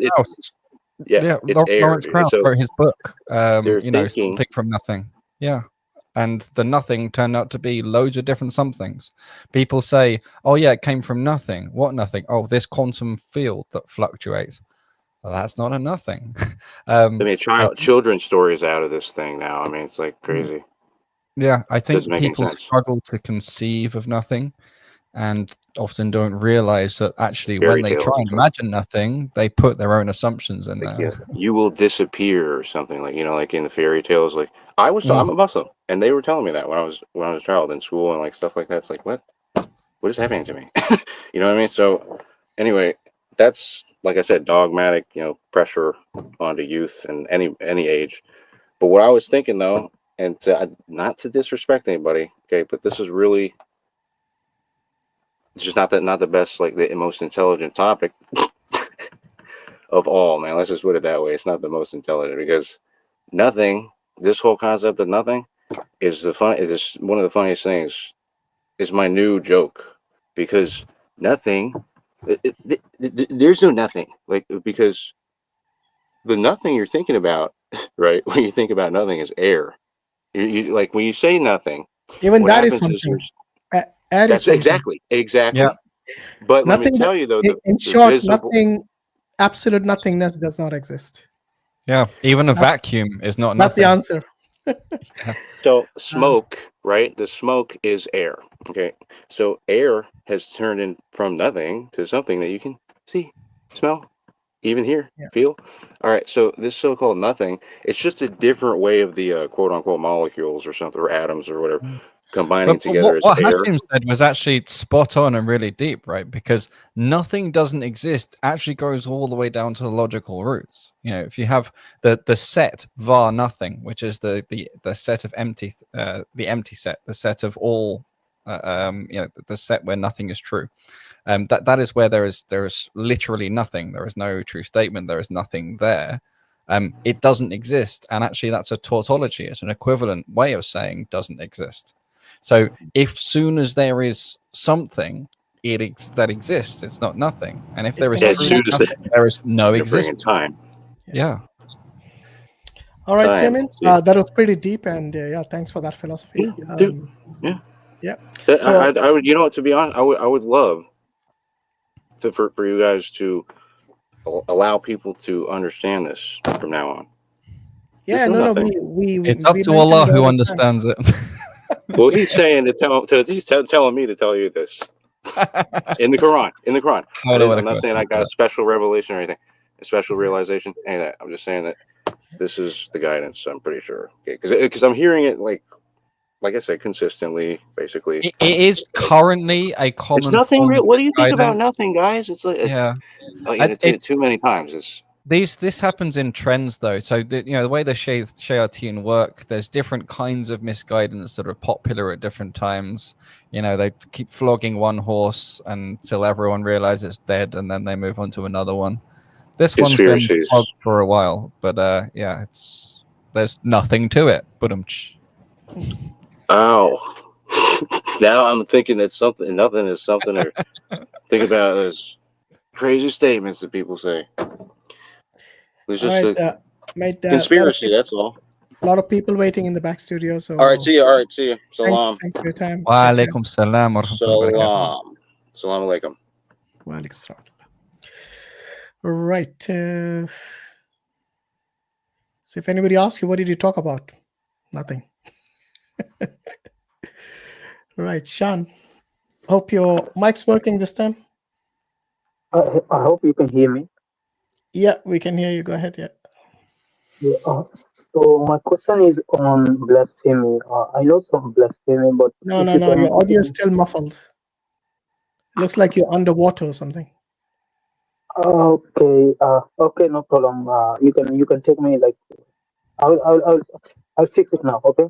Just swim to the surface and try again. No problem. Yeah, remove those knuckles. Okay, let me take Muhammad in the meantime. Let's see if his mic's working. All right, Muhammad, you're next. You need to unmute yourself. Yeah, assalamu alaikum. Wa alaikum salam wa rahmatullah. Yeah, my question is, you know, Where are you calling from, Muhammad? I'm originally from Sri Lanka. Okay. And yeah, go I'm ahead. Muslim, alhamdulillah. Yeah, I saw a supposed contradiction in the Quran, which is now in the surah this Ikhlas.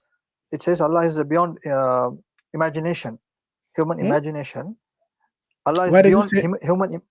No, where does human, it say that I in Surah mean, Ikhlas? Ikhlas, no, there's nothing like Allah. Yes, Nothing there are like him. none others We like cannot, him. yeah. And None comparable another to him. Quranic verse, I don't know which exact the reference is. which says Allah created the human being in His image. No, that's in the hadith. Whoa. Hang on. That's in the hadith. It's not in the Sorry, Quran. I'm sorry. And Okay, you need fine. to I'm sorry. understand what it actually means. Yeah, and there's one historical error in Let's the get one Quran. thing straight. You said there was a contradiction in the Quran, but you're actually mixing up the Quran and the hadith. And hadith, yeah, okay, fine. But that hadith is sahih or? Yeah, it is sahih, but the meaning of it is not the literal meaning you're thinking. So when you say in the image of Allah, yes, it's basically like Adam alayhi salam was created in his own image. That's what it means. So that is one of the interpretations. Okay. And the other interpretation is like a few of the attributes, they are parallel, not the same. For example, Allah hears, we hear. Allah sees, we see. That sort of thing. Oh, Our so seeing, these are the attributes. Yeah, our seeing is not the same as the seeing of Allah. Same thing with his hearing. It's not the same. So yeah, the ulama, they have given a few interpretations of this, but yeah, it's not a contradiction which you're assuming it is. Okay. And there's one historical error. Is it okay if I tell that one? No, you only get one question, brother. Okay. No problem. Jazakallah khair, inshallah. All right, But I will wait. I will wait. Yeah, you can wait. No You problem. can wait, but please also do research. When you say that there's a historical error, man, you're making really serious claims against. No, I already researched. I didn't find Well, actually. I think your research mixed up the hadith and the Quran. Just be careful, because when you say error as opposed to potential discrepancy, something you don't quite understand, you want clarity on, it's very different. But Yeah, that's why making I'm here. the claim that there is an error, that you have done such deep historical research, that you have an authoritative statement on what actually happened in history, and a correct understanding of the thing that you think it contradicts, it's a very, very strong statement. So it might just be a language thing. Just be very careful with this Especially language. for a Muslim, you need Yeah. to be careful when you start saying there's contradiction in the Quran, there is error in the Quran, because this goes against what a Muslim is to believe. Because It's much better to say there's something which confuses me. There's something which doesn't make sense to me. There's something that doesn't add up for me. This is no problem. There's no sin on you for this. This is perfectly normal. It's just much safer language for you, if nothing else.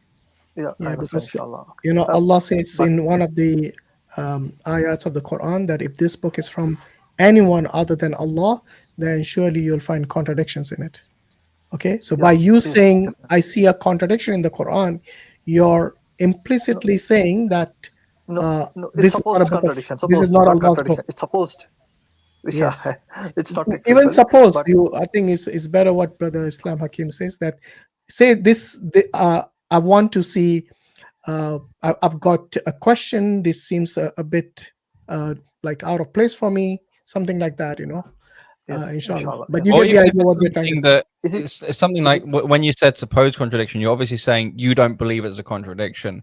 So even if it's something that that's not a question, any contradiction or any errors in the Quran. I know. I don't believe any. Yeah, fine. I'm just saying.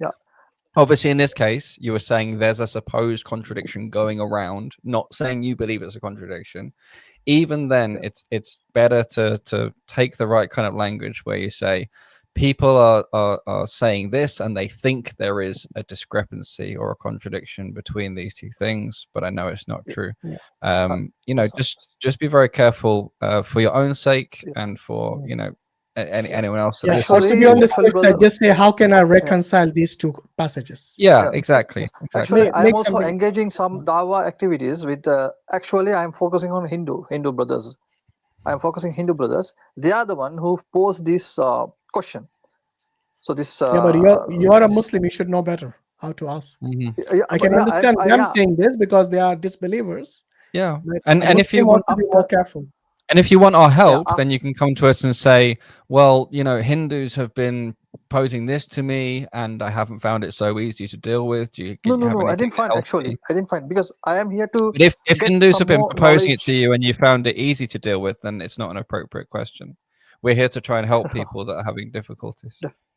Yes. Yeah. Okay.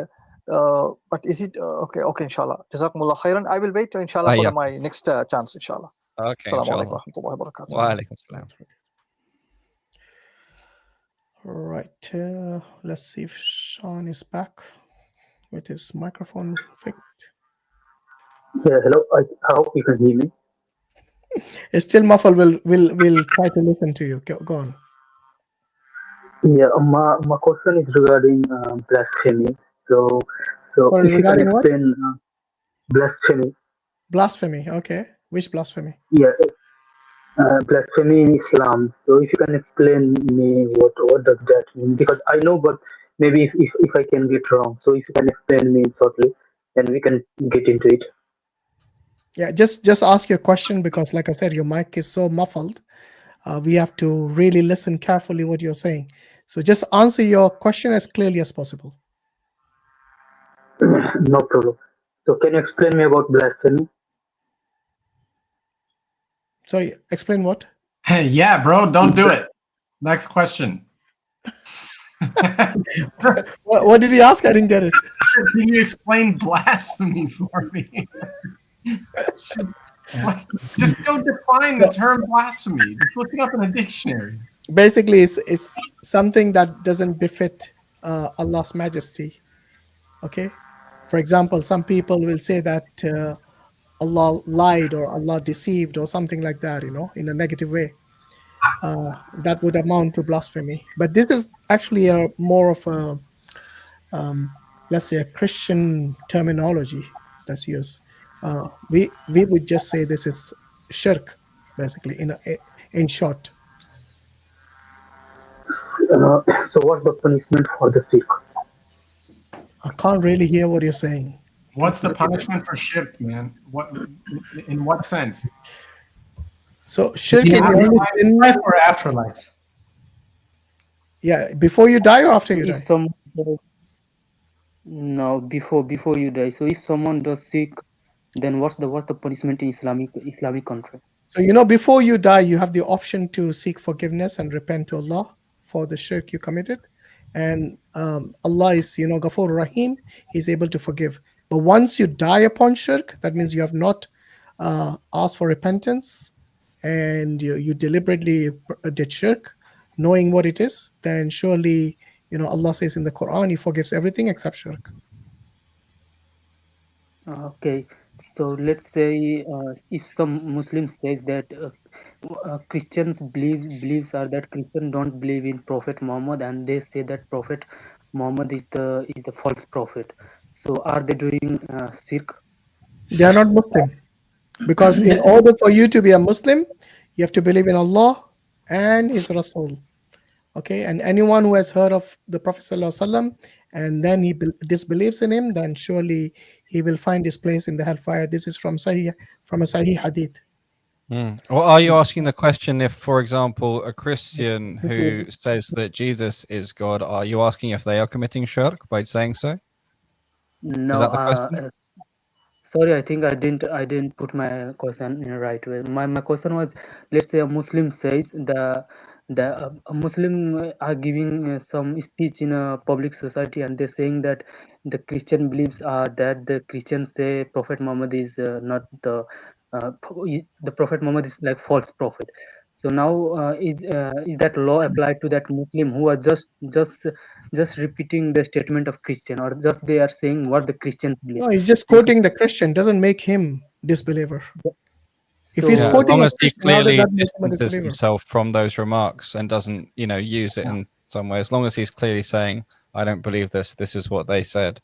But careful though, because we're not here to give fatwas on things. Yes. We're more about clarification of foundational issues and so on. Yeah, thank you for the clarification, Hakim. Because a few days ago in Pakistan, a great I would say a great Dai, he said something like that. The Christian beliefs are this. Although the Christian believe are that the vast majority of Christian believe that Prophet Muhammad is a false prophet. Our prophet has given us the opportunity to marry them. So basically, he was explaining that this guy was explaining that although the Christian beliefs are that the Prophet Muhammad is false prophet, we are allowed to marry Christians and Jews. So on the basis of him explaining the Christian beliefs, now the people of Pakistan has made him arrested, and 295C, which is a blasphemy law. They have put him in the under blasphemy law. No, And he's propagation is different, Akhi. Like if you're propagating that, that is different. But we already know from the get-go that Jews and Christians, they're Ahl Kitab, and they obviously don't believe in the Prophet ﷺ as true prophet. If they did, they would be Muslims, right? So I mean that's a given. But if you're living in an Islamic state, okay, not in a democratic Pakistani state or whichever, like these days there's no such thing as 100% pure Islamic state, right? Because remember, in Islamic Sharia, the state and religion, they're both one. So in Islamic state, you're not allowed to propagate it. And I think some of the democratic governments, like I think in Pakistan as well, you're not allowed to publicly propagate and say certain things that will be considered blasphemy, like saying the Prophet ﷺ is a false prophet, etc. Right? But they're allowed to continue, within their churches or whatever. They can say whatever because that's within the confines of their church. But the moment it becomes public, then that's problematic. Brother Fawad, let me be very clear. You might know, or maybe you guys know, a speaker from Pakistan. His name is Engineer Muhammad Ali Mirza. So this guy was giving an interview that's saying that problematic character, Akhi. I'll cut it short. Don't follow him. Simple. Next question. No, I will follow him, and you don't have to tell me whom to follow and whom to. Okay, well then just I gave you the advice. It is up to you to take it or leave it. Follow him or I won't. Did you say you're going to follow? Did I mishear you? No, you didn't actually. You heard him right. You said you're gonna go follow Mirza Ghulam Ahmed. Yes. No. This is Gandhi, I think. No, it's engineer. Engineer? He's sort of he's another very problematic. Not the Qadiani guy. It's a different. No, who did he say? I for some reason it came in muffled on mine. Who did he say? Okay, brother Moritz, I'll explain to you. Oh, okay. So you've heard of Gandhi, right? Okay, a problematic character. A lot of he's got a lot of followers, and he's completely deviant. He's zandiq. Okay, same thing with this guy. Okay, a lot of ulama, he says a lot of problematic stuff. This guy that he's talking about, he goes by engineer. Okay, he's from Pakistan. He says a lot of problematic things. As I said, Brother Shan, we give you the advice. It is up to you to take it or leave it. Khalas. Thank you. Yeah, and that advice I'm not going to take from you, and that's because this. I thought you came to the panel to seek our advice. That's fine. You don't have to take it, but just as a piece of advice regarding courtesy, it would be better to keep to yourself that you don't intend to follow the advice, because there's no good reason for saying publicly to everyone, "Well, I came to ask your advice, but I'm not going to follow it because I don't like it." Yeah, it doesn't look.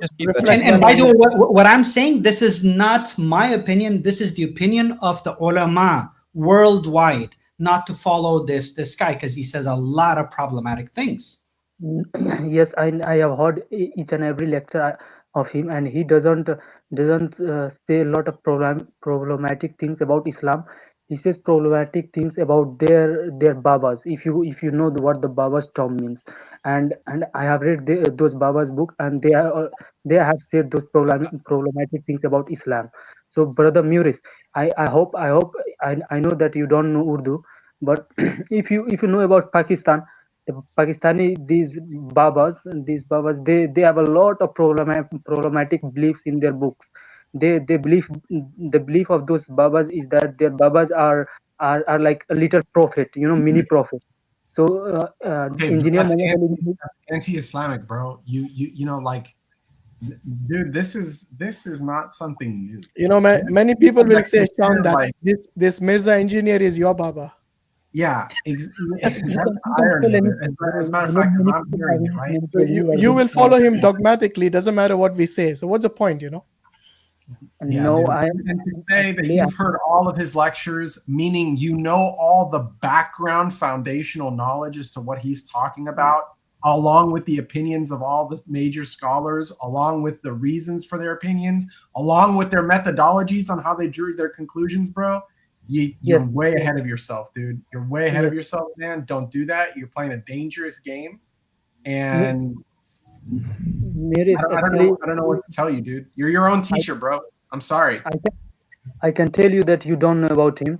So I know, Well, that's like, fine. I don't have to. I don't have to.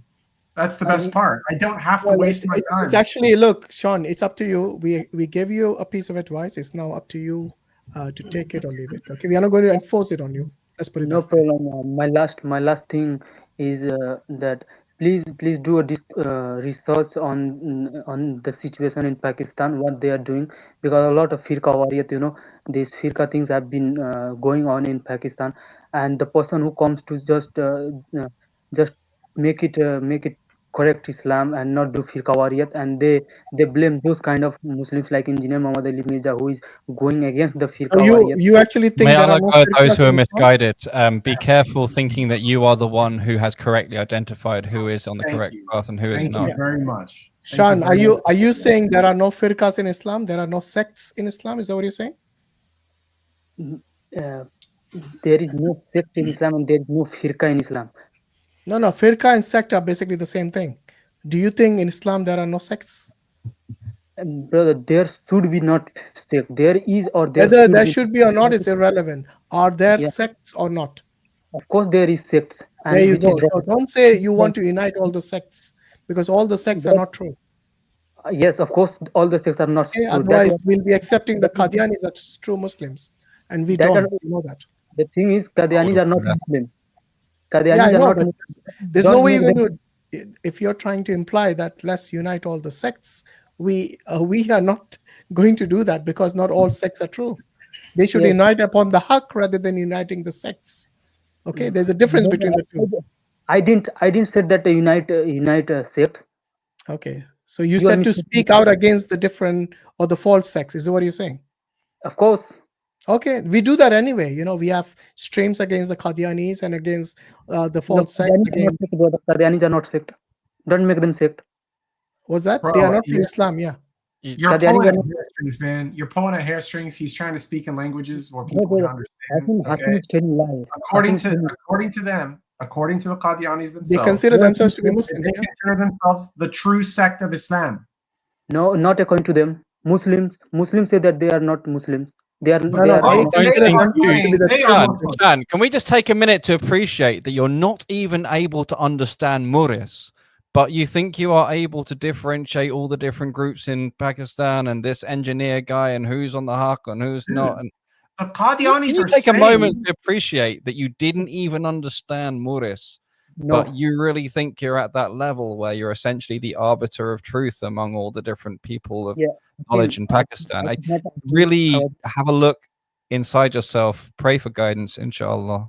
Brother. Yeah, let's leave it there. Next one. Let's not make it any uglier than it is. All right, I you think take care, I Sean. was not arguing with Muris. I was saying that Hashim. Right. Shanti se soja. Sorry if that was a bit harsh. I just no, dude, no, because I think that's the right thing to do with these circumstances. For him not to even acknowledge that the Qadianis are out there saying we are the true Muslims and everyone else is It wasn't just that he didn't even understand what you said, because you were saying they call themselves the Muslims, and he's saying no, but the Muslims say not. So if he couldn't even get that nuance from you, how do we know he's not missing all the nuances and he thinks this and that person's on the right or on the wrong because he's missing all the nuances? This is what I mean. There's a difference between the perceived level of scholarship and insight that he has versus what he's showing. So it was very sincere advice to just go protect yourself from, being misled. That's right. Right, Sub, you're next. Assalamu alaikum wa rahmatullahi wa barakatuh to everybody. Wa alaikum salam wa rahmatullahi wa barakatuh. Where are you calling from? Talking from New York City. Okay. And what's your question? It's about so it's like a medical question. I wanted to know what the ruling was on human and animal dissection in Islam. We don't give fatwas here, bro. It's the wrong time. It's the wrong place to ask that question. All right. I have one more question, if that's all right. If that Okay. counts as a question. Yeah, it counts as a question if you didn't It's also answer a medical question. I don't know if it falls in the realm of a fatwa, but it was also one I was thinking about. So, what extent would it be permissible to do experiments on humans? I mean, not on humans, on animals. Like, Yeah, is that again, a also fatwa question. Sorry, mate. Really fascinating questions, and in another panel and another place, I'd love to chat with you about that stuff, but not on a stream about this Islam. It's too delicate, you know. Yeah. We're not scholars, and we need to demonstrate good character by showing that we recognize our limits, rather than just entering into what's the right word? Speculation. If I remember correctly, there's a hadith about not even to mutilate the bodies of the enemies killed in a battle. Okay? Right. I hope that gives you some insight. And there are obviously different scholars who think different things take priority. That's why we are not giving fatwas. I just so on give and so you forth. a hadith which gives you some insight, but not an answer to your question, basically. That's why I like certainly not a hesitate. straightforward area. Yeah, that's why I like hesitate to ask these questions in like an open forum like this. But Oh, they're just great come to mind. questions. We just don't have the people of the correct level and type of knowledge. That's all. Sometimes we have a nothing wrong sheikh with what on you're the asking. panel. If the sheikh was here, it's okay for you to ask a question. But right now, it's about our pay grade. Okay. And Brother Islam, do you have a YouTube channel where you go live where we can discuss something like this, or? Not really where we can discuss that particular thing, because again, the same thing applies where live public facing. I'm just not that type of knowledge. I'm not that type of expertise. Private chat, speculation, sometimes it's okay, sometimes I don't feel like it's time well spent. It depends exactly on what's being discussed. I'm part of the Dots Connected to Islam team, so you'll see me over there sometimes. Sometimes I'm here. I do technically have my own channel, but I haven't put anything on it for months because I'm too busy with these other streams. And Or other you can things. email the brother on this email address. Yeah. But again, I'm Take the print screenshot of this. Yeah, he doesn't take fatwas though. Yeah, I'm not a guy to give you fatwas. No. All right, no problem. And apologies. Yeah. If you want to ask me about ask this type of enlightenment question. philosophers and Right. how wrong atheism is, I'm your guy. Yeah, I suggest, brother, what you do is, because go for you are in New York, maybe find a mufti there, and you can ask them directly. Okay. Yeah. And thank you guys for all your help. I've been watching your videos for a while, and you guys do a great job. And inshallah, you guys continue to do so. I really appreciate it. Barakallah. Wa alaikum salam. Wa alaikum salam. All right, so we got an atheist here. I've already answered his question or his query in the back studio, so I don't know. Atheist, are you there? Hello. Hi there. Can you hear me? Yeah. Okay, so I wanted to ask about a hadith, a Sahih hadith, and it says that Prophet Muhammad said that. Is it about the fly? That Yes. Okay, That's so it. I've posted a link for you in the private chat. Have you had a look at that?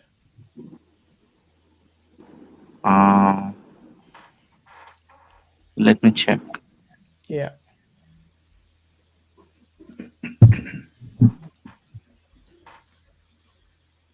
Can you post the link again? It's just, if you go just a bit high, there's only one link, okay, in the private chat. Okay, I'll post. Yeah, somebody posted again for you. So basically, the title of the that I'll show it on the screen. So it's the Hadith of the Fly. Okay, so Hadith of the Fly, Muslim Perspectives on Scientific Assessment by Waqar Akbar Chima. So the website is ikra.org. That's ICRAA.org. So yeah, just if you look for this title, just do a search for this title. Inshallah, you'll find it. Yeah, but I've given you the link anyway. Also on our channel, we had this one brother mashallah, he's very good. He does a lot of research. He has done quite extensive research on this topic. And we have uploaded videos like last year or something here, just in case if you want to check it out. He's given links to all of the researches and everything, and he explains it in quite detail. So you can check it out, inshallah. Yeah, but this article is quite good. It should answer most of your questions. All right. Okay, I think I might have read this one. Okay, and what do you think?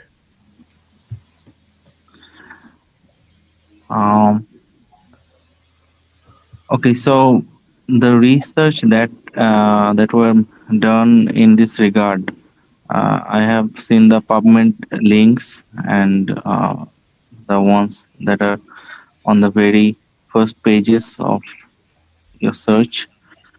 They No, don't what do you think? really. What do you think of this article? You said you read it. What do you think of it?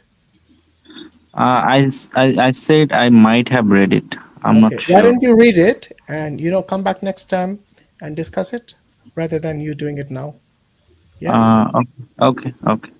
Okay. So we're not trying to evade your question. We have given you the answer, but in the form of a link which you can read at your own time in your own free time. And inshallah we can discuss it next time. Okay, fair enough. All right. Thank you. You take care. Bye bye. No worries. Okay. Did Mahir come already? Yeah. We got Ridwan here. Oops, what happened there?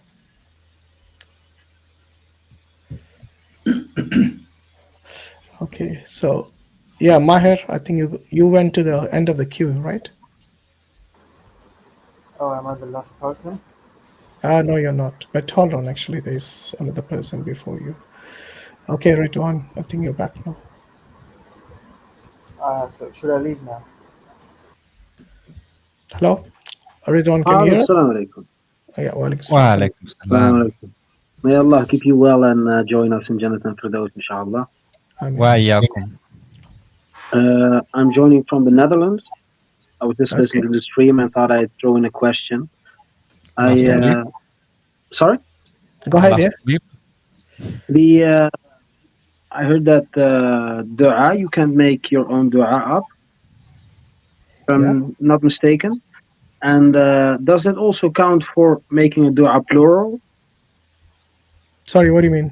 Like when you say, like the dua, آتني في الدنيا حسنة وفي الآخرة حسنة وقنا عذاب النار, that you make it plural for like your whole family? So there's a little subtlety I wanted to pick up on here. One thing is, in terms of making up your own dua, like I do this all the time by accident, right? Sometimes my heart just comes up with something and Allah knows it's a dua coming out before it even goes into my head. I know it, right? So this is one thing, but if you're talking about taking a specific dua that Muhammad Sallallahu Alaihi Wasallam gave to us and then adapting and changing it, that's slightly more uncomfortable territory that I wouldn't want to comment on too much. But you can make any dua you feel is right for you to make. Yeah, that's where I am kind of confused, because like that dua, it says that may Allah give me good in the dunya and in the akhirah, and make us avoid the hellfire. How will I don't know how to translate it, but that would be something that you would say yourself as well, or maybe implement in a whole string I of guess dua. what I'm getting at, the reason I feel so uncomfortable is because Prophet Muhammad Sallallahu Alaihi Wasallam would have given us the best way, right? Yeah. So if I think there might be some way to improve it, that means I'm wrong, and I need to correct and adjust myself and improve myself somehow so that I better reflect and more naturally am aligned with the du'as as Muhammad Sallallahu Alaihi Wasallam taught us to make them. Right? Yeah, that's the way I look at it. If you say it like that, like improving the dua, that would never be my intention. It would be more that that you would like ask for stuff, like when you're doing dua, when you're after your prayer or sitting in the mosque or something and doing dua, and you're asking for things, and that you then say قنا عذاب النار without the two others, and then maybe later in asking you ask the other two. Is that also changing the dua, or? No, but I think there's a difference here. Look, so if the dua is from the Quran or the Sunnah, then it is best you say it according to how it is. But there's nothing wrong in you supplicating to Allah, even in your own language, let alone the dua being changed in some way, because that the dua coming from your heart is a supplication to Allah, okay? And there's nothing wrong in that as long as it doesn't include anything that's haram, obviously. But when it comes to the dua of the Quran, like say رَبَّنَا آتِنَا فِي الدُّنْيَا حَسَنَةً وَفِي الْآخِرَةِ حَسَنَةً وَقِنَا عَذَابَ النَّارِ. Now you adding to this, subtracting from that, it is something that, I mean, is best to leave it as it is, because Allah knows best in His wisdom what He revealed to us in His best form, isn't it? Yeah, I'm not sure it can be fully generically answered either, because I'm thinking, I came from a non-Muslim background, friends and family and so on. I used to make dua for them that I didn't realize was haram, that I couldn't make or that I shouldn't make, and so that's what you need to check maybe with somebody. it's possible to accidentally fall into that as well. So I think it's more specific to particular things. If there's anything in particular you have a worry with, maybe talk to someone of appropriate knowledge. But the general principle is, do your best. I missed a part of what you guys said, but I'll watch the video back, I think. And but it was really something. I was just saying something else that hadn't been considered was that I came from non-Muslim parents and had non-Muslim friends, and I used to make dua that I did not realize were haram or that I couldn't make or shouldn't make. So it's just one example, like sometimes we might mistakenly make the wrong dua, thinking with good intentions it's a good thing to say or do, right? So that was just the other thing to note. So maybe it was better, rather than a generic answer to the question, as in you asked, maybe it's better to just think about specific duas and try and get those cleared up with a person of knowledge, inshallah. Yeah, I think people should invest in this book called The Fortress of Muslim, or exactly. Hisn al-Muslim in Arabic, I think. And it's a very good book, a very good book on du'as from the Quran and Sunnah. Try to memorize them. The best example is the Prophet ﷺ, obviously. So he gives us the best of, even the wording, everything is very good. This is the thing, if you think about it, the number of du'as that we have from the Prophet ﷺ and from the Sahaba and and so on, it's like until you've exhausted all of those, the only other dua that would make sense to me is anything that's specific to your life that comes up, in your life. But that's actually a good example. That the Fortress of the Muslim, that book. Like I have that, and I read from it, and sometimes you memorize some of them, and some of them only half of it. Yeah, try to memorize as many as possible, because like I said, they're amazing to us, and you can recite them in your sujood. It's very beneficial that you keep them handy during Ramadan, during during any of these auspicious days that we have on Jummah as well. Because the more you memorize them, the more easy it will be to put it in practice in your daily life. Because it has that knock-on effect on your brain. Then it changes the way you think about things. What do you ask for? How are you thinking about asking about Allah for things? Which then affects how you think about things more generally in your balance of life and so on. So, and another good practice would be to listen to the scholars, when they make dua, for example, during Ramadan, during Taraweeh, long duas. Try to memorize those as well, because mashallah, they're also very good. And that's an example of where you can make duas from your own self, in your own understanding, obviously with certain criteria, certain things to be wary of, not to include haram things and stuff like that. So try to memorize those as well, inshallah. Barakallahu feekum. Thank you. Thanks for the answer. Wa yakum. Great question. Alaikum wa rahmatullahi wa barakatuh. All right, we got someone new here. I think so. Is it Danar? Oh, it's still loading. Okay, let him load and then we'll take him on, inshallah. Force Phil, you haven't connected your force or your mic, sorry. Okay. Right. Is it Danar? How do you say his name? I hope you got your name right. Is it Danar? How you say his? Yes, yes, yes. Can you guys hear me? Assalamualaikum warahmatullahi wabarakatuh. Alaikum Salam wa rahmatullahi MashaAllah. Yes, my name is Danar and I'm calling you guys from Bali, Indonesia? Indonesia. Yeah, that's Correct. Wow, cool. I think that cap gave it away. It's actually just like Fajr time at the moment. Okay. Yeah. What's on your mind today? Yeah. First of all, may Allah reward you guys for what you guys doing. I've been actually following Dawah Wise since like few years ago, and big fans of Brother Hashim's. So I actually learned a lot from the. Oh, that's your done. Yeah, really it's mine. Oh, is that yours, Fawad? Okay. Yeah, that's mine. I think the brother is frozen. Is it right? Yep. Yeah. Danar, your connection is a bit. Okay. That's why I thought his phone kicked in and started doing the. That's mine. Subhanallah. Okay. Forcefield, do you want to connect your mic? We'll take you on next. I'll just put the brother in the background because his connection is. Okay, so he's asking the question, if we say infinite regress isn't possible, then how is Allah eternal? Wouldn't that mean Allah had to wait for an infinite time to create us? Or No. is time possible? Okay, you can take that, I.Hakim. Very, very simply, the regress is regard to parts. It's an infinite regress, this contingent on that, contingent on that. But Allah subhanahu wa ta'ala's not made of parts. So there's no infinite regress. There's just an unbounded entity. That's it. That's right, yeah. No worries. He's the first cause, the uncaused cause, and without him, without Allah, you would, if you're thinking infinite regress, it is not possible. That's the thing.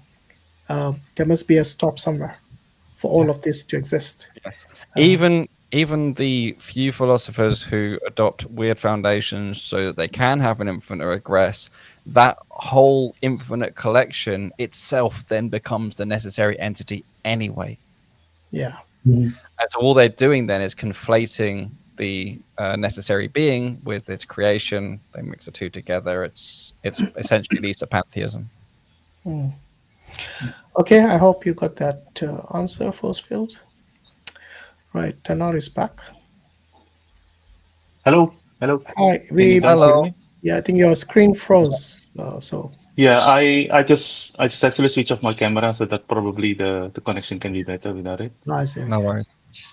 Yeah. All right. Just a quick question, brothers. I got a little bit of question with regard of one hadith.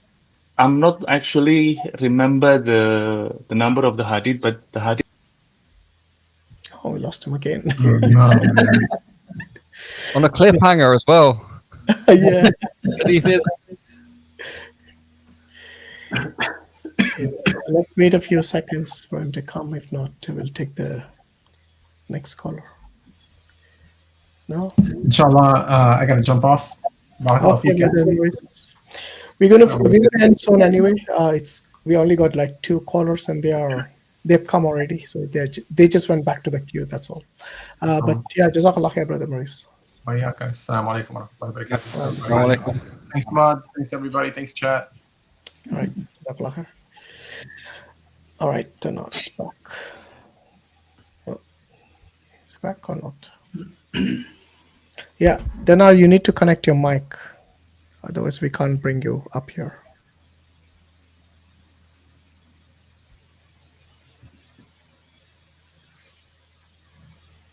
No? Okay. While he's connecting, I'll just take the last 2 callers who are waiting. Okay, Maher, you can ask your next question. All right, assalamu alaikum. So my question was, in the Quran, it is mentioned that Allah has created everything within 6 days. So my question is, does it include Adam alayhi salam as well? Does it include what? Sorry? Adam alayhi salam, peace be upon him as well. Yeah, everything includes everything. All right. So the reason I asked this question is because the evolutionary scientist has discovered that roughly, probably 200,000 years or maybe 3,000 years, they found that the existence of Homo sapiens, like they came to exist, and before there was Homo erectus, Yeah, and Neanderthals. homonality and so on and so forth. Yeah, We yeah, know yeah. all these terms So and things. I Yeah, was cool. thinking that it is my personal theory. Like I was thinking, and I want to ask you if it's possible that Allah has created Adam alayhi salam at that particular time when Homo sapiens We came are to not exist. given time. So Allah only tells us like how many days, and even the days are not like the 24-hour days. Yeah. So you need A to period of be time. very careful how you try to, ask the question here, because Allah did not specify the time, nor did the Rasul Sallallahu Alaihi Wasallam specify the time when Adam alayhi salam came to the earth. Okay. So yeah, there's another verse in the Quran that says that there was a creature in the earth before Adam alayhi salam who spread corruption and bloodshed, and uh, according to my personal theory, I was thinking that probably that was Homo erectus or Neanderthals, etc. So No, we yeah, are not Allah going to Alam, speculate. this is We are going to speculate based on your feelings. yeah. Or So this is like I said to the other caller. This could potentially be interesting, geeky speculation to have around a campfire in private, maybe. Yeah. But this is sort of a public Islam Dawah stream, so we need to be careful to make sure that we're speaking haqq or things that are true and not entering into to speculation about things. So whether or not that there was jinns running around animating the bodies of dinosaurs before, whether or not this or that was happening, and we here we're just sticking to what we were told, and the core of Islam is what we're focusing on, inshallah.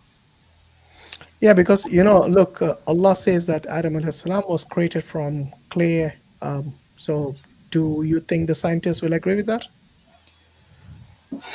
yeah, I do Actually, agree with yeah, that. they should, because really this mud, look at what's in it, right? There's bacteria, there's carbon, there's even minerals and other kind of things like that. It's a All, highly complex structure. all the minerals that you actually find within our body, you find in clay. Yeah. No, Yeah. I was asking Maher. No, If you- this is the thing. So if you ask a 19th century scientist, they would say it's ridiculous. But if you ask a modern scientist and they've got their head switched on and they know what mud is made of, they might think, you know what? Actually, yeah, that's really, really interesting.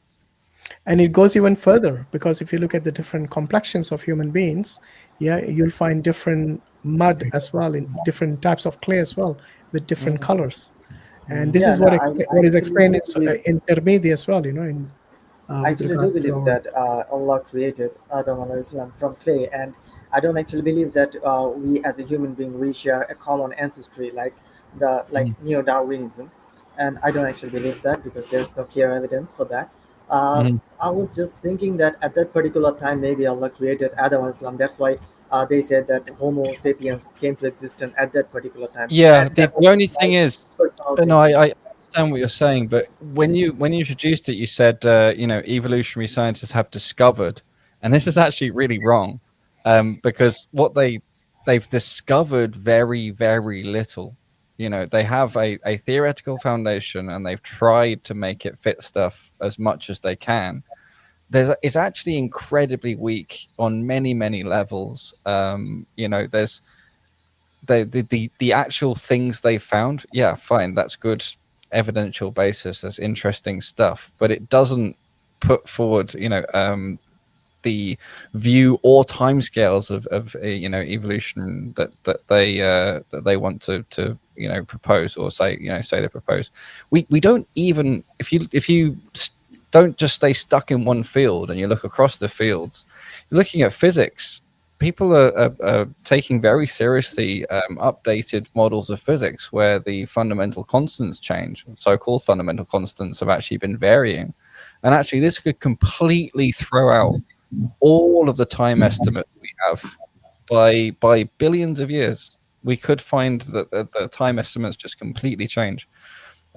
So just be really careful with, there's so much that is touted, that's sold as being fact, that's being really well verified, that is actually skating on thin ice in an evidential basis. Yeah. Yeah, well, that makes it clear. So I was referring to this hadith. I don't know if you guys came across it. It says, narrated Abu Musa al-Ashir, rahimahullah, the Messenger of Allah sallallahu alaihi wasallam said, indeed, Allah Most High created Adam from a handful that he took from all of the earth. So the children of Adam come in according with the earth. Some of them come red and white and black, and between that, and thin, the thick, the filthy, and the clean. And this is Jami at-Tirmidhi 2955. Nice. Yeah. All right, Maher, I hope we answered your question. Yeah, thanks a lot. Assalamu alaikum. Okay. Wa alaikum salam. Good. Right. Mohammed Ashraf, your second question. Assalamu alaikum warahmatullahi wabarakatuh. My second Wa question alaikum is salam wa rahmatullahi wa barakatuh. regarding the name Haman is historically a Persian, but in the Quran, Haman is mentioned several times, like 3-4 times, as a minister of Pharaoh. So, is there any, error, or I don't know, Allahu Alam. I'm just asking if you have any clarification regarding this, please. So what do you think is the error? No, before that, let's correct some presuppositions, mistaken presuppositions. The idea that Haman is Persian comes from a Christian polemical article from back in the 90s. So if your knowledge comes from the 90s, then really this is really concerning.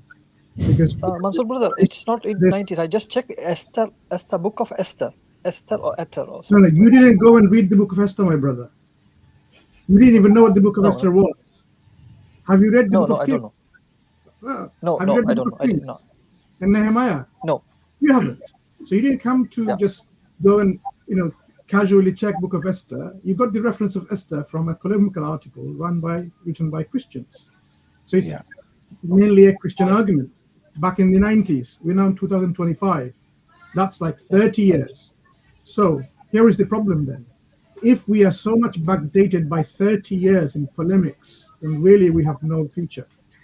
This has been responded to. Even in IslamicAwareness.org, we have written an article extensively demonstrating, going through why this can be an Egyptian name, Haman, can be rooted from Amon, the god of the Egyptians, and there's various theories about it. So when I just heard like this is Persian and this, I mean, seriously, we need to really be critical in our thinking and our mindset. Just because claim is out there, you should not just simply think it's serious, especially if it's coming from a claim from a polemical group or a site like Christians and Jews and atheists and so on. So instead of answering, I mean, I will give you the link of Islamic. Some brothers can do that, Hashim can do that. While I wanted to let brother Fawad and I.Hakim to really drive this message home. Please help our brothers, young brothers or sisters, to understand that we can't just take things polemically like this. We have to use our critical thinking. Like you came to ask this question when you could have just done your own research, and I'm sure it will come up on Google if you've searched now live. Actually, I'm loving the archaeology of this question, because what comes to mind is Brother Mansur in a speaker's corner in the early 90s, someone with a boombox on their shoulder like this. I can assure you he didn't have a boombox on his shoulder. I said someone, not him. Okay. And okay, anyway, check out that article I just showed you. No, did you find the article? Article from IslamicAwareness.org. Yeah, that's the one I just showed. This question, this question posed by another Hindu when I was chatting with him in WhatsApp. So he asked this question also regarding. And there's one more. I have a request. Send the Hindus here next time.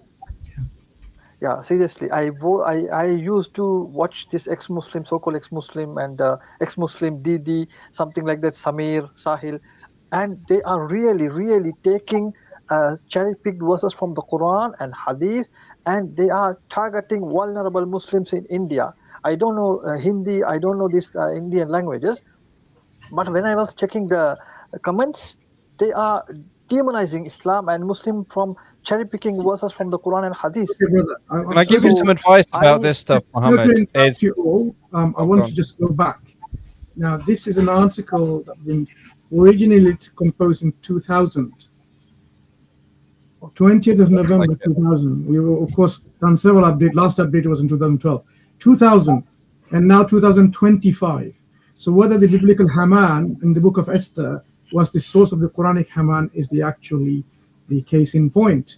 Whether this is the case. So we look, I just want to scroll this article just to show you the depth of the research that was done then, in 25 years ago, right? So it's just bear with me. I want to show you, right? Argument of straw, critical examination of biblical evidences against the Quran, historicity of the book of What I'm going to. Excuse me, brother. Yeah, I understand. No, excuse me, brother. You don't understand. Just listen and watch what I'm showing you, and then you'll have the opportunity to respond, or you have to say in the comments. So, the historicity of the book of Esther and its characters, right? So, this is not just wishy-washy thing. This is academic style article written by proper academics who's actually an academic in a professional field with dozens and dozens of peer-reviewed articles in his respective field. So he knows how to write articles. So this is an article, and as I will show you the references, you will see what I mean by articles. So this is how we went through each of different examples of what the historicity of this book may be. Textual stability and canonicity. So we're questioning the textual stability and the canonicity of Esther, whether Esther is a canonical book. Going through all of this, as you can see, history of the book of Esther, the provenance. Should Esther be used in evidence against the Quran? And Haman in context, a literary and source critical assessment. Do you even know what a source critical assessment is? Of Sylvestein, who talked about Haman being this. So we actually dealt head on with some academics and refuting and debunking them, saying why their views are not correct. So problematic terminology or serious methodological flaw, showing you the flaw in the methodology in equivocating or equating the Haman of the Bible to the Quranic Haman. So there you go, biblical Haman and Quranic Haman. Now we can talk about similarities, differences, or actually both exist. What about Egypt? So when you look into this discussion, talking about the Quran, in the Qarun and the Korah was known as, in the Bible and the Midrash, who's actually borrowing? Is it actually the Hebrews borrowing from us? The Tower of Babel story about Ahikar and Pharaoh Sar. Just bear with me. I just want to show you the level of depth that we're going into, where the story comes from, as you can see, whether it's coming from relationship, where they have all these versions. So who is really Haman? Okay, so this example could be, of course, you read the whole article, then the Quranic Haman and the Pharaoh in the context of ancient Egypt. So now putting Haman in the context where they're supposed to be. Haman is discussed with Pharaoh and Moses, where everything is happening in Egypt. Do we have evidence from Egyptology who this Haman might be? Is Haman an Egyptian character or not? That's where we should be going at. So it goes into all of this.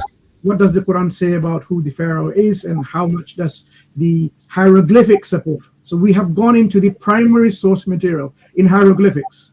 Your critics of Hindus, or whoever they are, have they actually gone to the primary materials, into the hieroglyphics within the Egyptian context? Okay, you need to challenge them. So now we are going into hieroglyphics, exactly demonstrating who the Pharaoh is, who his audience is, what his beliefs are. Yeah. So you have all of this other circumstantial evidence. What about when the Quran talks about making burned bricks? So we're now establishing a circumstantial evidence, what the Quranic story says, and looking at whether this is even something that we can trace in Egyptian history from back in that time. Did they use burned bricks? Because there are also many questions people raise, or they didn't have that. So now we can actually go into Egypt and look into other evidence for this matter. As you can see, we are going back to hieroglyphics again, because this is the primary source. What it means. Who was Pharaoh, and did he have a leading supporter called Haman? So now going directly, is Haman a title or is Haman a name? because people assume automatically it's a name when Pharaoh is not a name. Pharaoh is a title. So could Haman be a title? So going into that kind of aspects and angle where we can look at to see whether this identification can be understood by a title. So Haman is a title as a person in the ancient Egypt. So looking at all again into different kind of Egyptian hieroglyphics and whether it supports it. As you can see, these are dictionaries of Egyptian hieroglyphics, and whether we have actually in derivatives which we can identify Haman or the cognates, whether it's Amon or Aman or any of these things that can actually relate to something of a character in Egyptian history during the time when we're supposed to have this Pharaoh and Moses stories taking place. So this is going in details. I mean, we're already 188 references already, or notes of references as we go through. Now, these are the timelines we're establishing. Where can we place this particular character called Haman within the time frame, looking at secular and looking at the biblical material and see who can be identified, and then we can actually place him better in our history, in our historical time frame. And this is what different people for the priest and who deities they served and what were their role. So as you can see, these are academic articles, and if no one has read this, then it's pity and it's really sad that people are still going into these polemics. So again, archaeological description and history and support, going head on with Kitchen, who wrote books on ancient Egyptian history, on and on. And Haman is a name on a person in ancient Egypt. So we're going furthermore in more and more archaeological support and descriptions and what it could be, right? So more and more. Yeah, and more. I understand. Jazakumullah. I have not finished yet, brother. You've been very, very impatient. Right. So, so if you now look, Haman and Tower of Babel, what is the biblical subtext and why is the Quran using like this? And of course, the references are all academic references. So if you look at the references like Nordics references in Britannica, and just look at the references and how much work has gone through to really establish the story and put it in a historical context and why it's not an error and so on. Anyone who's going to claim that there's an error must provide a counter rebuttal, a rebuttal to this academic type article and demonstrate for us from history, from archaeology, from the primary source text like hieroglyphics and so on, to say that the Quran actually somehow made a historical error or historical inaccuracy of some kind and so on. This is 25 years ago. There are some responses from the Christian side. They were very, very poor. We did not even feel the need to update from 2012. Since then, if you can find anything else that proves or weakens the arguments that we have presented in this academic type article, we're more than welcome to listen to you. Give us the link to these articles or the peer-reviewed paper, whatever it might be, send it our way, and we will update our article by refuting and debunking or making an appropriate academic type response, because this is something that is lacking. All that we see is polemics in tone, polemics in practice, and polemics throughout. No academic substance. So this is why I'm saying I'm really, really ashamed to see and hear that this kind of polemic still going on, and our brothers and sisters are not being able to even search that these are articles around from, late 90s, early 2000, helping you to respond to these kind of polemics, and we're still not able to search them. This is not a criticism about you, Muhammad Ashraf, brother. This is our youth who are still going into different kind of websites and discussion groups, interfaith or whatever it might be, and at a loss how to respond to this kind of discussions. If you can't find anything, suppose you could not find it, what would be your approach? Your approach should be, okay, fine, let me see into how can we deal with this in academia? Has this been discussed? You would expect this should be discussed in academic articles and academic sites. If they're not available, then you should be approaching our Muslim scholars, not late Muslim scholars, and saying, "Ya professor this, ya sheikh this, you are a professor of archaeology, you're a professor of Egyptology in Egypt. What is this Quran is saying, or what do we know about history?" You should be emailing them, because if you search now, professors of Egyptology in Egypt. Find some Muslim name, for example, plenty by searching where they are in which university. University of Al-Azhar. Okay, send them an email. They should have a contact email. They should even have other kind of, social media, maybe platform, and then you have a conversation. That's what other people are doing, like Christians, when they have issues with the historicity of the Bible and biblical materials, they ask and liaise with their scholars on that field specifically, back and forth in discussion. Why aren't we doing this? So I want to just get Brother Fawad and Islam Hakim, please, if you don't mind, drive this point home, please, because this needs driving to the point where Muslims are waking up to how we should be critical and how we should be even making sense in this time on age, just to how to answer and deal with these problems. Jazakallah khair. Yeah, so for sure, Jazakallah khair. I think it's very, very well made point, very strongly made point for a good reason. I think part of the thing that gets people lazy sometimes is, knowing that obviously the people who try to bring this Hammam objection, they would be buried, utterly buried by even 10% of that article. They would have done nothing like that kind of research, but most of them would just turn away and try and pick some other contradiction, just ignore that one for a bit, and even try again on other people, even knowing that they've been buried with it. So because there are many people like this, sometimes people get lazy about academic details, but it is still very important. There are some people who the truth matters to, and they would read all the academic stuff, and it could be their doorway into understanding that Islam is really deep, that all the loose ends tie together, that it's not like other views on reality or other perspectives. This level, we should always be acting with ihsan. If we're not doing dawah with ihsan, we should be doing something else probably, right? So we should always be looking to try and find the best sources and put forward the most comprehensive and precise, accurate and comprehensive answers as we can muster, inshallah. So jazakallah khair for that. Also, brother Muhammad Ashraf, like just before you leave, Akhi, like I mean, it's just a side point, This is again not directed directly towards you, but just all of the young brothers and sisters in Deen. I just don't understand this inferiority complex that we're not able to come out of. That everything that is written in the Bible or comes from the West must be true. I mean, the Bible is riddled with historical errors and contradictions. The Exodus event, the way it's described, the Quran actually corrects it. The Quranic version is more historically aligned, right? The mention of Pharaoh at the time of Yusuf alayhi salam, totally ahistorical. Like, why don't you guys actually question these polemicists about that? Why do you guys just lie completely flat on the ground and let them question you about Islam without you guys actually challenging them? The census at the time of Herod mentioned in Luke's gospel, the Matthew zombies, all these things. It's like, like why? Like, what is this inferiority complex that we're not able to come out of? I just don't get it, Akhi.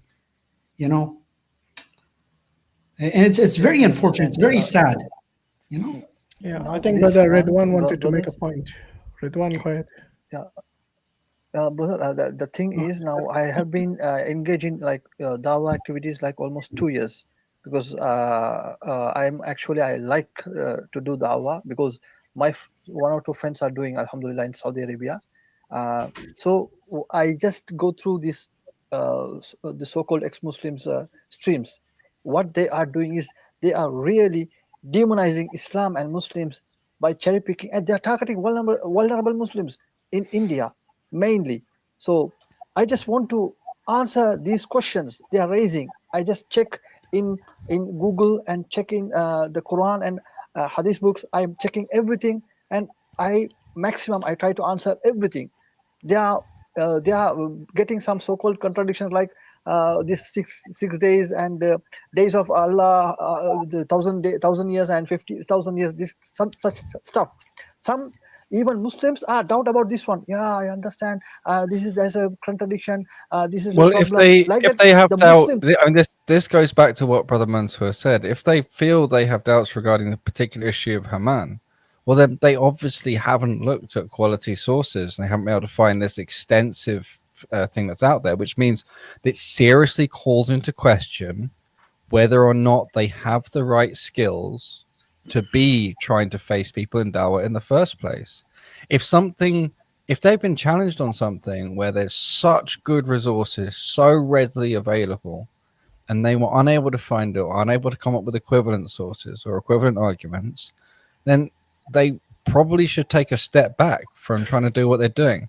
Maybe, for example, instead of trying to take on people and debate these various points, maybe they should just focus on explaining Tawheed to people. This is the example of Prophet ﷺ.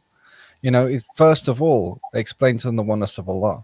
You don't really need to move beyond anything until they've got that and they understood that and they're on board with that. If they're not on board with that, you can't really go any further. Tawheed is the key that unlocks, decrypts everything else, right? So often a lot of these arguments are actually temptations from the shaitan. For you to go and add views and clicks and other things to all these so-called ex-Muslims and screen time going down their comments and adding more air to them, giving them more oxygen by taking the arguments they want to be filling the space and adding fuel to that fire. Sometimes it's just not really useful, not really the right thing to do, because as I said before, a lot of people, they just want to try and make a fuss, and as soon as it's shown up to be rubbish and a much better academics beatdown has been given to it, they'll just carry on as if it didn't happen, go on and repeat the same rubbish argument to the next guy and hope they can fool them because the genuineness is gone. There's very few people who are really seriously genuine about their research in this stuff. A lot of people online are using words pretending logic matters to them, and really what they're trying to do is protect their ego, and all that matters is the emotions underneath that they're trying to hide. So yeah, do think carefully, yourself. I'm not saying it's you yourself, but you're talking about these other people who found, for example, this issue was challenging. If there's an issue that's so thoroughly dealt with and so ancient and they're struggling, maybe they need to do more training and work on themselves before they go out onto the dawah battlefield, or perhaps they need to relocate from where they are on the dawah battlefield to somewhere else where they're just approaching people and just talking about the oneness of Allah, Tawheed, and trying to just talk about the basics with people in a polite and pleasant manner without getting into these debates and hard facing battles. It's just the mindset. Like I understand, like mashallah, like Brother Mansur, on Islamic awareness, they've got like the article that he showed you. Go through that article, right? But I'm just talking about the mindset, right? Since you're involved in da'wah, it might actually help that you also give this advice, apply that to yourself, and then give it to other younger brothers and sisters as well. Could be like older people as well, right? I'm just trying to tackle this mindset, that even like, okay, like Brother Mansur gave you an explanation. What if there were no explanation? What then? Would that weaken our iman? Is our iman so weak that because of something like this, we will think, okay, Islam is not the truth? I mean, history, akhi, is subject to be overturned over new discoveries, right? Look at the classic example is the city of Iram or Iram. How's it? Ikhwan, help me out. Iram, right? Like for the longest time, people thought, oh, like where is this city? This I think it's mentioned in chapter 89, if I'm not mistaken, right? For the longest time, people doubted the Western historians. They were doubting, and people were making fun, right? And then about I don't know, it was 30, 40 years ago or something, they discovered something, that there was actually a city with this name, subhanallah. But this is what I'm saying, Akhi. It's just like the underlying issue that I'm trying to tackle over there. Do you understand what I'm saying? Yeah, I understand, sir. I understand. But my worry is, I am worried about the vulnerable Muslims they are targeting. Seriously. Because Yeah, this is look. This is not something that we can help with. I mean, we tell them not to go, they still go there. So I think what you did was the right thing. You know, if you don't know the answer or if somebody else doesn't know the answer, they can always come and ask us here in the panel, and inshallah, brothers like Brother Mansur, Islam Hakim, Fawad, myself, we can answer it if we know it. So, and then it is for you to take the message back to those people who you think have been impacted, or maybe ask them to join the streams here on Thursdays and ask the difficult questions. No problem. Yeah. But also, I mean, really carefully consider sometimes the better way to respond is not to get dragged down into these details. Sometimes, for example, you know, and this is something I'm not saying just to use, take to other people. Sometimes, for example, you counter and say, why are you asking this question? Why is this so important to you? Why is this the foundational thing? Get to understand the person and the way the person is thinking. That might open up doors to actually communicate with them. If they say, for example, oh, well, I can't deal with anything that has contradictions in it. Well, if they're a Christian or they're a Hindu, then you've got some real talking and explaining to do, right? You know, to maybe help them to see contradictions in what they have, if that really matters to them. If it doesn't matter to them, it's something else. So very often the wrong thing to do is like fighting fire with fire, or sometimes it's like, you know, in judo, if someone tries to grab you and you try to do the same kind of thing back, or you try and, you know, answering, if someone tries to bring this contradiction about Haman, for example, engaging in that along those lines is sometimes the equivalent of just going along with the choreography of the attack as they expected the attack to go. You know, sometimes it's actually better to you know, put a halt to those kind of things and say, well, you know, are these really the details that you're putting your afterlife on? Is your entire life and whether or not you're doing the right thing or the wrong thing with it all depend on this issue? Or should we take a step back? Let's see what really matters. I think this is often the better thing to inform brothers and sisters to do. And, you know, obviously, just to not spend time getting sucked into these people, because even, you know, shaitan takes you in little steps. You start with, oh, I'm just going to look. And then before long, the algorithm's got you as someone that wants to send every single video like this. And then before long, you're surrounded by it, and you're just not saying it would impact your Iman, Allahu Alam, but, you know, it's just a horrible place to be in. And is that the best way to spend your very limited time on earth? There's probably better ways to reach out to people or to help people protect their Iman and so on, you know? So just these ex-Muslim channels, there's nothing good about them. There really isn't. And the things they come up with is such trash. It's so easily defeated most of the time. And, you know. Yeah, unfortunately, this is what the obviously the Muslims who are not into this field of da'wah and apologetics and so on are unable to grasp that. So most of these non-Muslim Islamophobes, their questions are designed in such a way that it puts doubts in the minds of the unsuspecting, untrained Muslims. I think that's what Muhammad Ashraf is alluding to. And no matter how much you tell them, you know, they are young people. Obviously, they get attracted by these kind of controversial channels, and you know. But this is what I was trying to say is that sometimes the best defense isn't to help them, you know, deal with this and that specific point issue. Sometimes it's to take them away from those channels, you know, explain the underlying manipulation techniques, talk about what's really important, go back to basics. Sometimes this is better to do than to engage in the specific points, if you see what I mean. Yeah. Okay, Muhammad Ashraf, I got you. Yes, yeah, alhamdulillah, jazakallah khairan, jazakumullah khairan. May Allah give Wa you yakum, more time and inshallah, jazakumullah khairan. I'm really, really happy to speak with you, brothers and sisters. Assalamu alaikum wa rahmatullahi wa barakatuh. Okay, take care, brothers. Yeah, I think that was our last caller. Okay, thank you very much. I think Ridwan, you wanted to say something. Just here to leave something. I just commented on the last speaker. I did it in the chat. I don't know if that's enough, but yeah, it was about the last speaker and the question. Did we cover it, or is it something in addition?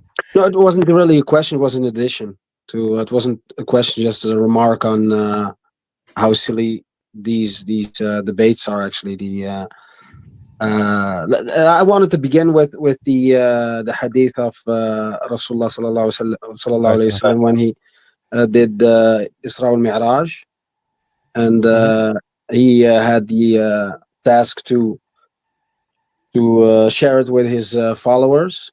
And he found that to be an impossible task, because who is going to believe him? And when he went to his friend Abu Bakr Siddiq, or when people went to Abu Bakr Siddiq and they said, "Did you hear what he said? He went on a buraq and so and so." And when Abu Bakr heard that, Siddiq radiallahu anhu, he said, "I believe him in something much bigger, and that is that he is the prophet of Allah, the creator of everything. So why would I not believe him in this?" So it's something silly to take something that is something like Haman, and from what I understand, it's something that is mentioned in the Bible, and it contradicts something that is in the Quran. But we had this before with the king in the time of Yusuf alayhi salam, the king and the pharaoh. And now it is actually proven that the Quran was right. The Quran was right that it would be a king. I don't know if you know the story of I think Yusuf. Fawad raised that example already. Oh, I'm sorry. Maybe I blacked out, or I was typing or whatever. Yeah, sorry about that. But it should be the case that the Quran confirms what we know, not the other way around. So when we find such things, we should say that the kuffar are backed into the truth, not that we should say, "Oh, see, the Quran was right after all." We know the Quran is true, and the kuffar are being backed. They can't go around it, because they find stuff that the Quran has already confirmed. Yeah, Quran is al-Furqan, it's the criterion. So I mean, for me, I find it useful. It's funny because when people come with these supposed contradictions, for me, it just like puts a laser guided target on where their problems are. Exactly. You know? Because we know what the truth is. We know where they differ from it. They've given a path of exactly how they got there. It's like thank you very much. Now I know what the issue is. Let's talk about the most stupid thing is actually there could be two people that are named Haman. That's even I don't really. Of course, but this is the thing. The kind of issues I'm talking about, it's not about the details of Haman. None of them will have read as much Egyptology as is in the article that Mansur gave. It's simply not the point. You see, it's always try and find out why are they really asking this question? What's behind it? What do they think that it exposes in Islam that they are not themselves vulnerable to? Or what is it that makes them feel it's a good attack or a bad attack, or it's uneasy, or what? Like what is behind this question? What beliefs is it based on? And so on and so forth. This is really where you gather intel about this person, and then you can figure out if it's someone who's just a bit misguided and you can help them, or you don't know how to help them, or they appear to be a clear enemy, and then you can choose appropriate subsequent actions. And the last thing I wanted to say is that people don't realize how little we know about the time of the pharaohs. Just recently they discovered that the time that they thought the pharaohs lived was actually the people that inherited the place. Most of the hieroglyphs were placed later than we actually thought, or actually the scientists. Widespread disagreement among Egyptologists even today as to what the timeline is. Yeah. That is what I want to say, that they know very little about that time period, let alone that we could deduce it's actually something. a very common phenomenon in almost all of Western academia, be it physics or even maths, or history or other things, where when presenting to the world external to their field, they present as if they have a solid united front, an ijma, right? Largely in consensus. Whereas whenever they're talking internally, they're deeply at odds on almost everything. And in fact, they're applying for funding on the basis that they don't agree and that they don't know. right? The They wouldn't question, have the funding. They wouldn't be writing the books if not for it. So exactly. it's a funny contradiction, but there is definitely a massive difference between outside and inside the bubble and how they treat people. Yeah. If you would ask someone with a broad knowledge of everything we know, what is the most certain thing we have in our society, it would be math. So someone would say math. Math is the most certain thing that we have. 1 + 1 is 2. Some people and say even that. there, I know a yeah, lot of maths, and I would still say La ilaha illallah. La ilaha illallah. Yeah, exactly. And I'm talking, of course, about kuffar. I'm talking, of course, about kuffar. Yeah, I know. In our world, they would say math is the most certain thing we have. But even math is, they know that math is not complete because some calculations cannot be made or some calculations are impossible, etc. So it's not perfect. Even that, something that we are so certain about is not But anyway, this complete. one, quick side, I don't want to drag the stream on for too long or too out of focus, but very interesting one observation that you make that most people would say mathematically proven is taken as being like a top level of proof, but actually all it does is it doesn't prove things to be true. It preserves belief. It's a subtle difference.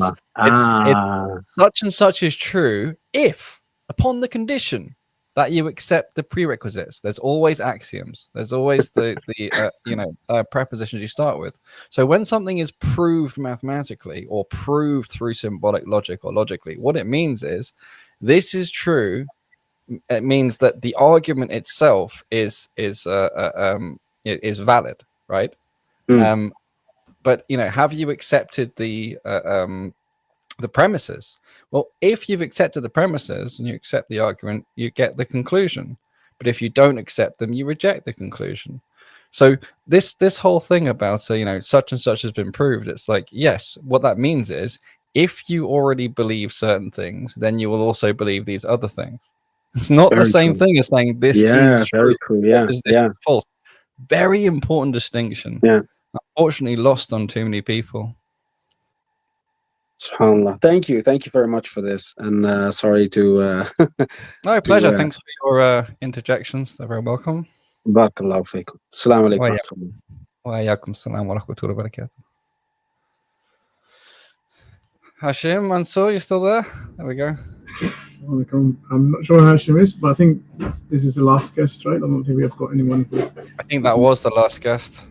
That's it. So I'd like to thank you all, Brother Fawad, Brother I.Hakim, Brother Muris. It's really a pleasure having you all here and discussing and sharing your knowledge and contributing to the broader scene of Islamic apologetics to our youth and the elderly, like we're becoming, right? And I think knowledge needs to be one thing we've learned is knowledge needs to be shared. It's no point keeping it in books and in libraries and shelves, because without this essential knowledge, people are being misdirected, people are being abused, people are being treated unfairly in their reason. Eventually, they are misled. So there's a lot of deception that's happening where Muslims are being tricked into thinking that Islam may not be the truth. Islam may not hold. It's interesting. When Allah wants to take away knowledge, He takes away the people of knowledge. It doesn't say He takes away the books. It's the people of knowledge. That's what matters. It's a very, very interesting point. So exactly to your point, there's no good having this as information sources out there and think, oh, I don't need to learn it because it's out there. If you don't have it in your head, it's not going to fire. Your neurons aren't going to fire. It's not going to make the connections. You're not going to know to look for it. You're not going to know what you're looking for. So yeah. Really important to learn it, even if you know you can Google it. That's why every prophet, when was given revelation, for several Risala, it's actually mentioned in the Quran that they're given the scriptures and the hikmah. The hikmah is very important. Sahih. Yeah. So there's 3 points I want to make. Actually, before I do that, I want to thank everyone who's been with us all this time, watching us, contributing, even commenting critically, disagreeing with us. That's not a problem at all. We can agree to disagree, and we can learn even from yourself. I mean, this is something that you perhaps don't understand, that Muslims have a mindset where we are always learning. Every day we're learning. We can correct our views, we can correct our mistakes, but because Islam is the truth, our understanding of Islam may have been wrong, but Islam is true and correct. We just need to come up to that level of understanding and that level of standard.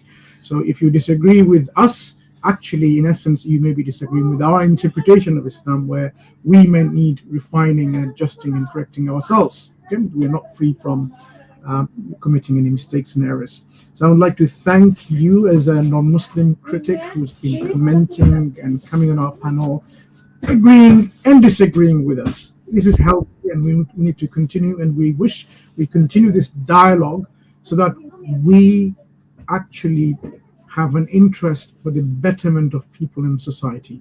At the end of the day, if people benefit, if they come away from some kind of hedonistic lifestyle and nihilism, and they have a meaningful life with quality of life, people are happy in this life, and they secure their place in the hereafter, this is the real success. So this is the journey that we want to all share together.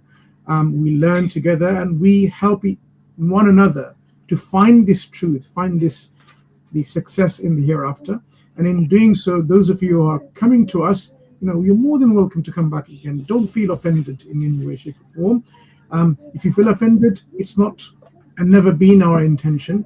And those people who are commenting, for example, in the comments, we have moderators who are thanking, and we appreciate their efforts from all that you are doing a great job to making sure that people don't get offended in the comments by other people who are making offensive comments, making insults and so on. This is not acceptable, and this is not something that we tolerate here.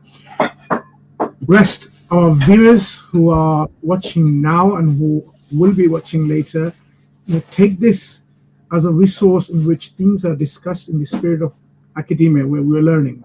So our critique may come very sensitive to you because you hold a belief not that we are sharing here, and you find that very troubling to you. At least be more stronger to find that, okay, if your belief is critiques, let me find out about my belief. What is it in reality? Am I in the correct belief or not? Maybe you should ask this question. If this belief is being critiqued so heavily and seems so reasonably, should I not think whether my belief, which is not Islam, may not be the truth? Maybe I need to rethink myself. And this is what we are encouraging you to do. This is thinking outside the box. This is thinking critically and evaluating your own belief system, evaluating what you have.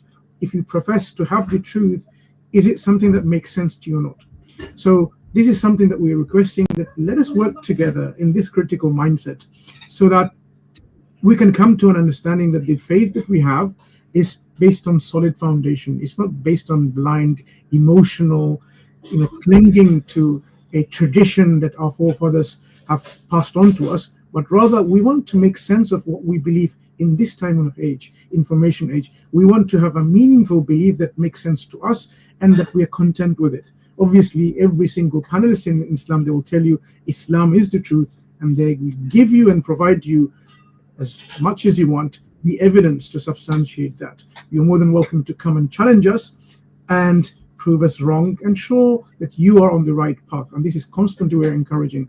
And we are not the only platform doing that. We have various other platforms who are doing the same intent, not to offend you, but to critically have a dialogue in which we learn from each other where the truth is, and we accept the truth wherever it might be. So Brother Fawad has a channel, Dots Connected to Islam, Coach and Faith for Islam Hakim, and they do both together. I mean, I will ask them to plug in their social media. And there are lots of others that our brothers are doing. I don't have to mention them. You probably have been watching it. Go and visit and go interact with them, because perhaps it's only when, making this kind of step of critiquing and learning and questioning, then we will know where the truth is. Okay. So my 3 points that I wanted to talk about after this program, very briefly. Number one, if Islam is being challenged and critiqued and discussed on social media platforms and so on, what should you be doing? You should seek information and knowledge from people who know about these things. Go to a scholar, go to a sheikh and ask. Look into the internet. In fact, now with the AI models so much developing GPT-5 now, fast, very informative, for example. You can ask and check, oh, is this true? This is the allegation they make. Oh, such and such contradiction exists and so on. The AI linguistic model, your artificial intelligence, will give you an assessment initially saying, baseless. This is where the critic didn't know what they were talking about. So you don't have to go that further. Even that will give you a clear that this was a baseless claim to begin with, some kind of deception and a trickery people are playing. So number one, you need to really ask yourself, why are they asking this? Is it because no one has thought about it and there's no answer available, no responses available on the internet? Have a basic level of search. If you can't find anything, do a deeper level of search. If you can't find anything, then learn how to do a deep search, like Brother I.Hakim was talking about. Maybe you don't know how to look for information, and that's why an article written 25 years ago, it didn't come up on your search. Not everything comes up. You need to search in a way and look for it. Okay, this is point one. Now, how do we engage with others? If you don't have the knowledge, the basic knowledge, should you be engaging? Should you be going and listening and consuming this kind of materials from anti-Islam website and social media, their Facebooks and their Instagrams and their YouTubes, whatever channels? Should you be going and debating them? Because you do not have the adequate basic knowledge to deal with these things. If you go there, what's going to happen, we can guarantee. You are going to be bombarded with shubuhat, doubts, questions that you have no answers to, because that's what they will give to you. They would know that how much you know, and based on that, they will give you information that you've never come across, and it creates more confusion. So, in fact, if you don't have that knowledge, why should you be going? This is the second point. And lastly, why are we even asking these questions? Why aren't we learning about Islam as Muslims? Why is our level of knowledge of Islam so low? Why aren't we taking the steps to go learn from a scholar, from our imams, from our knowledgeable people? If not available, online. Find resources online. Why are we so happy with what we are? Like, oh, if somebody asks you, how many surahs have you memorized? 5. Come on. We need to level up more. We need to increase more and more. Okay, I don't know what it means. Well, are you learning, looking at an interpretation or a translation? Why are we at this very level where I don't even know what I'm reading, for example?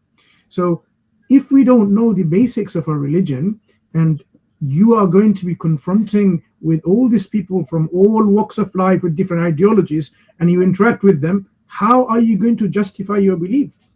Just a cultural attachment? This is not good enough. So we need to raise this bar and standards of our own knowledge. Every one of us who are Muslims, who have heard about all this discussion happening on YouTube and StreamYard and so on, we need to start a program of learning.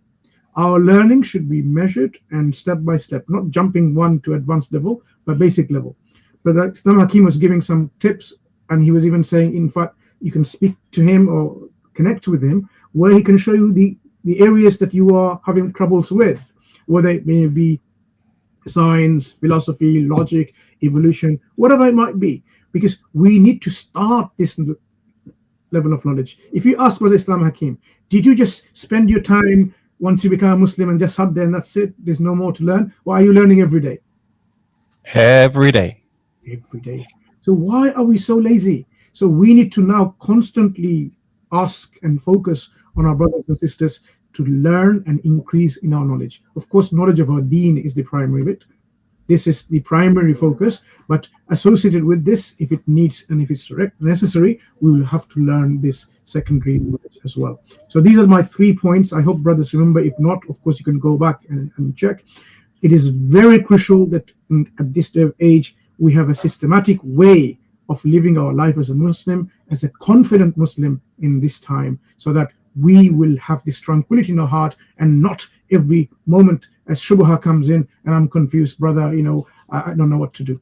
Yeah, may Allah give us the understanding and the tawfiq to continue this learning, and so that we can have a contentment, we have in our hearts tranquility, and life in this life good, and in the year to come, inshallah. Jazakumullah khairan. Yeah. This Hashim can summarize. Jazakallah khair. I think it's not much to say, but yeah, incredible stream today. As always, we learn something new. And alhamdulillah, we got Brother I.Hakim, Brother Fawad, mashallah, dedicated to the streams. They do it with their own, at their own time. It's not like we give them any payment or something like that. So may Allah give them barakah and tawfiq and keep them with the afia. Allah pays better than you, Hashim. I know. That's why, alhamdulillah, it's an honor indeed to share the panel with you guys. So yeah, I mean, there's not much to say other than we had another beautiful stream, learned quite a bit as well. So thank you for that, inshallah. I.Hakim and Fawad, anything to say before we close, inshallah? Jazakallah khair. I enjoyed the stream, learned a lot as usual from all of you, Ikhwan. And may Allah put barakah in our da'wah, and we do expect to get paid, but with du'as. With hasnat from Allah subhanahu wa ta'ala. Yes. Yeah, from me, just what he said and what he said. Okay, that's nice and short. Alhamdulillah. Yeah, just wanted to share one more good news. Our new channel, Dawah is Gold, where we post our old videos, alhamdulillah, has reached 10,000 subscribers already. So thank you for that as well. And we say missed opportunity. You didn't call it the golden oldies. that sounded a bit archaic than our videos even. Yeah, but it's for the old materials, so golden oldies. Perfect. Yeah, it's actually old is gold kind of thing. If that makes sense. That's why we call it Dawah is Gold. Didn't want to stretch it too long in the title. Yeah, you got a channel as well with the same name, is it? Cogent Faith Islam Hakim, is that right? Technically, there is a completely empty channel of this name. You can also find me on Twitter with That's this how we name. all start, I've just been busy doing more beneficial things on your channel and Dots Connected. But inshallah, when various things settle, I'll put up some materials. Yeah, I think the what you path should for me really to beat do is Rumsey's stuff. I think I want to do like a physics or against atheism version of Rumsey's stuff. Inshallah, something like that. Yeah, inshallah. What you really need to do is make short videos, like maybe 1 minute or 3 minutes maximum. And normally the youngsters consume short content rather than long form videos. This is what I'm practicing, but you've heard me go on and on and on. I do my best to keep it short. I really do. But shorts are one of the most difficult things to make. Subhanallah, like it's for me, it's so challenging. Okay, so here's a trick. Now that we have ChatGPT, what you can do is you can actually give the link of your video, the long form video you make, and ask it to summarize it, and you see the magic happen. And then what you can do is you can use that as a script for your short video. But most of the time, I want there to be a physical robot head version of GPT so that I can slap it. So I kind of really don't want to depend on it for making shorts. Which days, Brother Fawad, you are doing live on your channels? I'm sorry? When do you do the lives? On Fridays and Sundays. So we skipped the one last weekend, I think. But tomorrow, inshallah, we'll be doing our live streams, inshallah. And we might be actually extending that to TikTok as well, because YouTube has dried down a little bit. Some of the brothers, they wanted to switch to TikTok, inshallah. Yeah. There's also Tuesdays for the atheism streams. Oh, yes. And Tuesday is with Brother Islam, inshallah. He and Faisal, they'll be doing the atheist stream, inshallah. Yeah. So have you got editors who can actually create this short form? Yes. Yeah, the same guy, remember, he passed me his contact information. That brother is actually working with us. Oh, is it okay? Alhamdulillah. Yeah. Because the shorts are very important, It's good to have these long form explanations. So what you can do, shorts are basically like a springboard to your long form. Yes. So if you look at all the shorts, they have like under the title, there's like a small triangle with the name of the long video from where it's sourced. So if you click on that, it takes you to the long video. Long video. But like I said, most youngsters, actually most people today, they prefer the short videos because it summarizes things for them. And then if they're interested in knowing more detail, they just click on that link under the title, which will take them to the long form. So yeah, make sure you tell your editors to create the short form videos, and that also helps your channel. Most of the time the channel views and subscribers are driven by the short videos rather than the longer ones. Absolutely. It's a good practice always. Anyway, Jazakallah khairan everyone. I don't want to keep it too long because it's Friday night. It's already midnight here. Alhamdulillah. So until next time, assalamu alaikum wa rahmatullah. Subhanallah wa bihamdihi, subhanakallahumma wa bihamdika, nashhadu an la ilaha illa anta, nastaghfiruka wa natubu ilayk. I just wanted to thank our moderators as well. I forgot today. Sister Laila was there. I think Sister Iram was missing today. I don't know. Hope she's all right. Habib was there as always. MashaAllah, Brother Gambit too. And Bilal too. Alhamdulillah, Jazakallah khair for that. And I think Brother Naim was there earlier. So I just wanted to thank them all as well. Thank you very much. Salam.